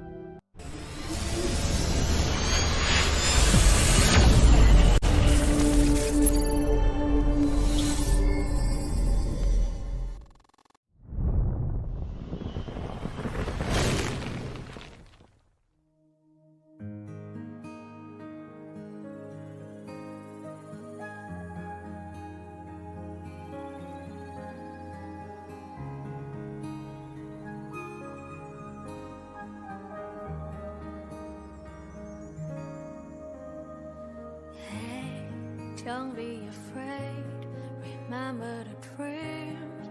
Here you go, time to rise.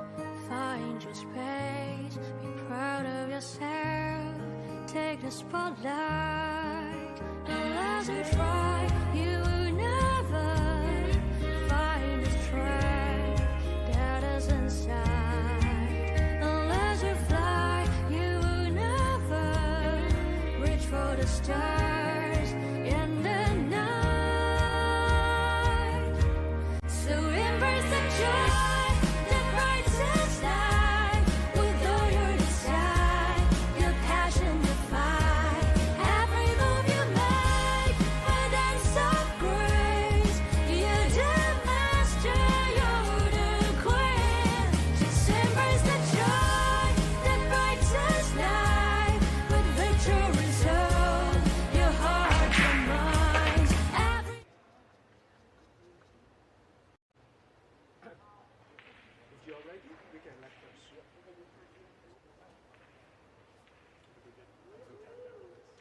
On my call. 3, 2, 1, go.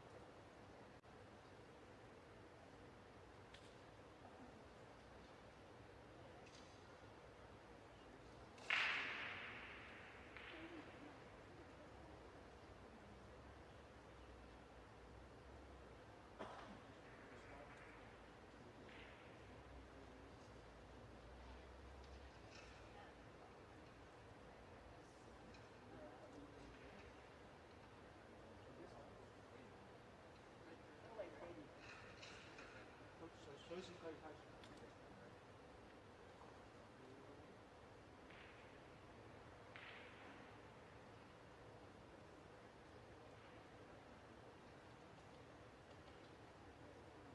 We can start now.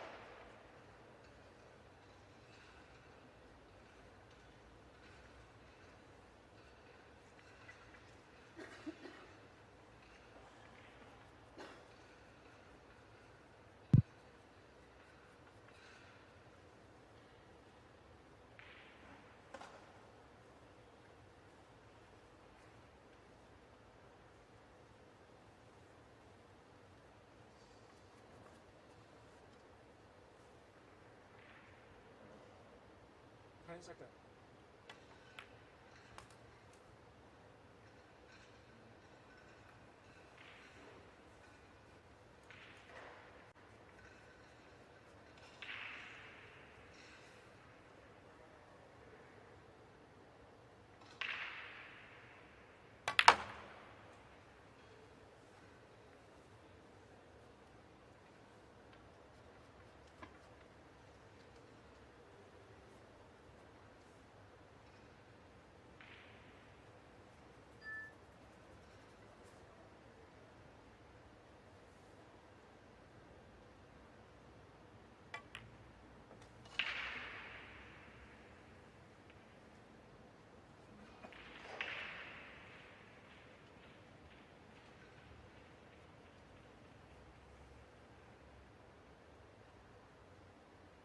Good morning, good evening, good night, wherever you're joining us from across the globe.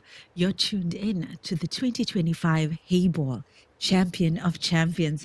I am Lenyukta Chetty, standing in for Raymond Thilak. So happy to be here with you guys and keeping you company for this tournament.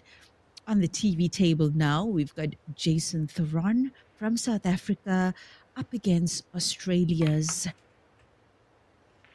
Joel Young.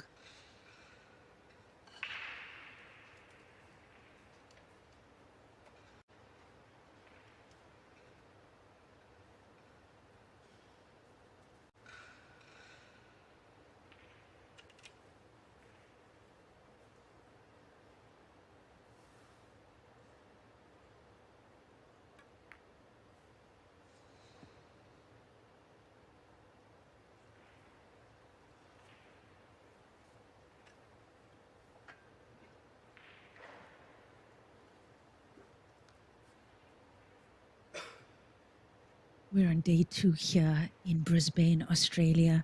The tournament proudly brought to you by WPA, Joy, and Lieberwin.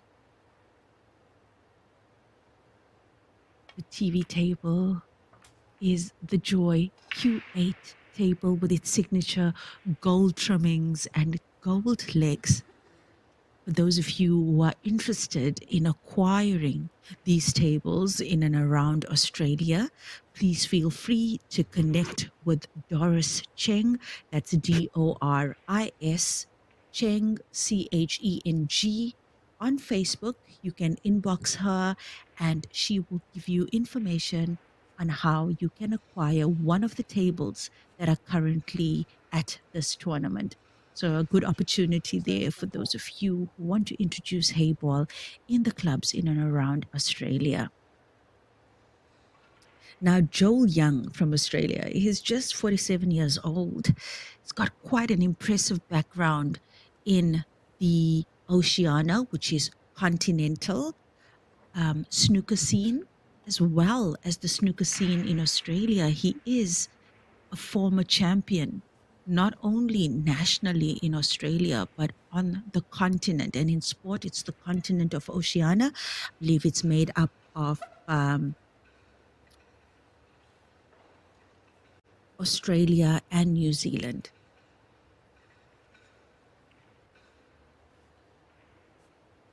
Jason Theron from South Africa. Some of you would have seen that at the very recent World Games, Jason Theron wowed onlookers as he made a podium finish there at the World Games, earning himself a silver medal. The Jason Theron from South Africa.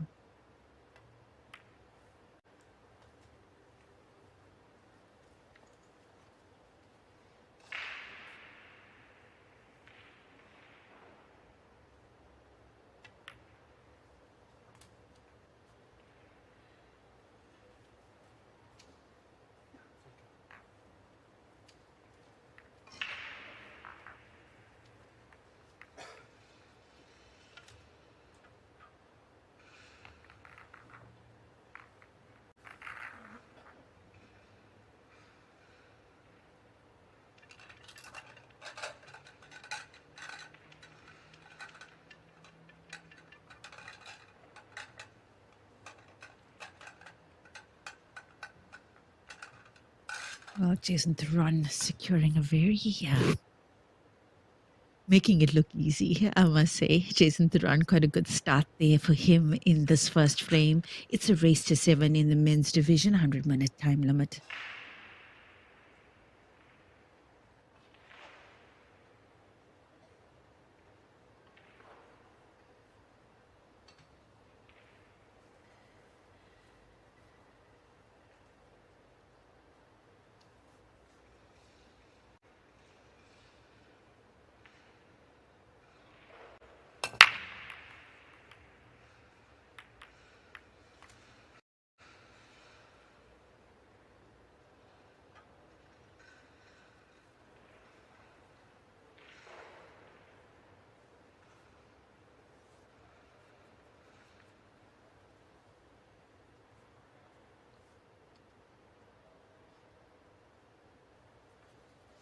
Oh, that's a good split. Really good split there on that break from Jason Theron. And I mean, just look at those pinks. Low hanging fruit for a player of his caliber. And a player of his caliber is Jason Theron because of the level of experience he has. Jason Theron has been on the Heyball circuit since probably 2016, 2017. He's frequented the station events in China, plays the super tours, has played most of the WPA events last year. He is a continental champion for Heyball. He is a multiple South African champion for Heyball. So Jason Theron, arguably Africa's finest Heyball player. And he's certainly had a really good run this year. And, all that experience that he has on the international platforms is testament to the fact that he is a very well-respected Heyball player globally, Jason Theron. And if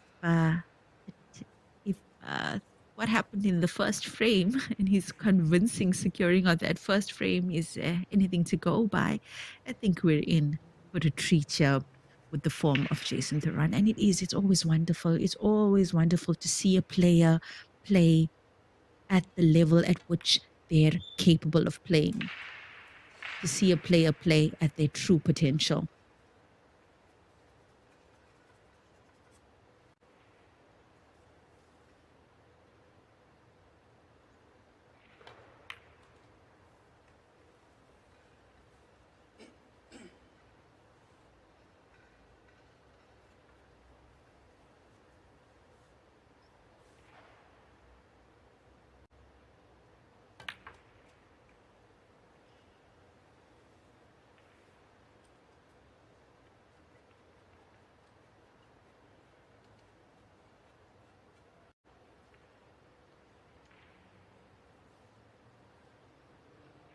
Jason making light work of the pinks here.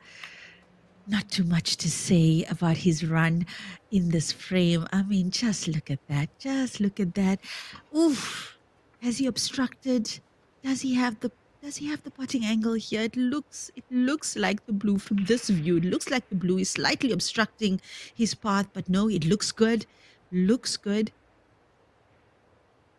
Jason Theron on the black for his second point. Beautiful. Oh, shot well taken. Well taken there. Convincing second point for Jason Theron in this race to 7. Joel Younger to break in the third frame.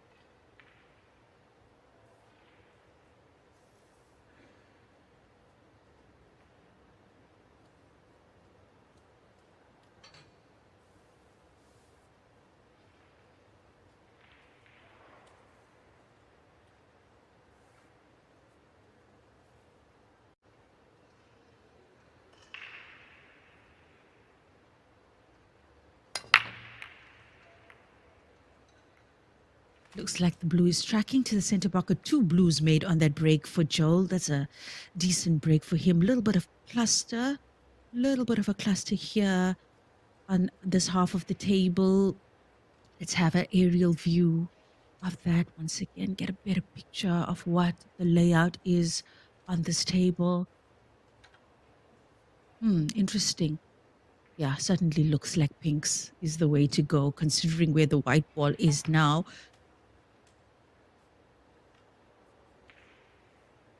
Joel leaving himself with a shot for a pink for the same pocket. Yeah, thank you guys for joining us on the stream. Remember to hit that share button. Let the pool world know that the Champions of Champions Day 2 is underway, and we're coming to you live from Brisbane, Australia. Streaming partners with 4 Sense Technology, the brains behind WPALive.tv.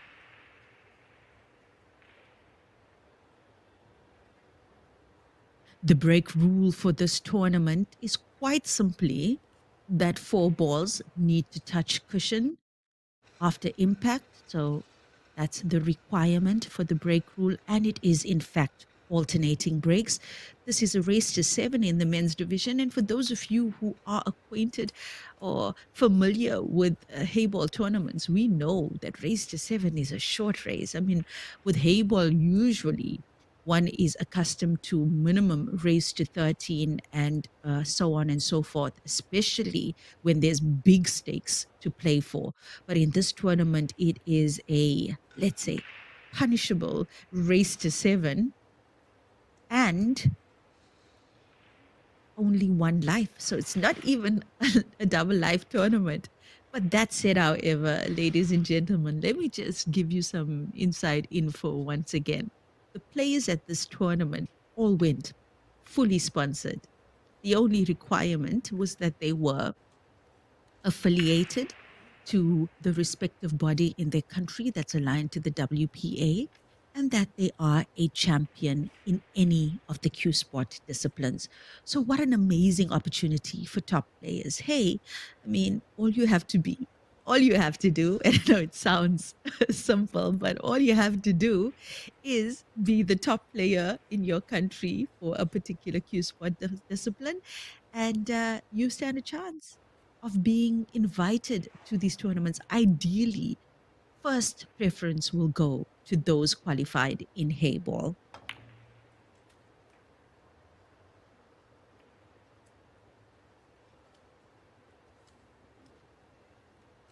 Yeah.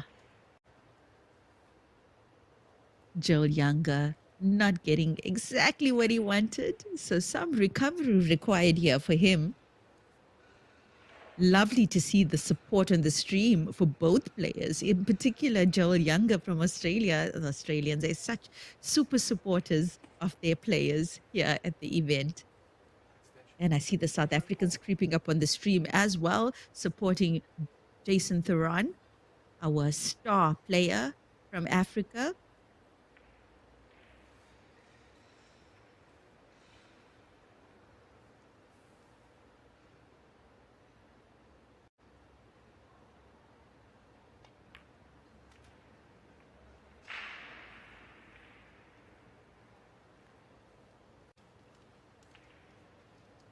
So, once again, ladies and gentlemen, the streams do not allow me to share the digital pool links to the draw. So, the draw for this tournament is held on the digital pool platform. What I have done, however, is I've shared it to my Facebook page. I am Lenyukta Chetty. That's Lenyuktha.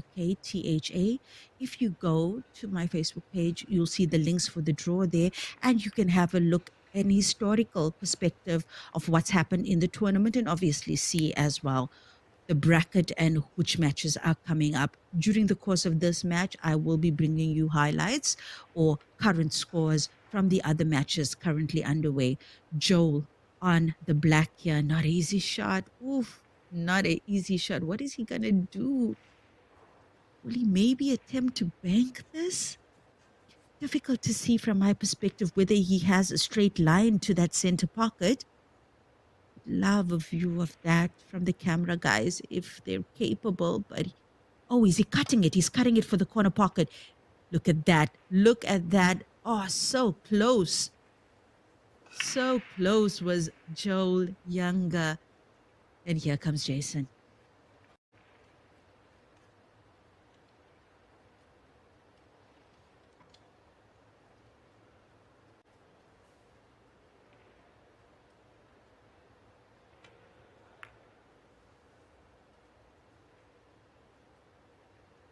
Jason with the tactical player, and I think he's got it right. He's got it right. Doesn't look like Joel has a straight line to that black. He could, however, play the cushion. He could certainly play the cushion first to get to the black, the cushion on the right side, left side of the black ball.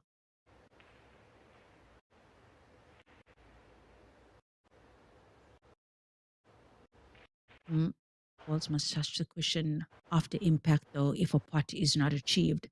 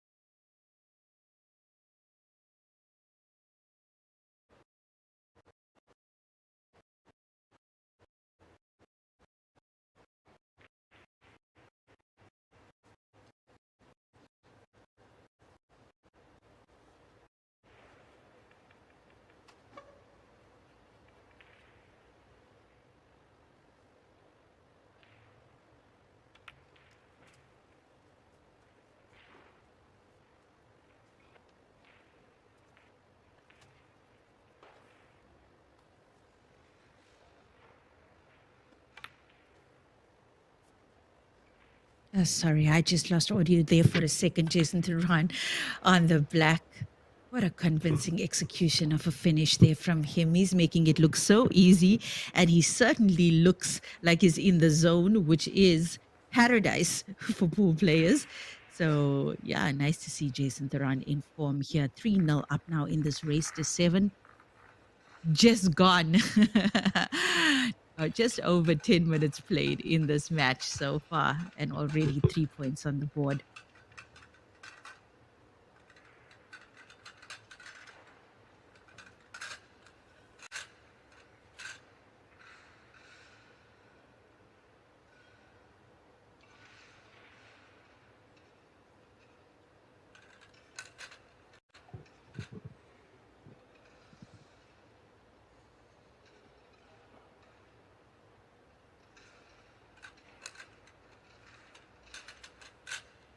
Yeah, once again, you see the ref prepping this table, the Unity set, Heyball Unity set from WPA, the official ball set for all WPA Heyball ranking events on display here.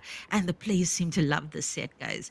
And I've had some really great comments on the stream from the viewers. The viewers seem to like the set as well. It's easier to see. A lot of people have expressed that it's a lot easier to see your pattern post break as a player, and the viewers seem to like it as well. So, yeah, some great feedback coming in on the Unity set by Dynasphere, developed specifically for WPA and the Heyball ranking circuit. This tournament is being played on the Joy Billiards Premium Joy Q8 table with its signature gold trimmings and gold legs, and Liebewin 8848 premium cloth. For those of you in Australia who are interested in introducing the game in your venues or purchasing or acquiring a table for your homes, please get in touch with Doris Cheng. That's DORISCHENG. You can inbox her on Facebook and she'll be in touch with you on how you can acquire these tables. And they are stunners. Stunners, these tables. I mean, steel block cushion, premium everything down to the screws. So yeah, really beautiful table to play on. Get in touch with Doris Cheng if you're interested in acquiring one.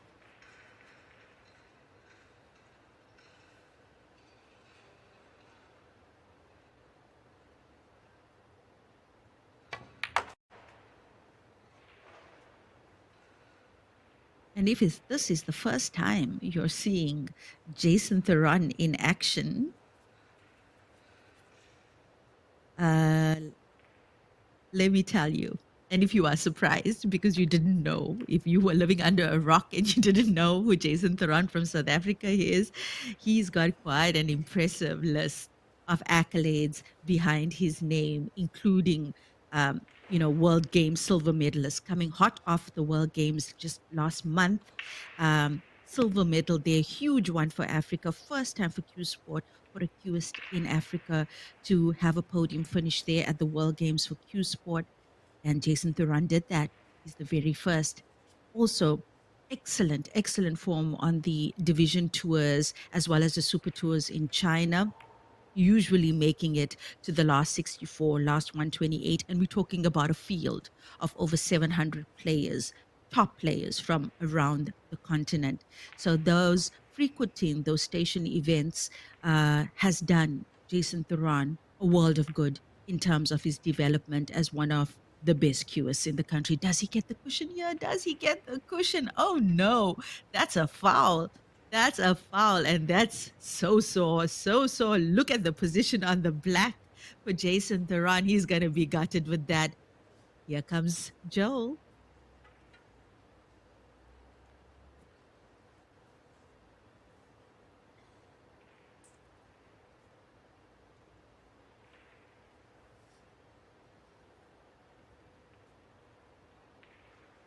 Real nice to see the support once again for both these players. Guys, remember to hit that share button. There's people all over the world and all on different time zones. So lovely to get the word out. Remember, we grow the sport together, and the bigger the sport is, the more opportunities our top players will have. We're so grateful for this platform here by WPA and Joy Billiards. I mean, bringing together the finest players in the world. And these players didn't have to invest financially themselves. They didn't have to dig into their own pockets to attend this event. And all the players here are in the money. Up to last 64, up to 64th place is played in this tournament. It's a whopping 400,000 US dollar pot for this tournament, and both men and women are equally paid in this tournament. So an awesome event, and definitely something for any budding QS to work towards for next year. Next year's installation, all you have to do is be a champion of Heyball in your country, and you'll get an invite to this tournament.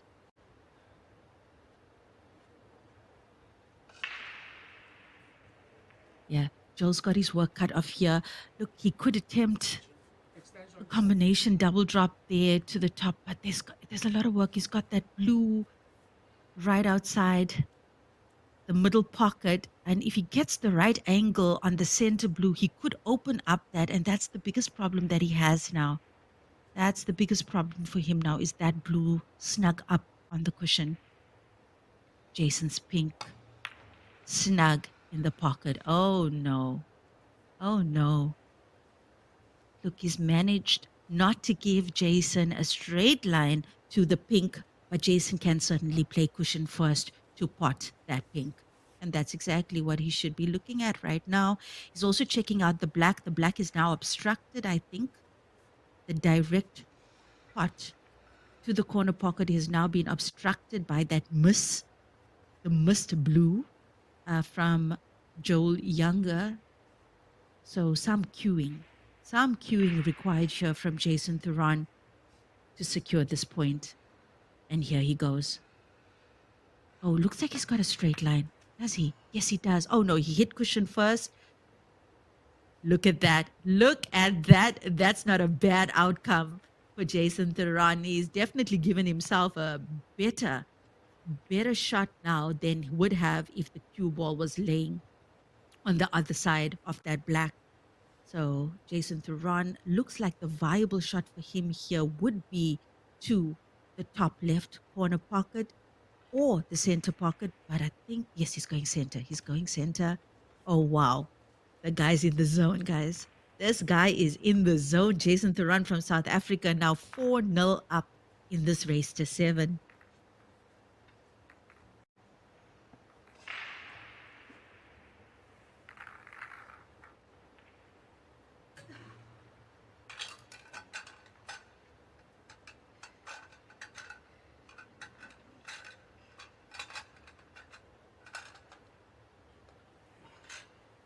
Yeah, I got to feel a little bit here for Joel Younger. Hasn't been rolling for him. I mean, we would remember 2 frames ago, he was on the black, lost position on the black. And now in this frame, letting Jason Thuran come back to the table, missing relatively simple blue. Yeah, Joel Younger's got to dig deep because Jason is certainly picking up momentum, looking stronger and stronger each time he comes to the table.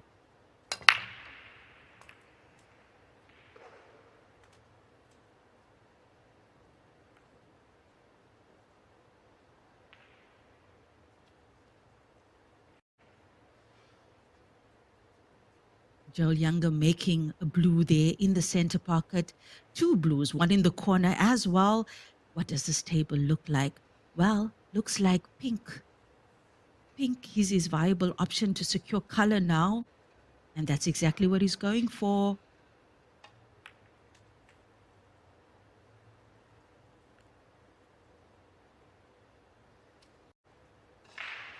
Yes, this is round 2, ladies and gentlemen. Round 2 here at the Champion of Champions in Brisbane, Australia. Just gone after 12 here, after 20 past 3 in Australia. This is the 3rd session of the day. Coming up in the next session, 5:30 Australian time, 9:30 Central African time. Corey Jewel on the TV table. So something else for you guys to look forward to. For those of you who don't know who Corey Jewel is, you better ask somebody.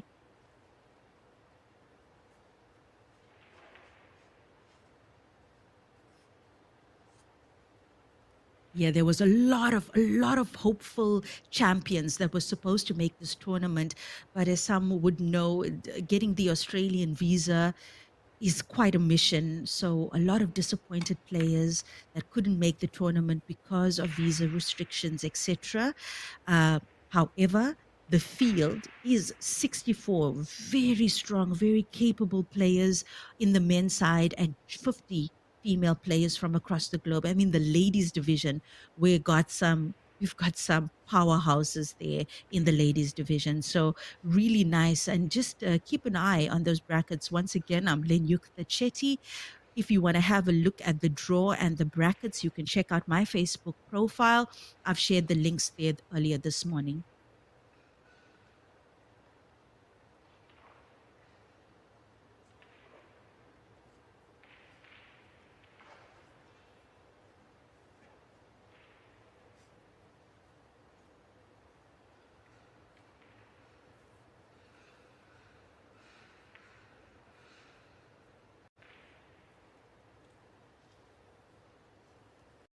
Joel Younger did share with me that he's mainly played snooker and English pool in his lifetime. And once again, make no mistake, Joel Younger is a player of note. He has earned the Australian snooker champion title. He's also crowned the Oceania snooker champion and also Australian nine ball champion. Joel Younger is a force of Q Sport in Australia, historically done very well in snooker and nine ball, and still new to Heyball. This is only his second tournament, and but he says, I had the opportunity to connect with him, and he just loves the game. He loves that it's a hybrid sport. He loves that it's, a blend of all the Q sports that we love from across the globe. So Joel Younger also, and I mean, in classic form. Remember, we know, having observed the game and its players over the last 6, 7 years, the snooker players especially take so easily to Hayball. And over the last season, over the last year or two, we're seeing more and more players from the American pool side, that's 8, 9, 10 ball, making their way over to the station events and the Grandmasters finals, as well as this WPA ranking events, the From China with Love campaign, the On Cue for 32 campaign. And On Cue for 32 is referring to Hayball's hopes of getting this discipline into the Olympic Games in 2032, which will take place in Australia. So we all can do our part. And for those of you at home on grassroots levels, how you do your part is by sharing as much as you can about what's happening in the world of Q Sport, starting with these links for the draws and the streams. This event, as well as the Super Tour currently happening in China, you can find all the live streams for all the tables on WPALive.tv, which is powered by 4Sense, the streaming partner and the brains between WPALive.tv, as well as the WHT Facebook page and our YouTube pages. So lots of action, lots of places where you can enjoy the world's finest on the Hayball tables. Jason Theron with a safety shot here. I must say, he's got some swagger in his step. He's looking really, really comfortable around the table, Jason Theron.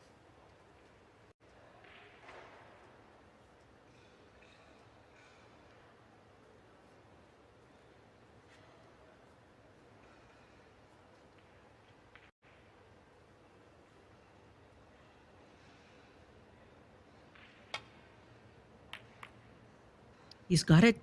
He's got it. Decent hit there on the pink from Joel Younger. Hasn't. I don't know if Jason's got a direct line to the corner pocket. Could potentially use that to develop a finish here, manufacture a finish. Jason is in superb form, guys. I'm sure you will agree. He's playing really well. And once again, testament to the fact that he exposes himself to as many high level tournaments internationally, high caliber players. And we all know in the Q Sport world, in order to be good at this game, you got to take those hidings too. And Jason Theron, we've seen him grow from strength to strength over the last decade in this code in particular.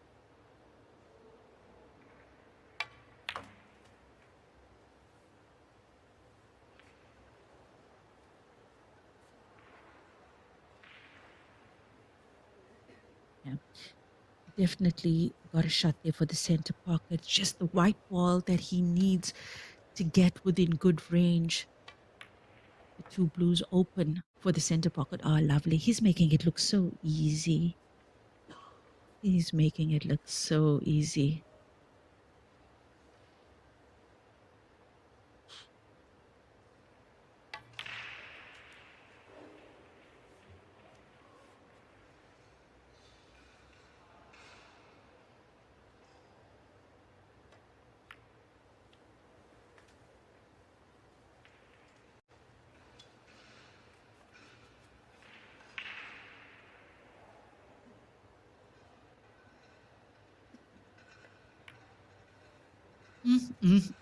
Jason Theron, 5-0 up in this race to 7. Guys, not even 30 minutes. Not even 30 minutes played. 5 points on the board for Jason Theron.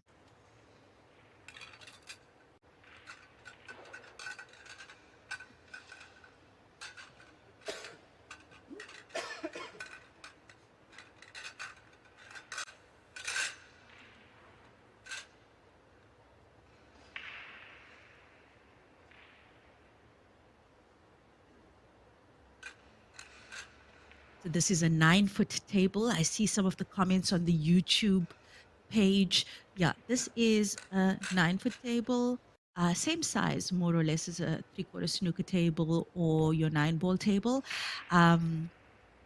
It's played on you can see the cut of the cushion, and the pockets can be likened to that of the snooker table. So this is why largely the sport is referred to as a hybrid sport, because you're playing with the American size balls on a snooker cut table.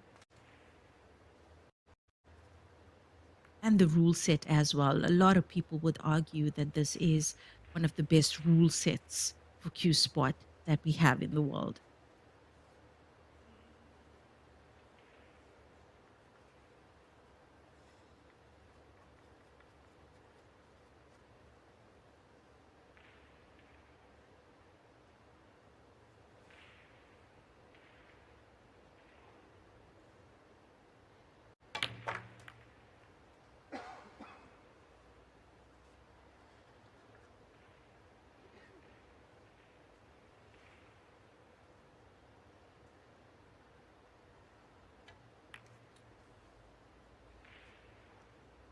Oh my.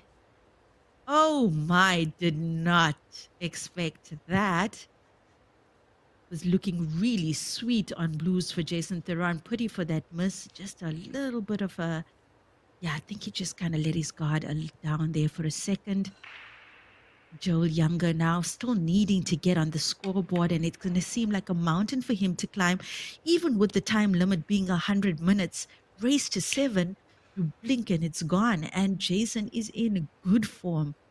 So a lot of obstacles, a lot of variables here against Joel Younger from Australia, who's 47 years old. That's a decent pot there. Look, pinks look good. The pinks look good.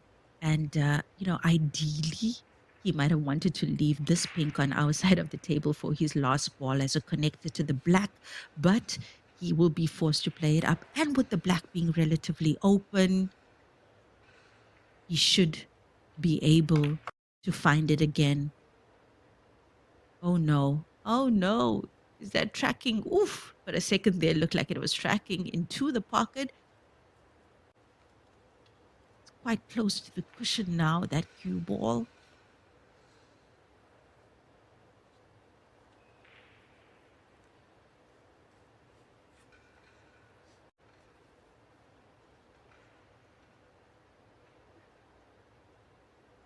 And here we go.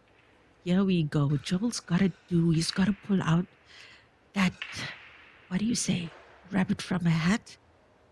He's got to do something. He's got to dig deep. And, the big match temperament has got to be stuff of legend in this situation. Going up against an opponent like Jason Theron in the form that he is in currently, tall order. He could play the safety now. The opportunities there for the safety. He could also bank that pink. That's a good snooker. Good snooker. What kind of escape available here to Jason? Ooh, that's a good snooker there from Joel Younger. Jason has to come around the pink closer to the cushion to make contact. Oh, looks like he's going 3 cushions. Oh, 2. Jason Theron with a solid hit on one of his blues. Lucky for him, 5 blues on the table. Was almost guaranteed to at least touch one of them coming out of that snooker the way he did.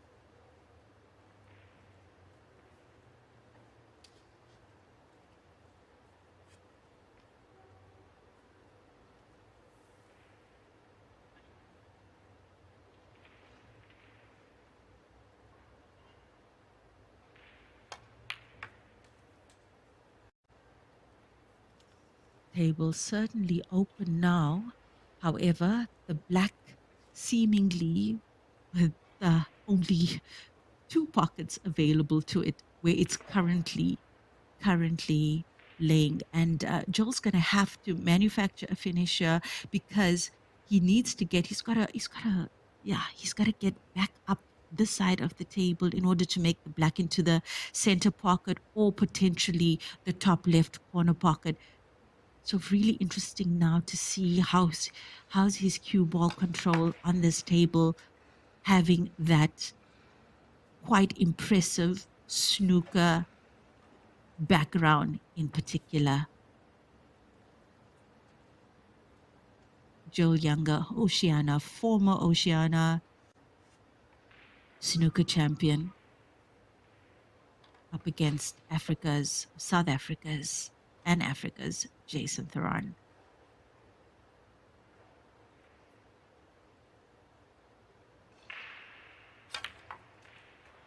There we go. There we go. There we go. Oh, not enough legs. Not enough legs. You got to feel for Joel Younger. Played that shot with some finesse, but just not enough. Just not enough to get there. And he snookered himself.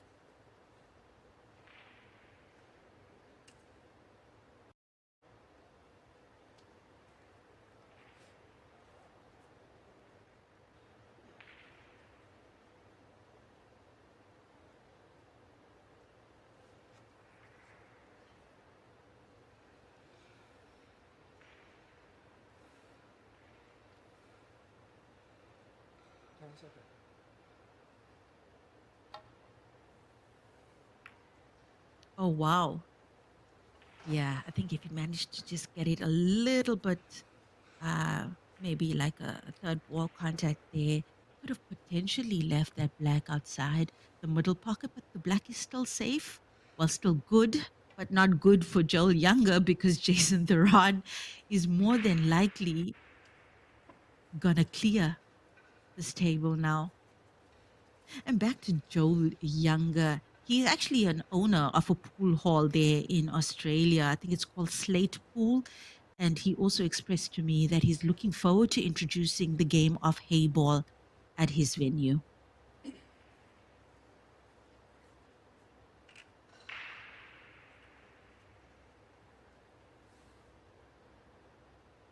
see Jason Theron sporting his Q Lee's apparel equipment, proudly sponsored by Q Lee's Jason Theron.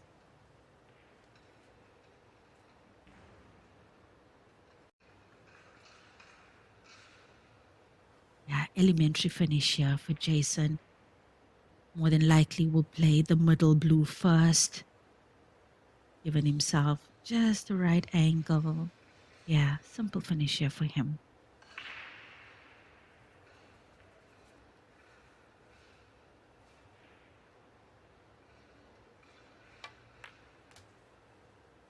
There we go. There we go.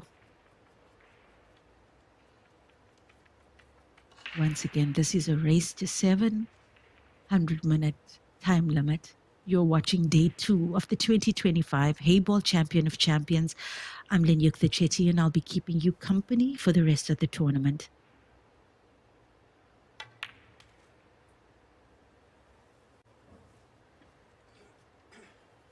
Jason's making it look so simple, and a player can only do that if they're in the zone. Really nice to see him having a good day at the office. Jason Theron takes his 6th point. He's on the hill.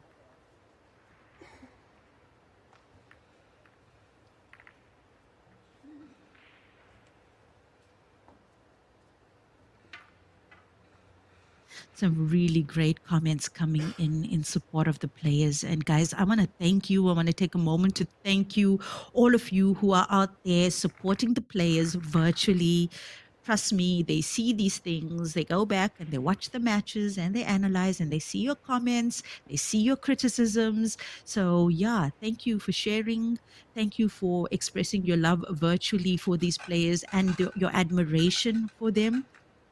I mean, this is what they do. This is their passion. This is what they live for. And I think, a lot of us who are watching the professional players, those who get to frequent these level of tournaments, we all wish we had that life, eh? To be a professional pool player, to travel the world and play, just play the game that you love. Yeah, so they're out there bringing us the superb entertainment. And I'm sure they appreciate all the support that you guys show them on the streams.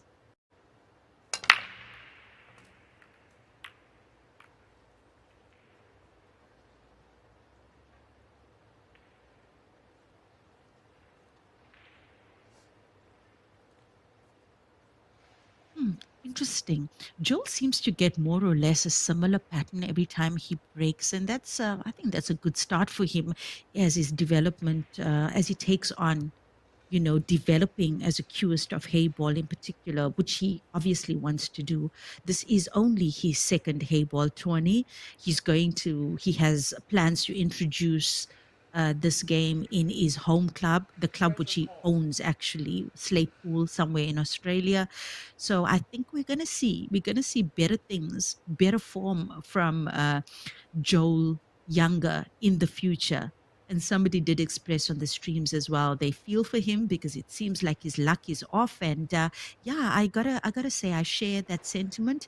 He's had some pretty good runs in terms of clearances, but hasn't been able to secure a point.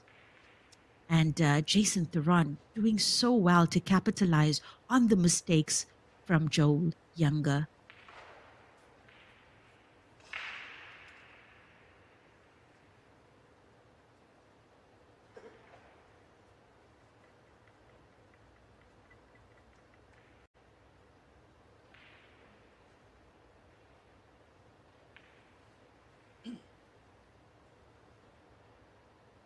Once again, ladies and gentlemen, if you're looking for the links for the brackets, you can check out my Facebook profile, which is a page. I am Lenyukta Chetty. That's Lenyukta.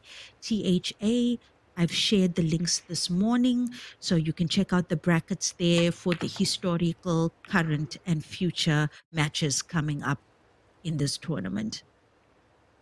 And once again, currently, there's a lot of amazing high level Q Sport activity happening across the globe, including the American pool circuit, including the Super Tour that kicked off in China yesterday. So you guys can catch that action also on WPALive.tv. So go on over to that website and you can create a profile, create a login, or just watch it. Whatever you want to watch there, whatever your poison is, WPA TV's got you covered.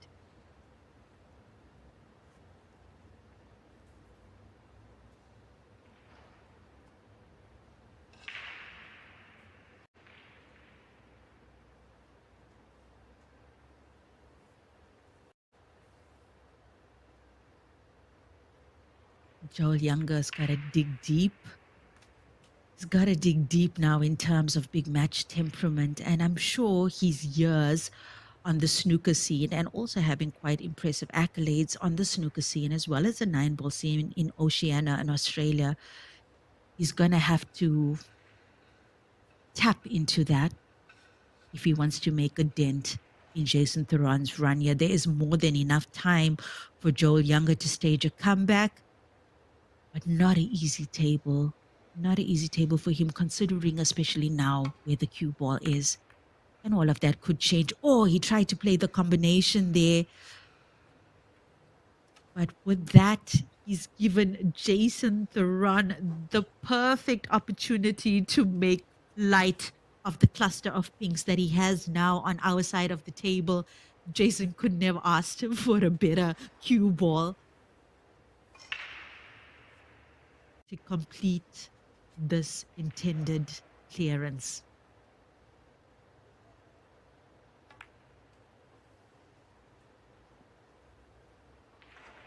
Wow, Jason just parking the pink there, spoke too soon. Joel with another chance.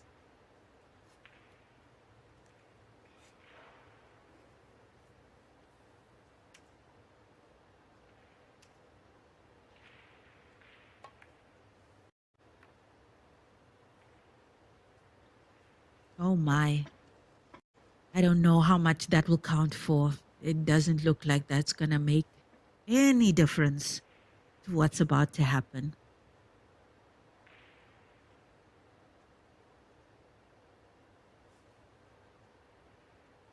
Jason feeling very confident, I must say.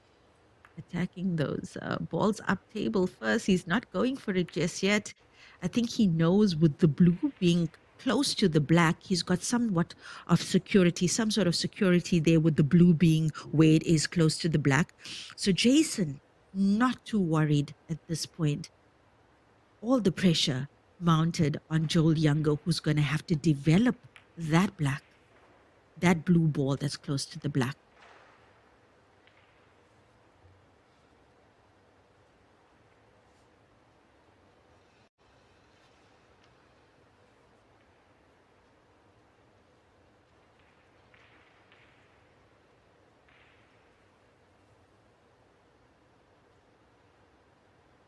Joel Younger attempting to take this pocket now. Heyball rules, as long as you make contact with your object ball first, you can drop your opponent's ball. So that's just loss of turn for him.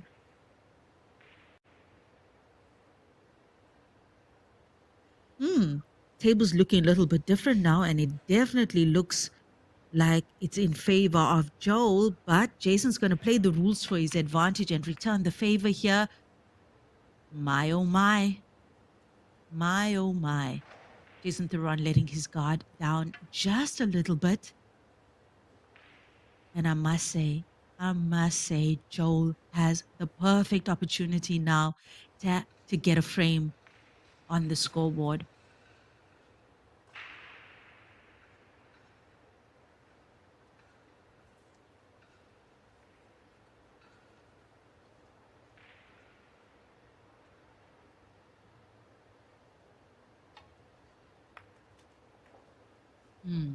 He did well to avoid contact with the blue that was outside the pocket there. He absolutely could not afford it to have touched that blue.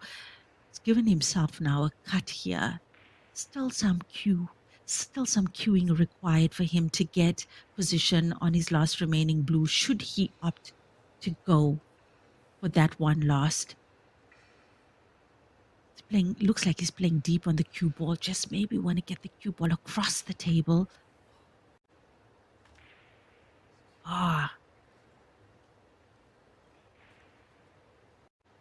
He's got quite a fine cut now. Quite a fine cut to the corner pocket. Should he opt to take that shot on? And then, of course, the cue ball to contend with. The black ball, although outside the middle pocket, is on the other half of the table.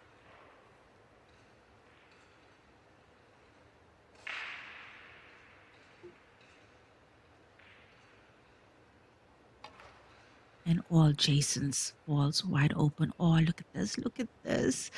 So much of recovery work for Joel Younger. Got a feel for him. It's recovery shot after recovery shot for him. And yeah, it's taxing. It's mentally taxing. And he's just trying to get a point on the scoreboard. So yeah, the whole of Australia probably want to see that too right now. Joel Younger on the black for the corner pocket, top left.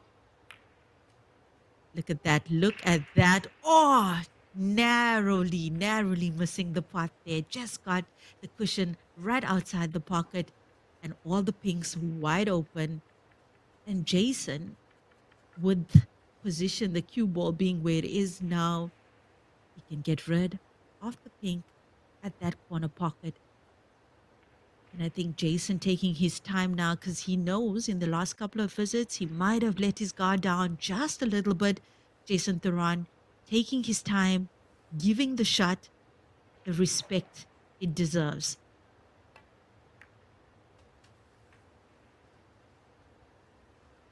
There we go. Oh, there we go. That was a great shot.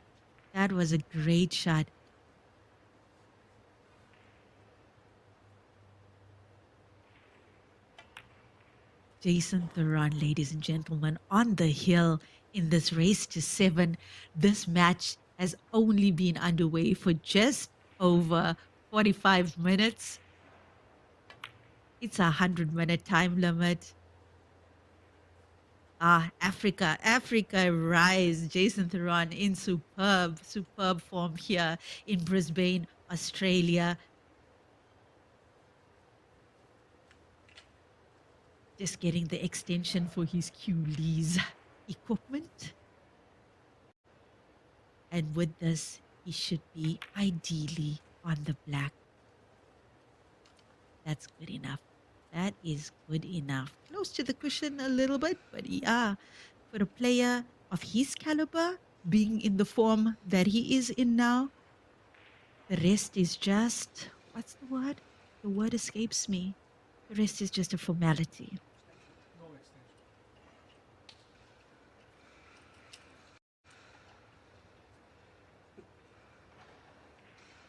Oh, he can't get the rest off, and the clock is ticking. The clock is ticking. Jason Theron on the black to secure his spot in the next round. He's done it. Well done. What a showing from Africa's finest, Jason Theron. Ladies and gentlemen, we'll be coming back to you live in just a little bit, 5:30 Australian time, 9:30 Central African time. Corey Jewel on the TV table. Really looking forward to that match. I'm Linyukta Chetty. We'll catch you in just a little bit. Bye-bye.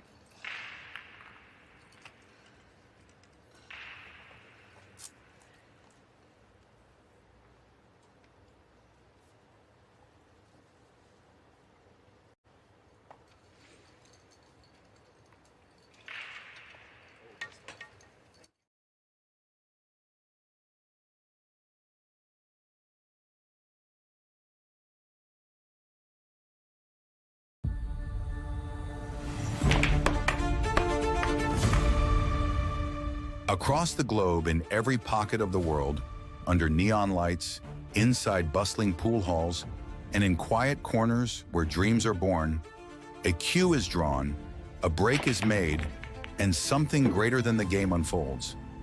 This is more than sport. This is connection, a universal rhythm, a shared language of geometry, grace, and grit. And at the center of it all, there stands a cue, a symbol of skill, spirit, and unity. The World Pool Association, WPA, is not just the steward of the game. It is the heartbeat of a global movement. We are the bridge between generations, the voice of players and fans, and the stage for champions from every continent. We preserve the integrity of the game. We elevate the passion of the people. We shape the future of a sport without borders. One cue, one world, one future. With every tournament broadcast, every updated rule, every young player stepping to the table for the first time, we shape the path ahead. We don't just look at where the game has been. We ask where it can go, who it can reach, what it can mean. From the legends who inspire us to the fans who fuel us, from grassroots matches to global stages, this is our future, a future we build together. The World Pool Association, WPA, is proud to announce the launch of its visionary initiative, One Cue, One World, One Future. This global movement marks a bold new era for the sport in partnership with our broadcast and technology partner, ForSense Technologies.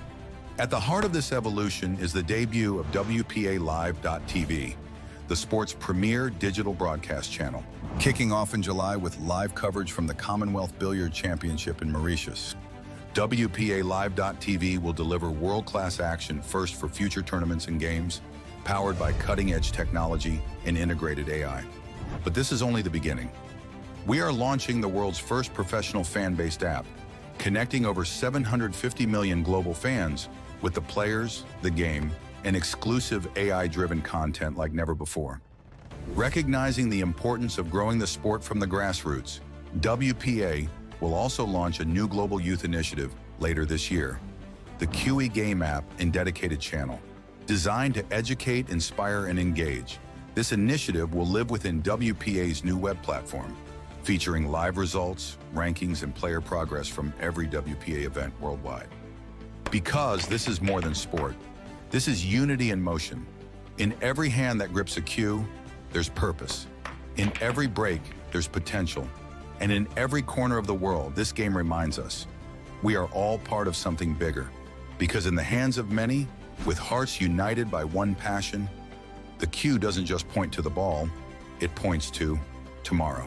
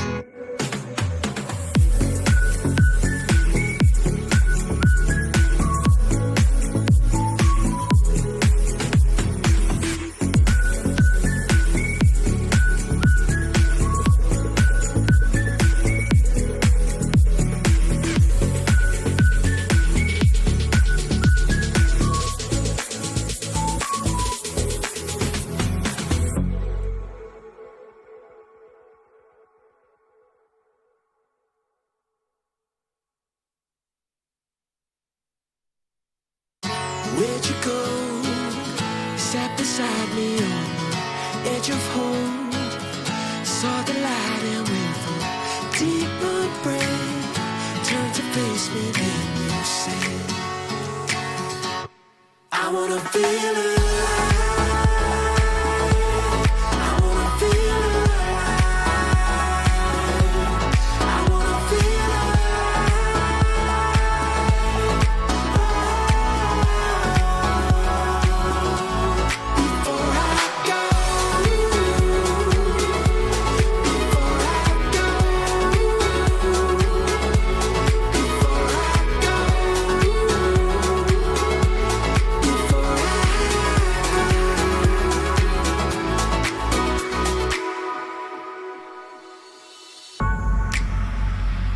Don't you ever wonder where the day might lead?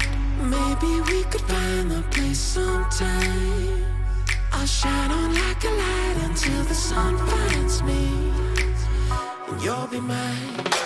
So I gotta bring you close, I gotta let you know we're gonna lose ourselves. So I keep lighting the way, you know it, until the feeling comes. Let your heart beat on, just like a beating drum. We'll hit like a beating drum. And if you want it, then just say. If you want it, just say. I wanna feel alive. I wanna feel alive. I wanna feel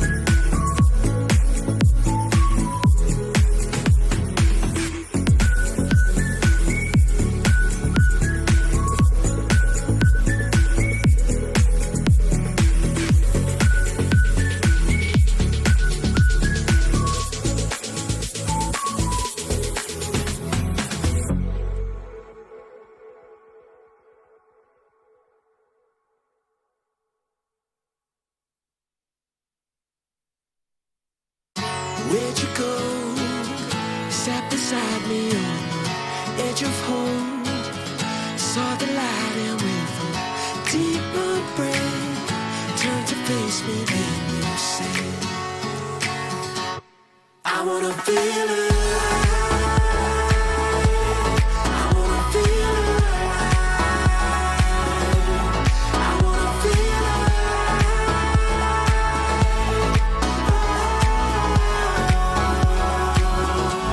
before I go.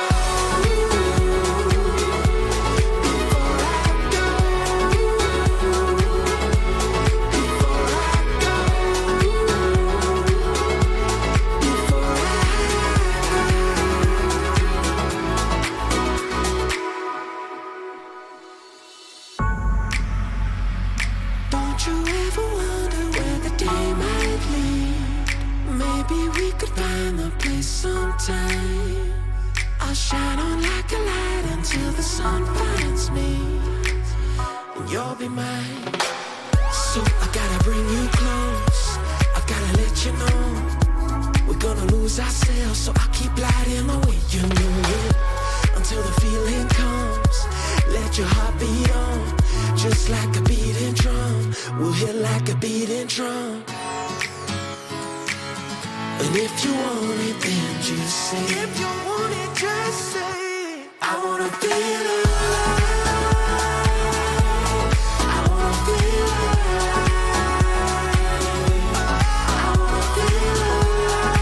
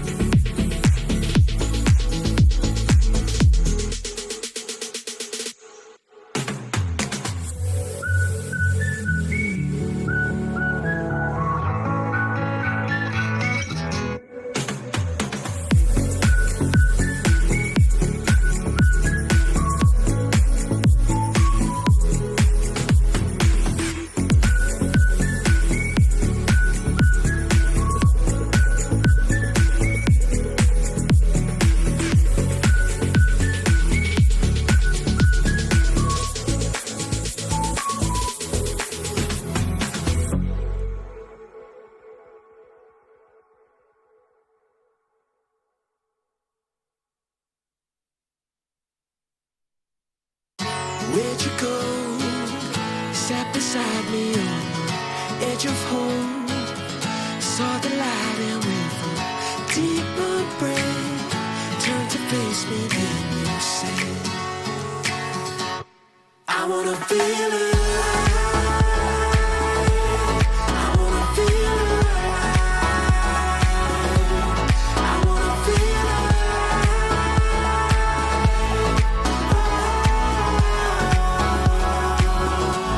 before I go. Before I go. Before I go. Before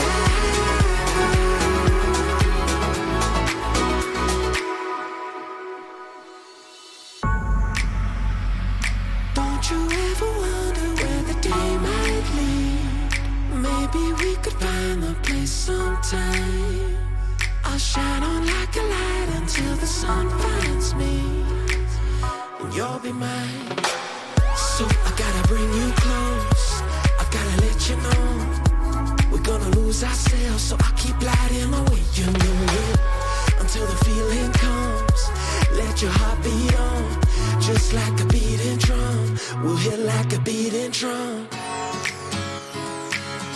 And if you want it, then just say. If you want it, just say. I wanna feel alive. I wanna feel alive. I wanna feel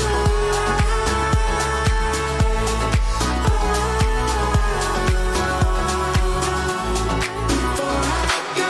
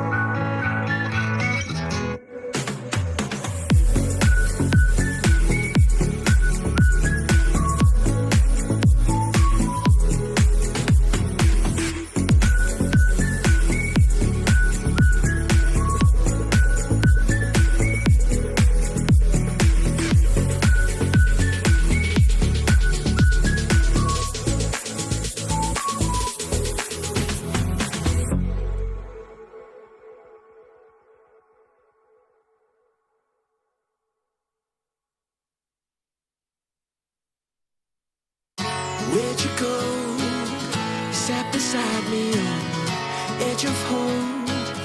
Saw the light and with a deeper breath turned to face me. Then you said, I wanna feel alive. I wanna feel alive. I wanna feel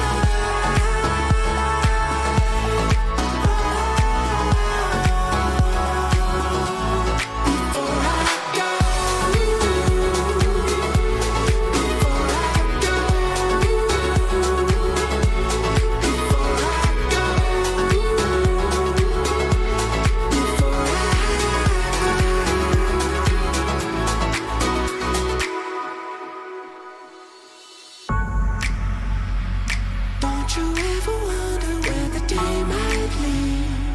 Maybe we could find the place sometime. I'll shine on like a light until the sun finds me, and you'll be mine. So I gotta bring you close, I gotta let you know we're gonna lose ourselves. So I keep lighting the way, you know it, until the feeling comes. Let your heart beat on, just like a beating drum. We'll hit like a beating drum. And if you want it, then just say. If you want it, just say. I wanna feel alive. I wanna feel alive. I wanna feel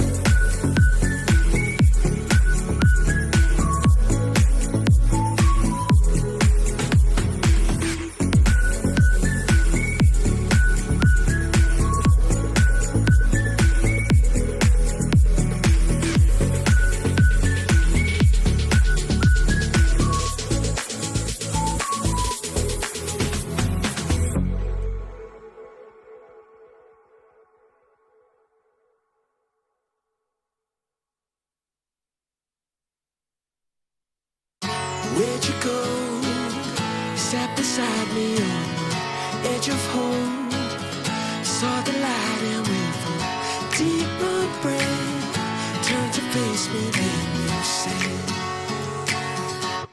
I wanna feel alive. I wanna feel alive. I wanna feel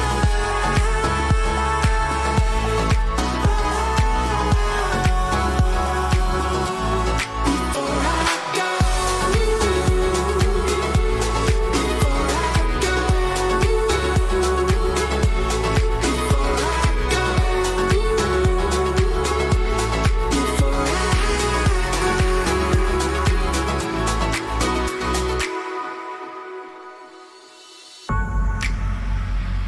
Don't you ever wonder where the day might lead? Maybe we could find the place sometime.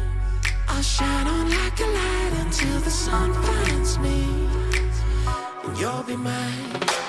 So I gotta bring you close, I gotta let you know we're gonna lose ourselves. So I keep lighting the way, you know it, until the feeling comes. Let your heart beat on, just like a beating drum. We'll hit like a beating drum. And if you want it, then just say. If you want it, just say. I wanna feel alive. I wanna feel alive. I wanna feel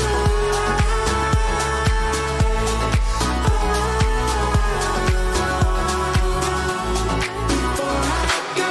Before I go.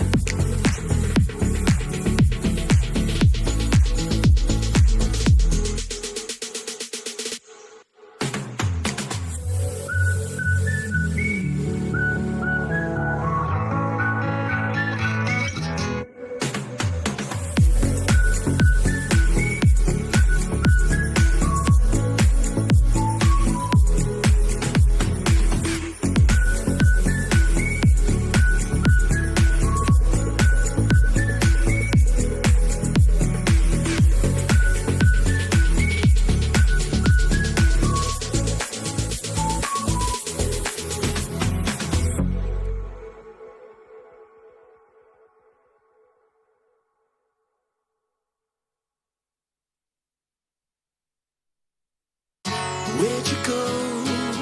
Sat beside me on the edge of hope. Saw the light and with a deeper breath turned to face me, then you said,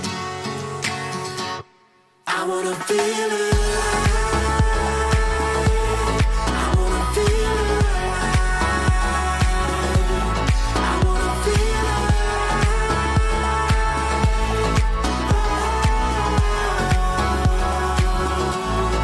before I go. Before I go. Before I go.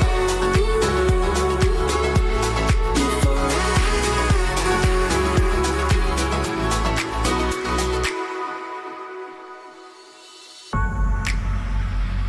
Don't you ever wonder where the day might lead? Maybe we could find the place sometime. I'll shine on like a light until the sun finds me, and you'll be mine.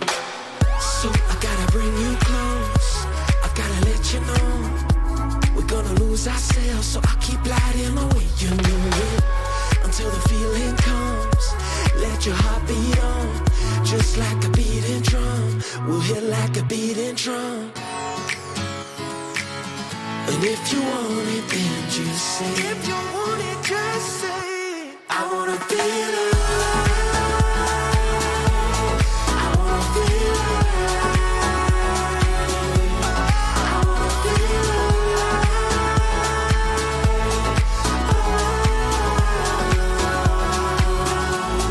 before I go.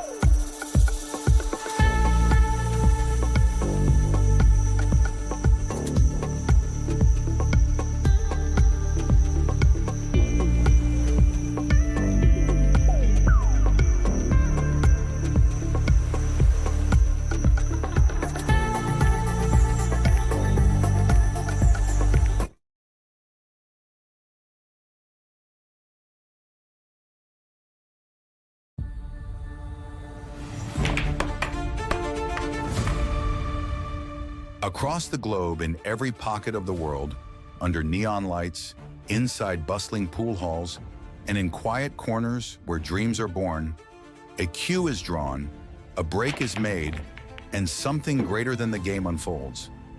This is more than sport. This is connection, a universal rhythm, a shared language of geometry, grace, and grit. And at the center of it all, there stands a cue, a symbol of skill, spirit, and unity. The World Pool Association, WPA, is not just the steward of the game. It is the heartbeat of a global movement. We are the bridge between generations, the voice of players and fans, and the stage for champions from every continent. We preserve the integrity of the game. We elevate the passion of the people. We shape the future of a sport without borders. One cue, one world, one future. With every tournament broadcast, every updated rule, every young player stepping to the table for the first time, we shape the path ahead. We don't just look at where the game has been. We ask where it can go, who it can reach, what it can mean. From the legends who inspire us to the fans who fuel us, from grassroots matches to global stages, this is our future, a future we build together. The World Pool Association, WPA, is proud to announce the launch of its visionary initiative, One Cue, One World, One Future.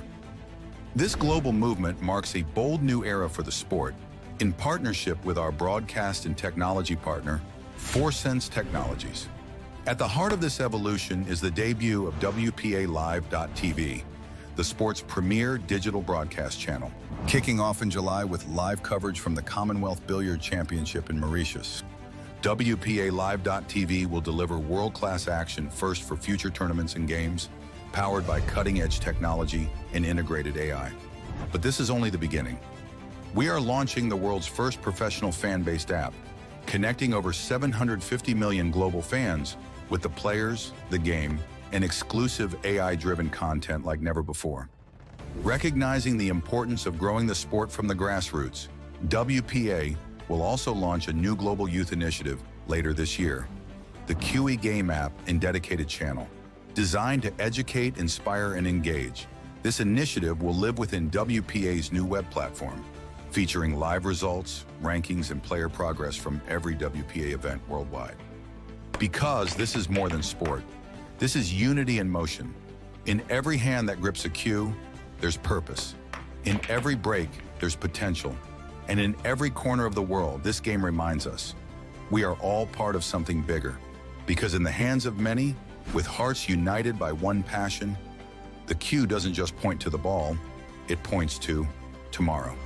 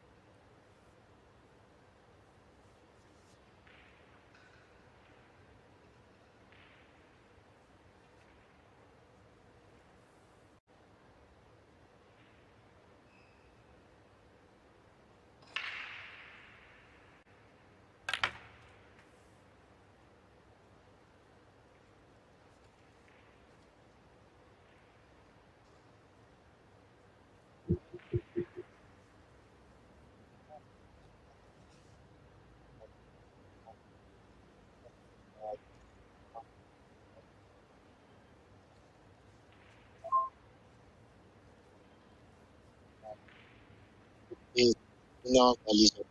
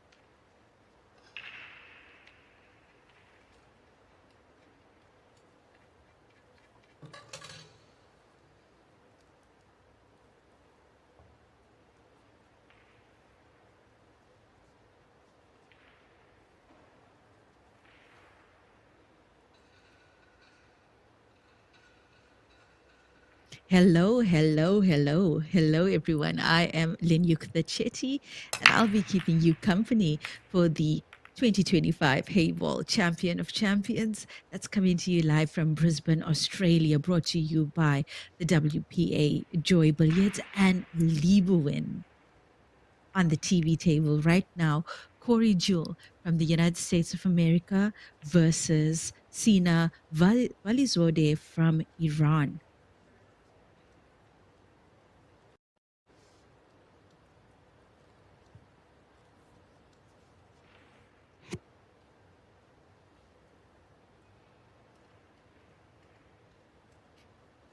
Those of you who had joined the match a little bit earlier would have seen that amazing jump shot from Corey Jewell. What a jump shot there that he executed and achieved. Contact and pot, and unfortunate to miss the black thereafter, and lucky to come back to the table twice thereafter for a chance at the black again. So some impressive tactical play as well from Sina Valizodeh from Iran. This match is in its infancy. It's a race to 7, day 2, here in Brisbane, Australia, at the 2025 Heyball Champion of Champions.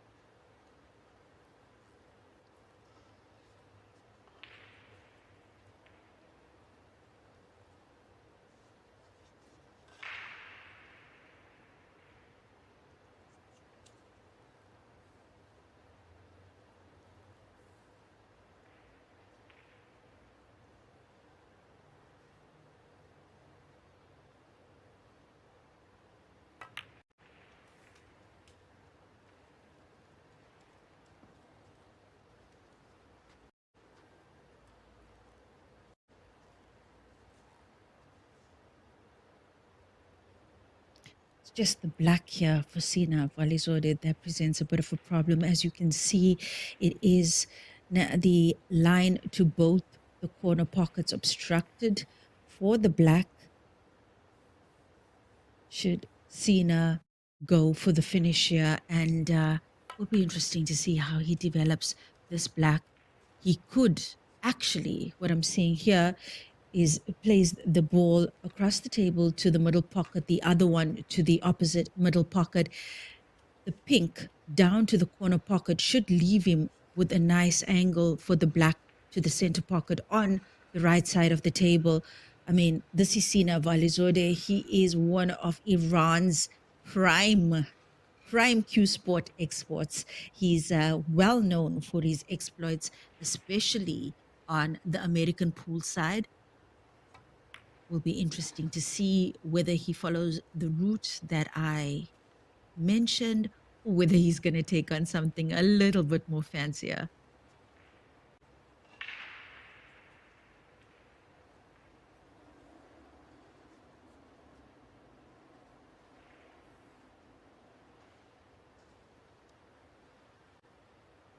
"33 years old Sina Valizodeh from Iran,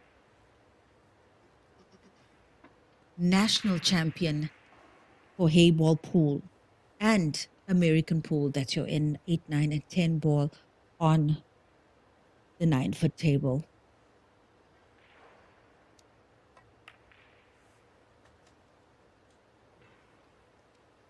He's done it. Yeah, some nice clean cueing there from Valizodeh. He's looking good to get on the scoreboard now.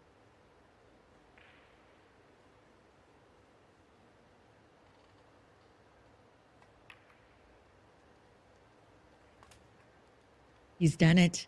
He's done it. Yeah, that first frame was a little bit messy from both players, I must say. Some really nice, clean cueing here from Valizodeh as he equalizes in this match now. 1-1. It's a race to 7. This is the last session for the day. Ladies and gentlemen, it's just gone almost 5:45, 17:45 in Australia. And it's the last session for the day. We'll be back in action tomorrow at 10 a.m. Stay tuned to those Facebook pages. We'll let you know who you can expect on the TV table tomorrow.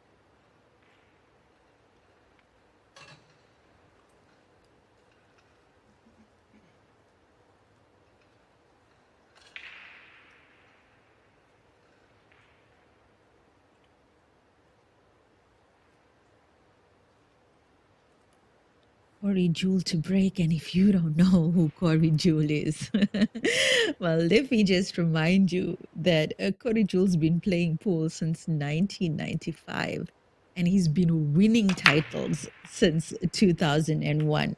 Very well known, I think, on the American scene in particular, highly decorated player in terms of accolades and in terms of recognition, trophies as well. Corey Jewell also has won the Moscone Cup.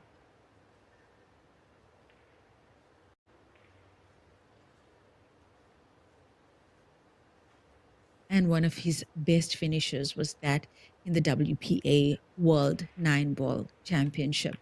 So Corey Jewell, very well known. All you got to do is search Corey Jewell on the internet and all the videos will pop up because not only is he a player, but he's also a teacher of the sport. Yeah, Corey Jewell, lots of coaching videos available from him.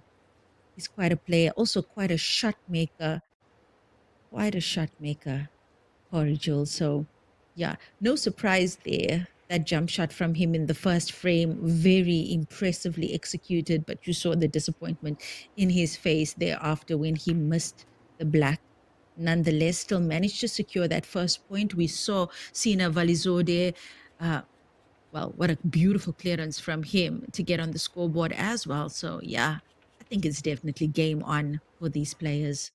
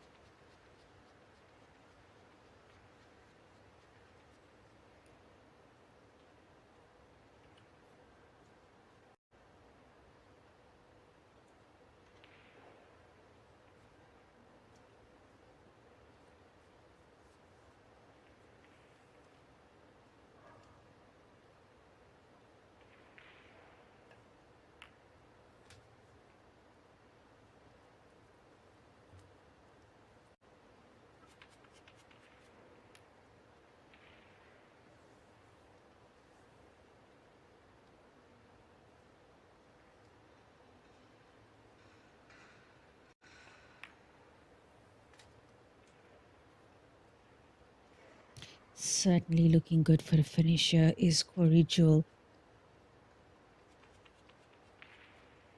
Yeah, he just needs to find the gap between the blue and the black ball to make the pink. And I think he should be good. I mean, alternatively, he could play. Yeah, I think he's got to play the pink on the left-hand side to the left corner pocket, our perspective of the table first. Find that gap there between the blue and the 8-ball. And he should be good from the black. It's the rest is a formality from this shot.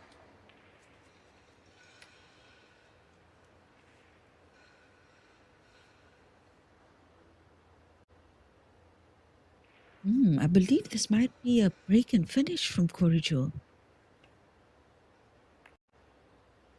No, actually,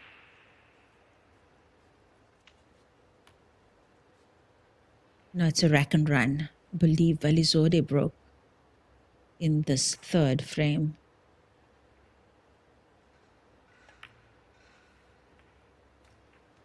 Look at that. Still got it. Corey Jewell 2-1 in this race to 7.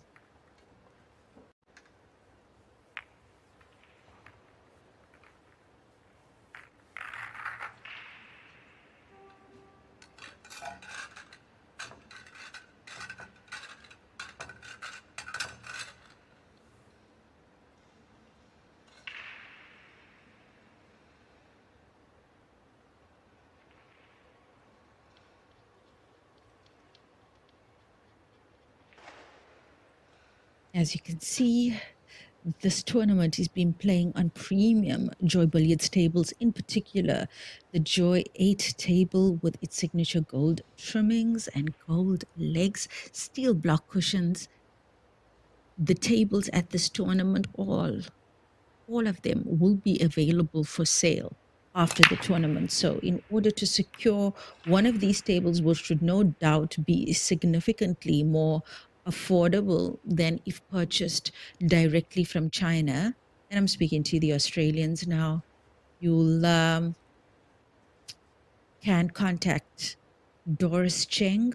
That's Doris, Doris Cheng, Cheng, on Facebook. Just pop her a message in her inbox and she'll get back to you on how you can acquire these Joy Q8 tables either for your club or your home. Also, Lieberwin 8848 cloth on these tables. That's a premium Lieberwin cloth. And of course, the very newly launched Heyball Unity set developed by Dynasphere, particularly for the WPA Heyball ranking circuit. Valizode on blue here.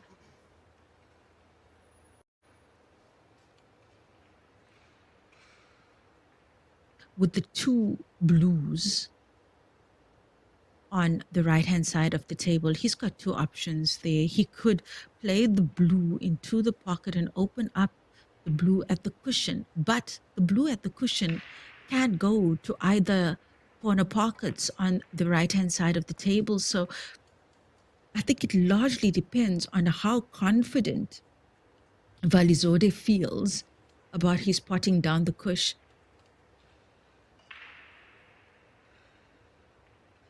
Looks like he's going to open it though, from what he's playing on the cue ball. Yeah, it was laying better before. It certainly was laying better before. And now he's created a problem for himself. And he's only got one obvious shot, and that's the one up table. So Valizode regretting that choice. Got to dust it off and get on with it. Good morning, everyone. If you've just joined us, you're watching the 2025 Heyball Champion of Champions. We're coming to you live from Brisbane, Australia, and we'll be with you till Sunday. So we're only on day 2 of 4 here in Australia. And whether you're joining us on YouTube, Facebook, or the WPALive.tv website, where you can catch the action from all the Q Sport activity that's happening around the globe this week, please hit that share button. Let the people know that these matches, these tournaments are underway and that it's being streamed for your viewing pleasure.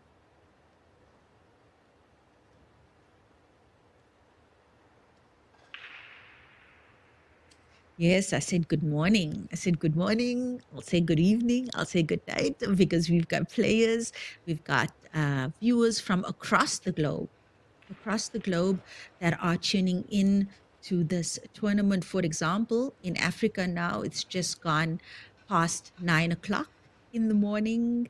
And I know that in Australia, it's currently around 5:55 in the afternoon.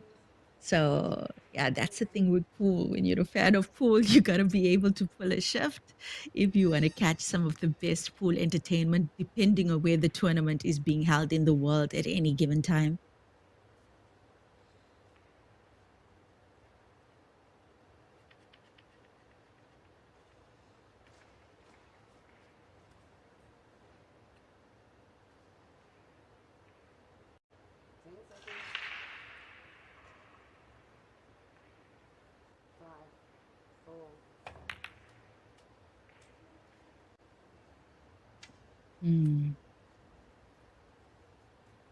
Corey, not happy with that.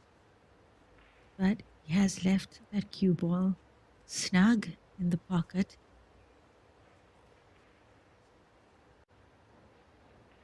Nasina Valizodeh from Iran, just 33 years old, national champion for Heyball and American pool in his own country, also has managed to acquire the West Asian 9-ball championship title for 2 years running. So that's 2 years in a row that he managed to win those titles. So Valizode, not a player to be underestimated, even though his talents lie majorly in the American pool arena. However, he has been concentrating more on Heyball over the last 18 months and dabbles in some snooker as well. So Valizode, also one of those players from the American pool scene who's taken very well to Heyball, even played in the Duya Legends Tour. And some of you might remember the Duya Legends Tour is 9-ball played on the Heyball table. And in that event, he ended up in the top 4. And if you know anything about the China events are attended by hundreds of the finest Chinese players in that on the Asian continent. So for Sina Valizode to perform well in that context, I think we know that he knows his story as far as Q Sport is concerned. So Corey would also know who Sina Valizode is and not underestimate him, although historically speaking, Corey Jewell, decades of experience behind him, being playing Q Sport competitively since 1995, has been winning titles since 2001. Corey Jewell.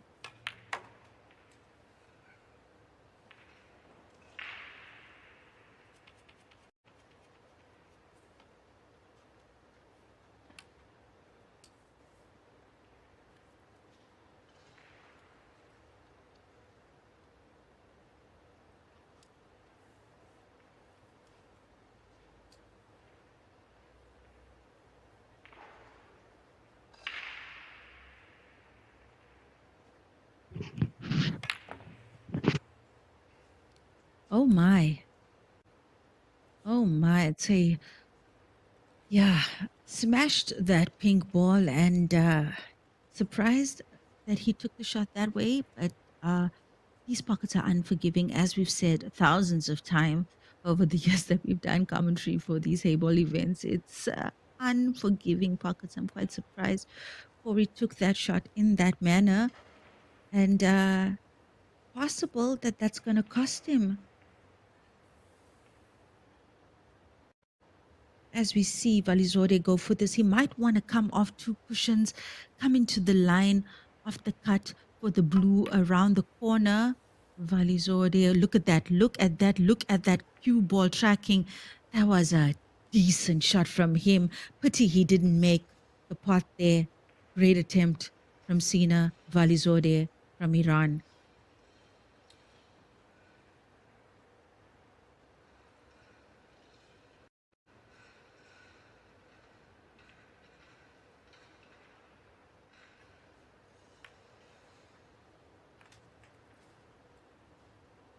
Corey Jules left himself with either a long pot to the corner pocket on our side of the table or potentially the pot to the center pocket. However, he takes on that pot. We see the white ball tracking towards the left-hand side of the black ball. So might be better for Corey to play the pink down to the pocket, depending on the pace at which he chooses to play the shot. Oh, there, beautiful.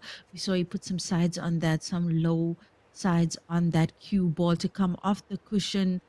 Corey Jewell feeling confident here on the Heyball table, despite the uncharacteristic misses that we've seen from him. And he's 3-1 up with that.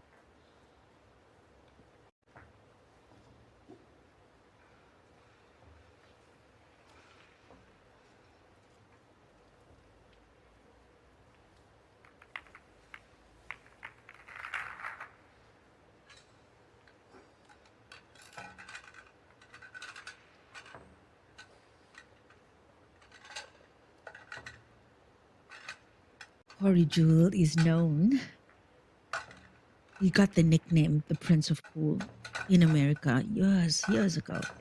So, yeah, if you even Google the Prince of Pool, you'll see his videos come up, his coaching videos, the videos. I think there's a lot of compilations online of the magnificent shots that he's played over the years, especially on the 9-ball scene.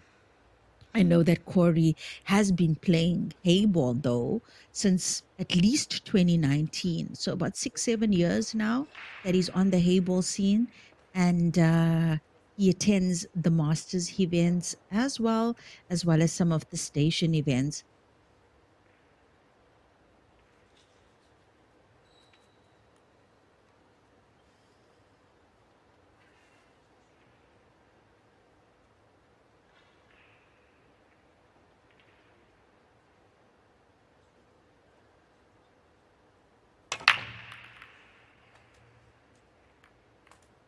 We saw the pink into the bottom pocket here on our side of the table,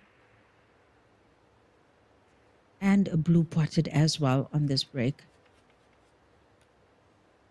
Yeah, blue in the center pocket, pink in the corner pocket. And just from first glance, considering where the cue ball is, things look a little bit better for blue. And here goes Corey.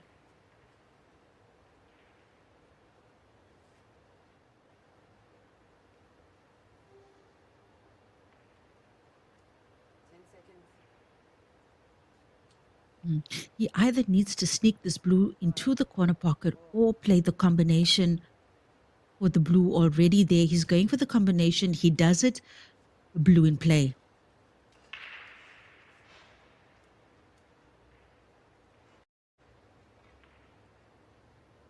The blue between the two pinks on the middle pocket. I think when we get an aerial view again of the table, we'll be able to see whether he's got the putting angle. He's got a putting angle at least on that blue to the center pocket.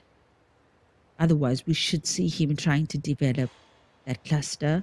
And then, of course, the blue here with the pink on the right side of the table.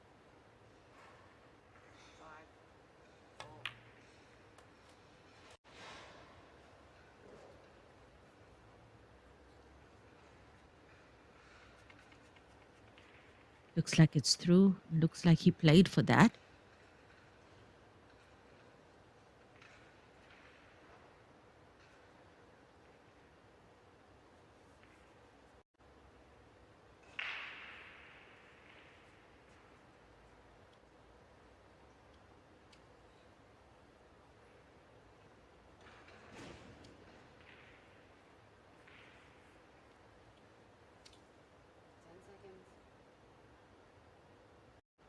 He's decided to go up table first.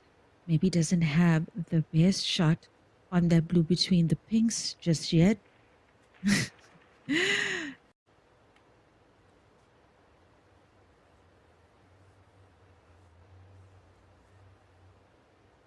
See some really funny comments on the stream.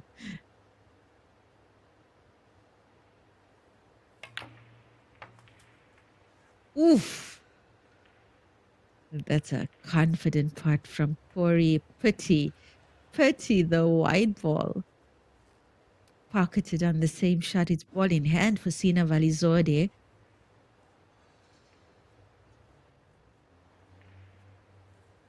He smashed that blue ball to the middle pocket. Quite a shot take there by him from Corey. And it really is unfortunate when you foul on a shot like that, but that's how the cookie crumbles. And he's probably sitting in his bench now and thinking about, did he consider all the variables when he played that shot? But a player of his caliber with his big match temperament as well, they know to kind of shake those things off. It happens to the best of them.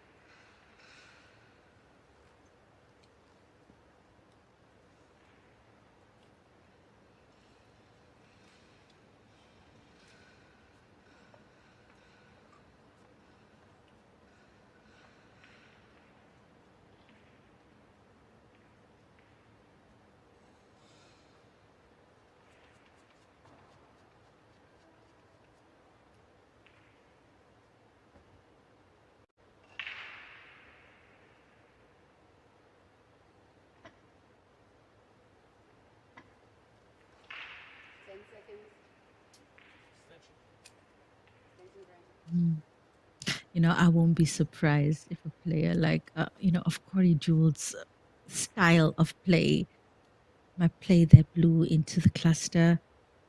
I seriously won't be surprised if he takes on a shot like that. He is one of those artistic players as well. And if you've seen any of the compilation videos of the shots that he's managed to pull off over the years, you'd know what I'm talking about. Nope. He's playing it a little bit more tentatively.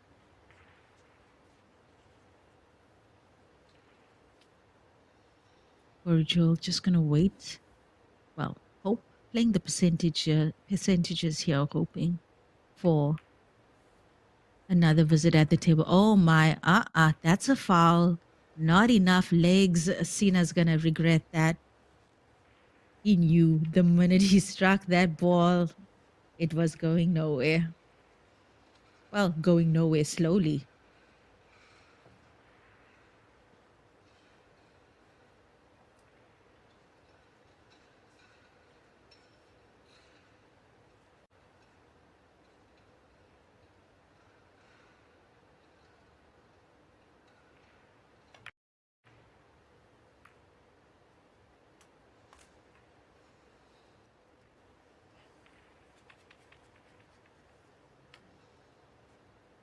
That's the first time we get a view on the situation there with the blue and the two pinks. And now I understand why Corey didn't take it earlier. He had to wait for the perfect opportunity and the perfect angle, which he created for himself. That's Corey Jewell for you. Black for his 4th point.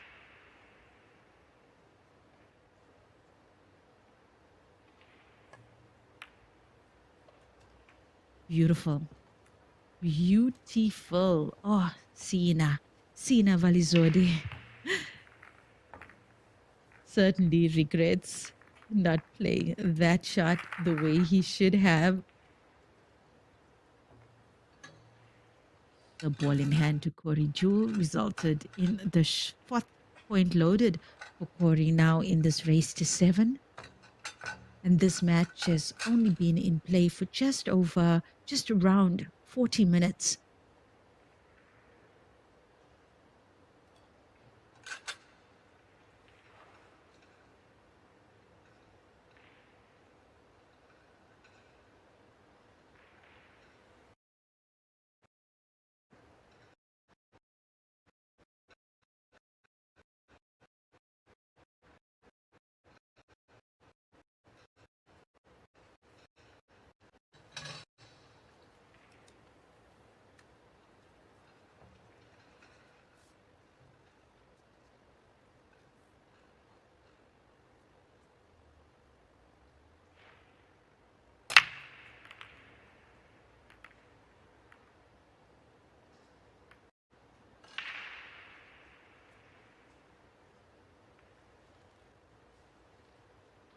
That's a dry break for Sina Valizode. And, certainly looked hopeful there for a second that he might make a ball in the middle pocket of that break, but no cigar. And it's quite a split. Quite a split. A lot of options here for Corey. Looks like he's taking on blue.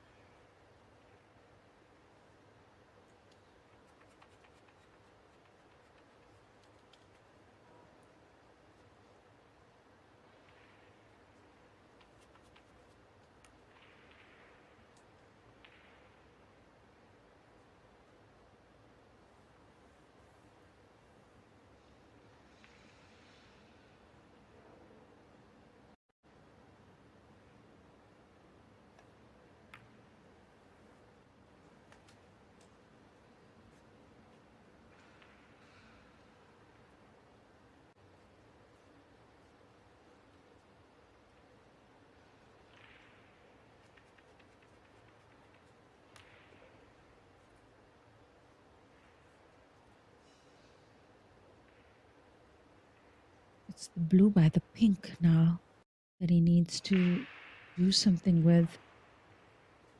And Yeah, he's got the blue to play to the middle pocket, and with that, we'll get good shape on the blue closest to the pink, down to the corner pocket on the left side of the table. We see Corey Jewel checking that out.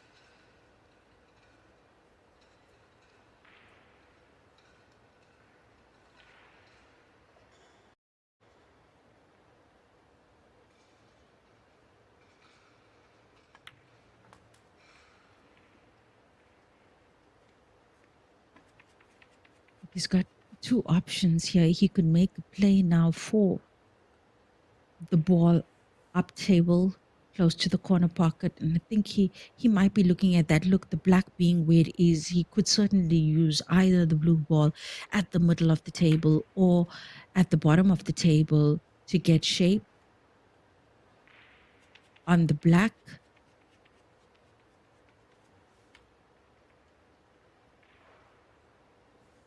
And looks like he'll use the one up table instead.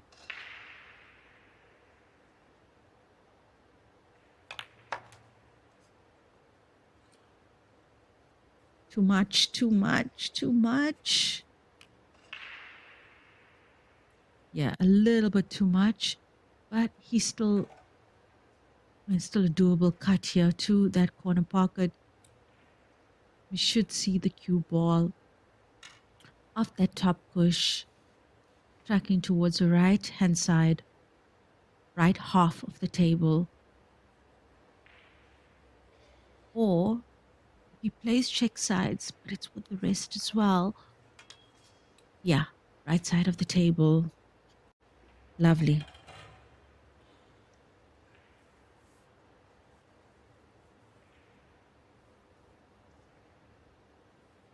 Yeah, Corey Jewel keeping it nice and simple in this frame, I must say. Nothing too extravagant from him. Simple pool. Managed to execute the shots that he wanted to. Some clean potting there as well. And I think the score is 5-0. Let's just double check that. The score might be 5-0. 5-1, sorry, which means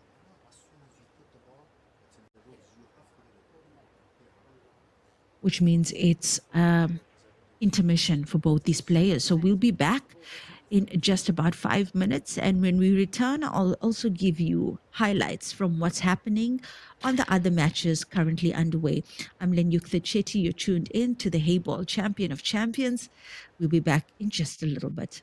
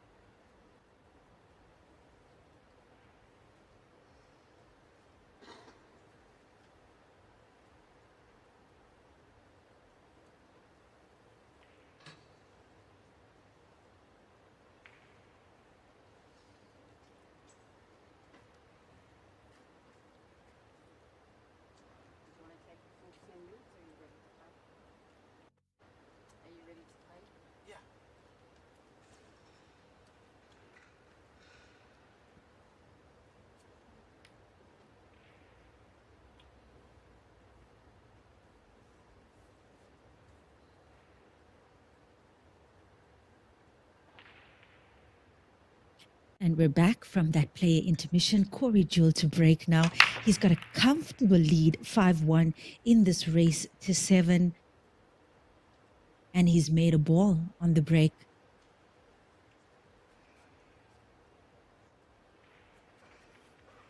I see Peter Hill on the stream talking about meeting Corey at the grand finals in Qingquandao.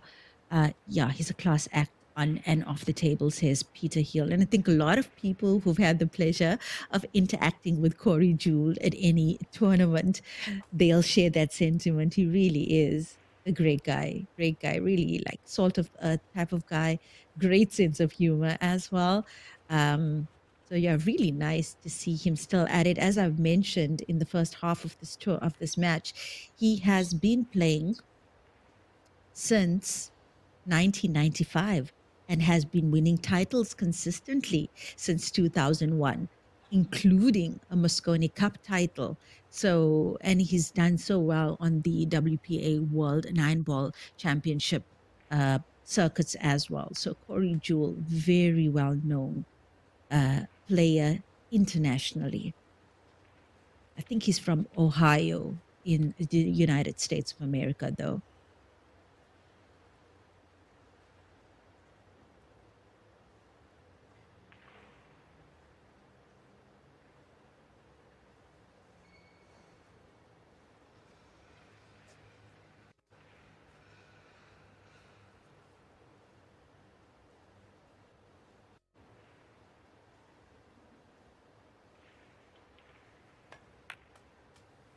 Yeah, I thought that he would go up table or go to attack up table now off that shot.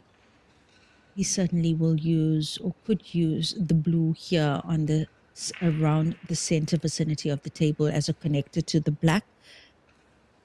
Left himself such a nice shot now for the blue to the corner pocket. With that, he should get almost perfect shape on the 8 to make his way back up table. So he rolled a little bit too much, more than he would have wanted to on that shot, but still good. Still good. Yeah.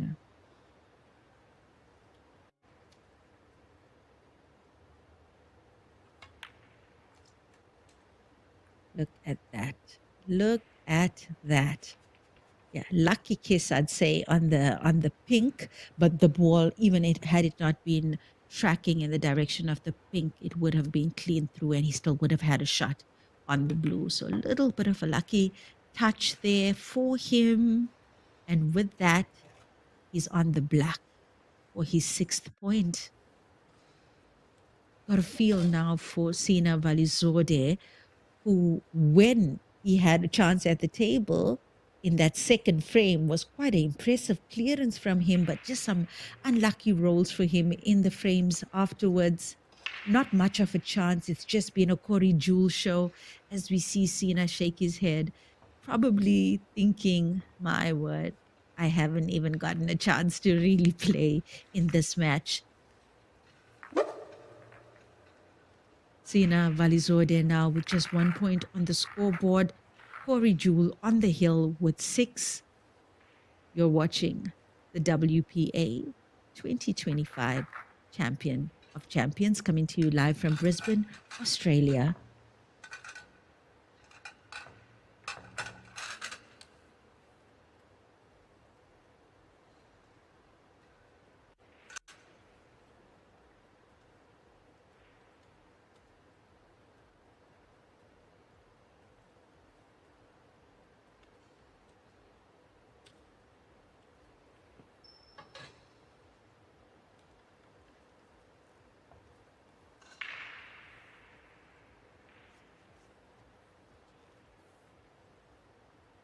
Sina to break, and he's got to hope. He's got to put everything into this now. And what do you do in a situation like this? Do you go guns blazing, full power break, do something a little bit more controlled, a little bit more safe? And he's made a ball on the break, and the Blues look good. The Blues look good, and blue potted on the break as well. Sina Valizode here with a chance to keep playing in the match. Oh, the Blues look good. The Blues look good, guys. I mean, slightly better than the pink, but he's definitely got options with the blue in terms of securing the color should he choose to go that direction.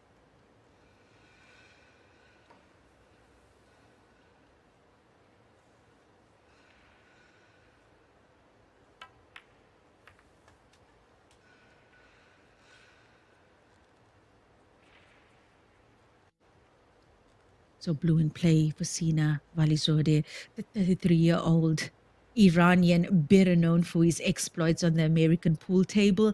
He's been playing Heyball now for about 18 months.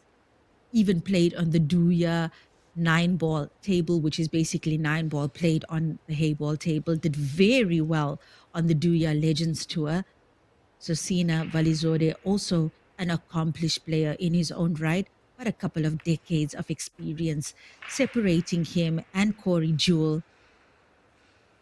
As I've mentioned before, Corey Jewell been competing in this game seriously since 1995 at least.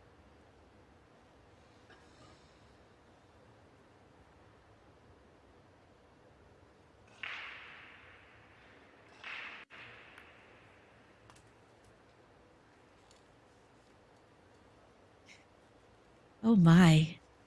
I think it's a break and finish loading. Yeah. Sina Valizode, would be great to see him, pick up some momentum, get going a little bit, give us a match to talk about. It has pretty much been a Corey Jewell show thus far, except for that nice clearance from Sina in the second frame. And there we go. I think he's got the right angle here to make the black in the center pocket of the shot. He's asked the ref to clean the cue ball. Maybe he didn't need that cue ball cleaned. Maybe he just needed to regroup himself. He knows this is important. He knows this is important because with each blue ball he took off the table, he's made it easier for Corey to clear should Corey come back to the table. So Sina Valizode playing now to stay in the tournament.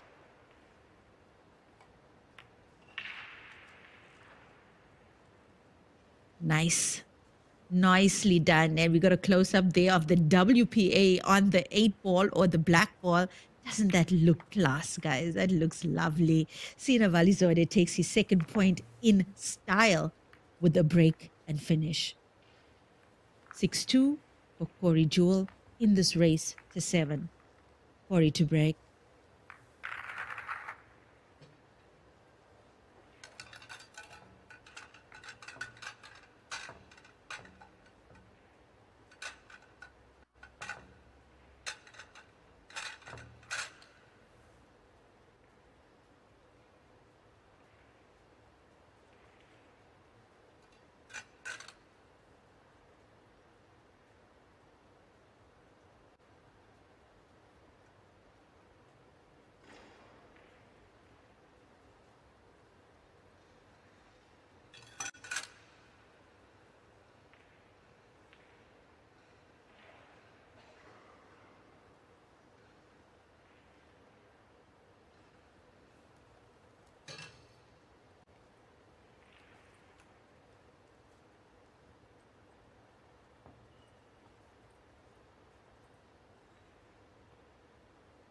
Corey Jewell checking the rack.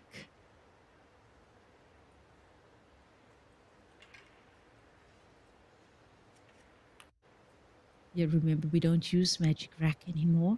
But the break rule in this tournament is 4 balls must touch the cushion on impact. And that is a dry break from Corey Jewell. Here comes Sina.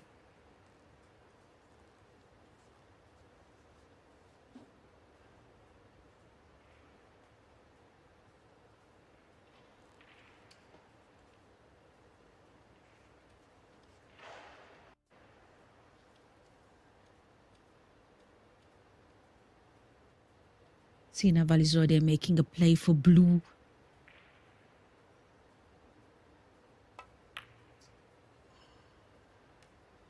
Oh, Oh, oh, oh, oh, oh. So from his body language there, he just dropped forward. He knew as that ball was tracking to the corner pocket that it wasn't going anywhere. Well, not going into the pocket anyway.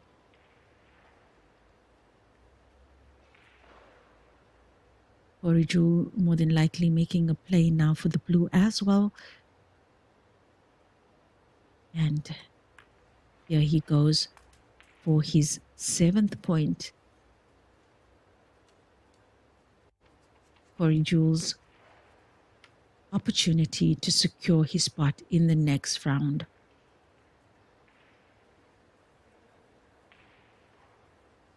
Sometimes that 1 point can be so difficult to load that 1 point. And I think as a player, you gotta be so mentally strong to not let your guard down because you feel too comfortable because you've got a comfortable lead,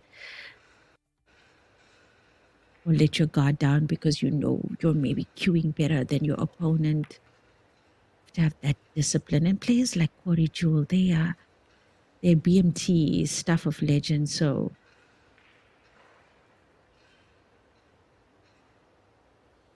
I think he's going to have to reroute a bit from what his desired play was on the table. All the blues are open.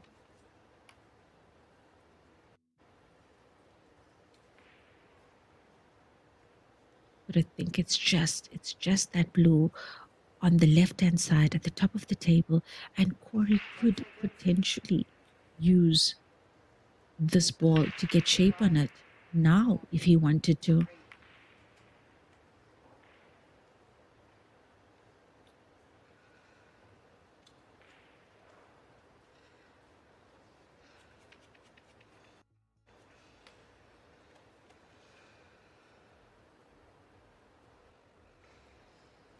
Yeah, not an easy table, especially where he finds himself with the cue ball after every shot.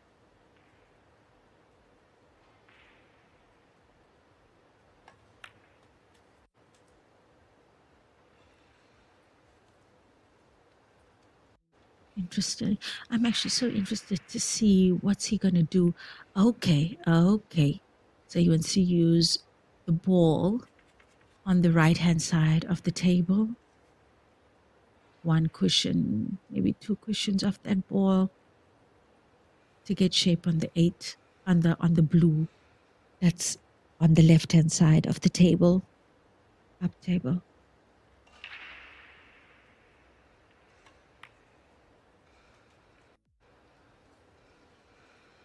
It's a little room for error, but now he hasn't landed on the right side of the blue to execute that shot the way he wanted to. The other option here is for Corey to play the cut down to the corner pocket to come off that cush, but with the pink being where it is, it might obstruct the path or the natural path of the cue ball. Difficult to see because we don't have an aerial view of that space where the pink and blue is to see how much he's got to work with. Corey Jewell, well known as a shot maker though, so I won't be surprised if we see some Jewel magic here.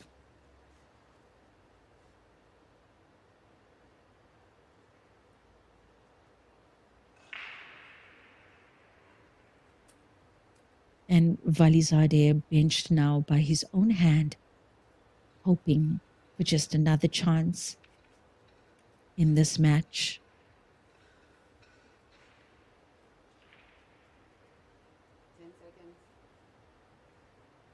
Ref calling 10 seconds. Does he get it? Does he get it? Yeah, he couldn't really do too much. I think that pink was just in the way. So Corey now, yeah, difficult one. Can't see once again, can't see how much of space exists between that blue and the pink. He could play a quadruple, 1, 2 cushions for the center pocket on the right, on the left-hand side of the table.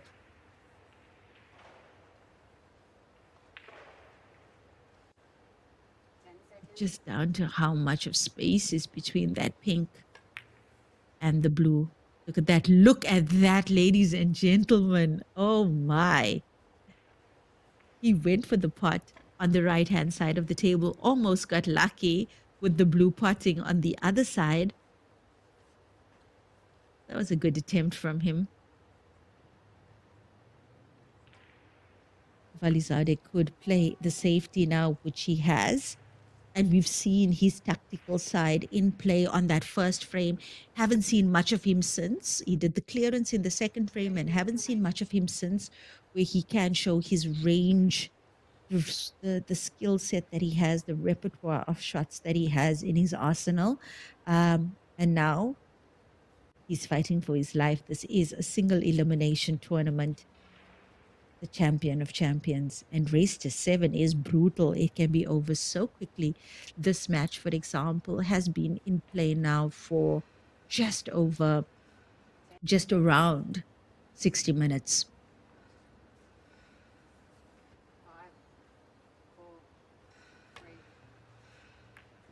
Uh-oh.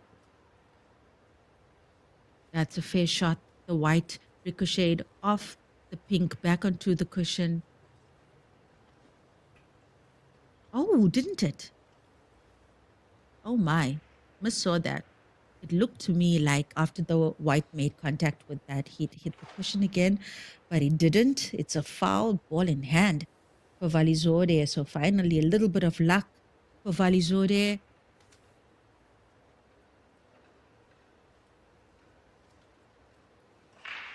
And he could certainly go for the finish here, or when he gets to this side of the table, he's definitely got an opportunity to squeeze another ball in hand out of. Oh my. Oh my. It's a touch foul. Oh no.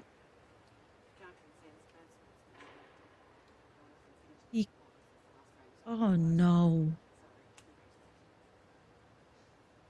Oh no. Look. Not nice to see on this level. Really not nice to see. It was a clothing foul there from Valizode, and when the ref had informed him of the foul, we saw him hit the balls away from the table. It would have been ball in hand for Corey Jewell.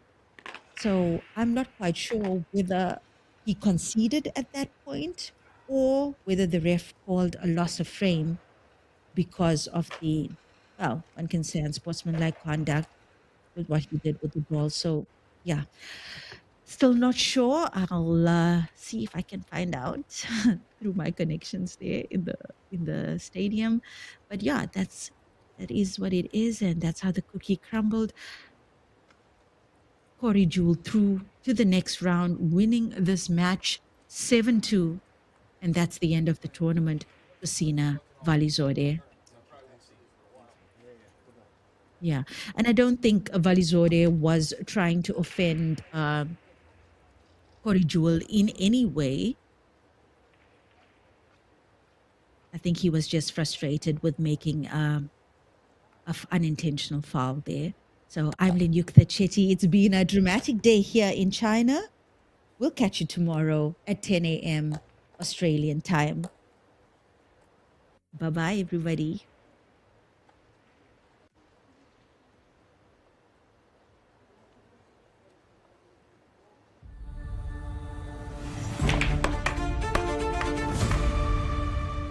Across the globe, in every pocket of the world, under neon lights, inside bustling pool halls, and in quiet corners where dreams are born, a cue is drawn, a break is made, and something greater than the game unfolds.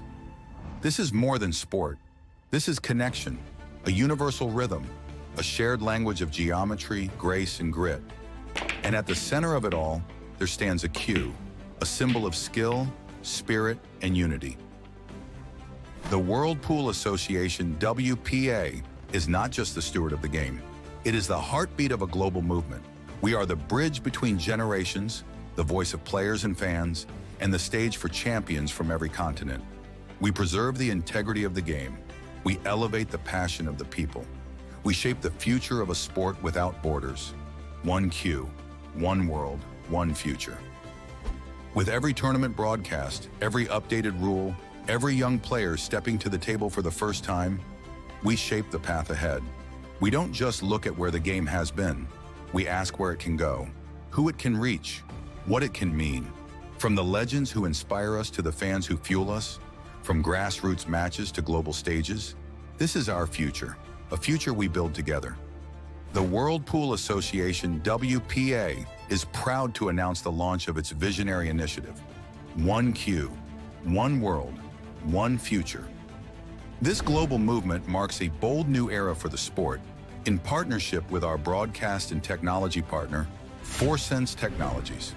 At the heart of this evolution is the debut of WPA Live.tv, the sport's premier digital broadcast channel. Kicking off in July with live coverage from the Commonwealth Billiard Championship in Mauritius, WPA Live.tv will deliver world-class action first for future tournaments and games, powered by cutting-edge technology and integrated AI. But this is only the beginning.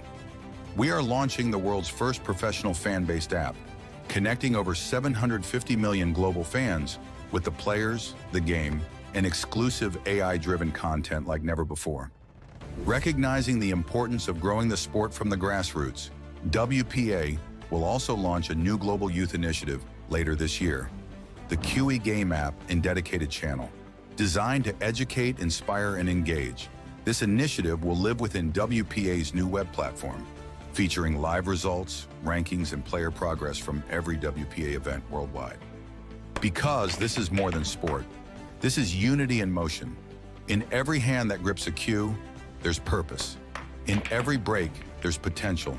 And in every corner of the world, this game reminds us, we are all part of something bigger. Because in the hands of many, with hearts united by one passion, the cue doesn't just point to the ball, it points to tomorrow.